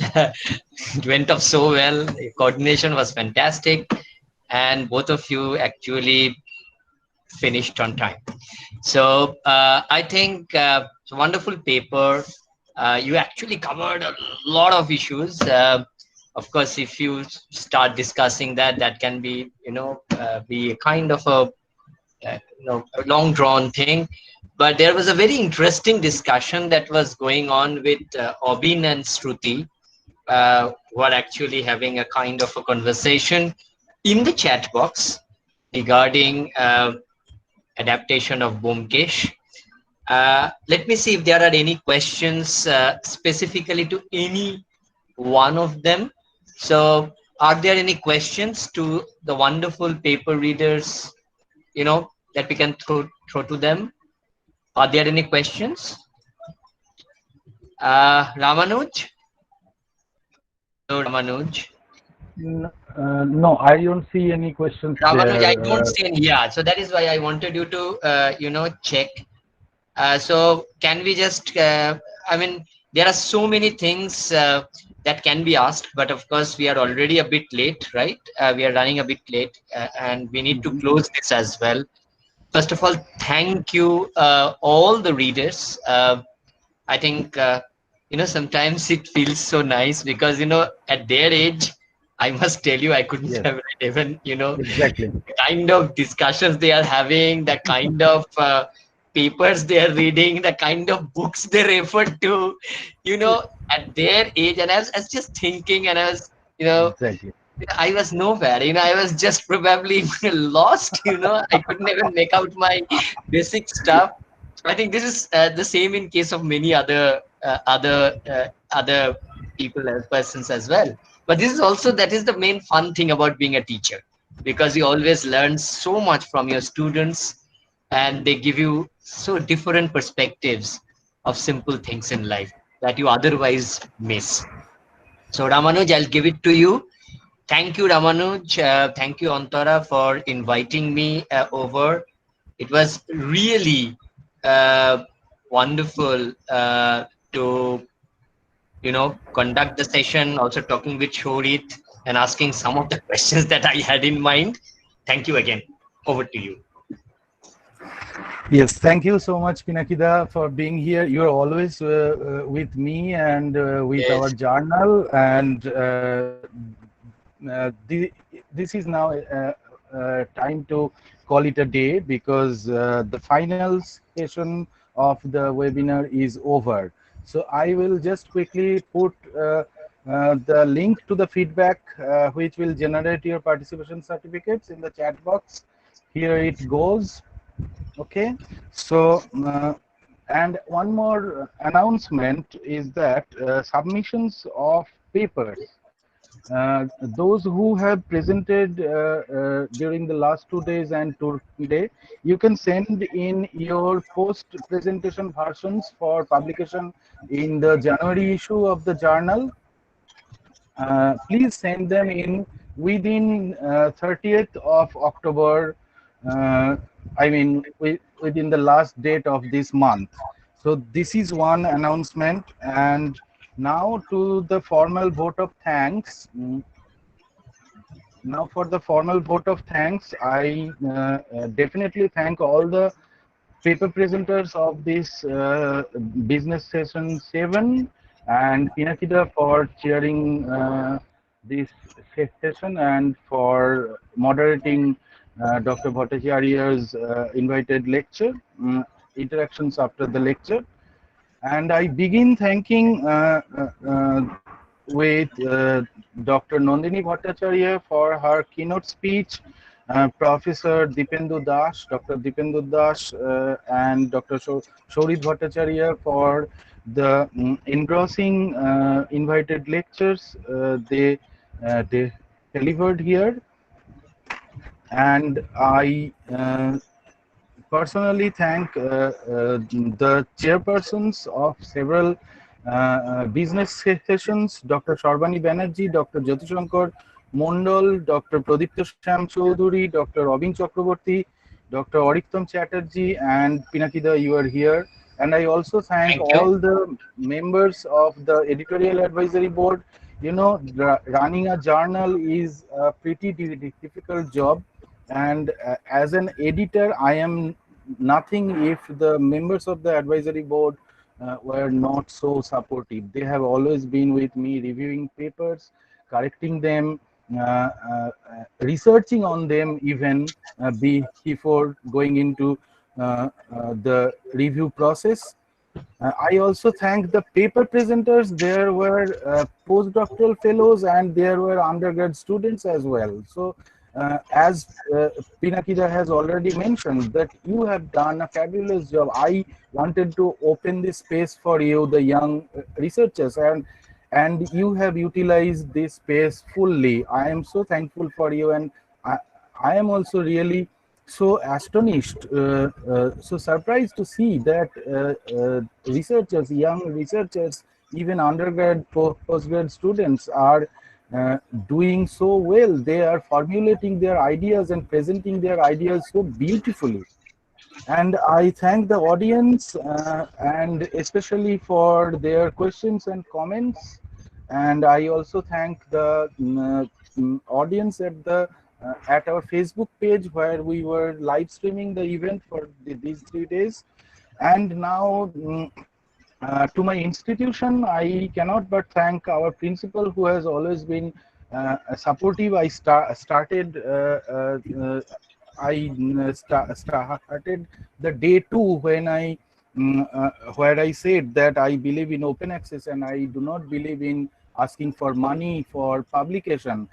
So this has been possible because my institution has always been supportive with me. They have, my principal and my institution has always been there to consolidate my belief that we should support open access and we should not ask for money from the researchers. So they are the main people who are behind running this journal, where I can make this happen. And I thank my colleagues at my department, especially Amor Dahatto and Shammo Himani, for they delivered the vote of thanks. And I also thank Dinobandhu Barik. You cannot see him. He has been managing the live stream at another place, so that the Facebook live stream can continue glitchlessly. So thank you, everyone. And I at the very end, I will just share the website of the journal, so that I think is this the right one? No, no.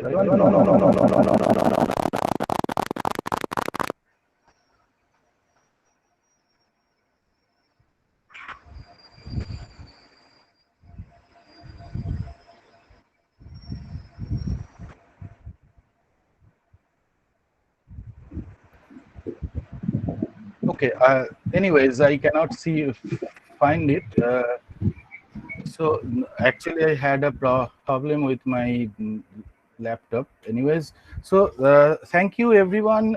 You can just type postScriptum.co.in to visit the website, and the Facebook page is also there. So I'm looking forward to your revised papers for the January issue.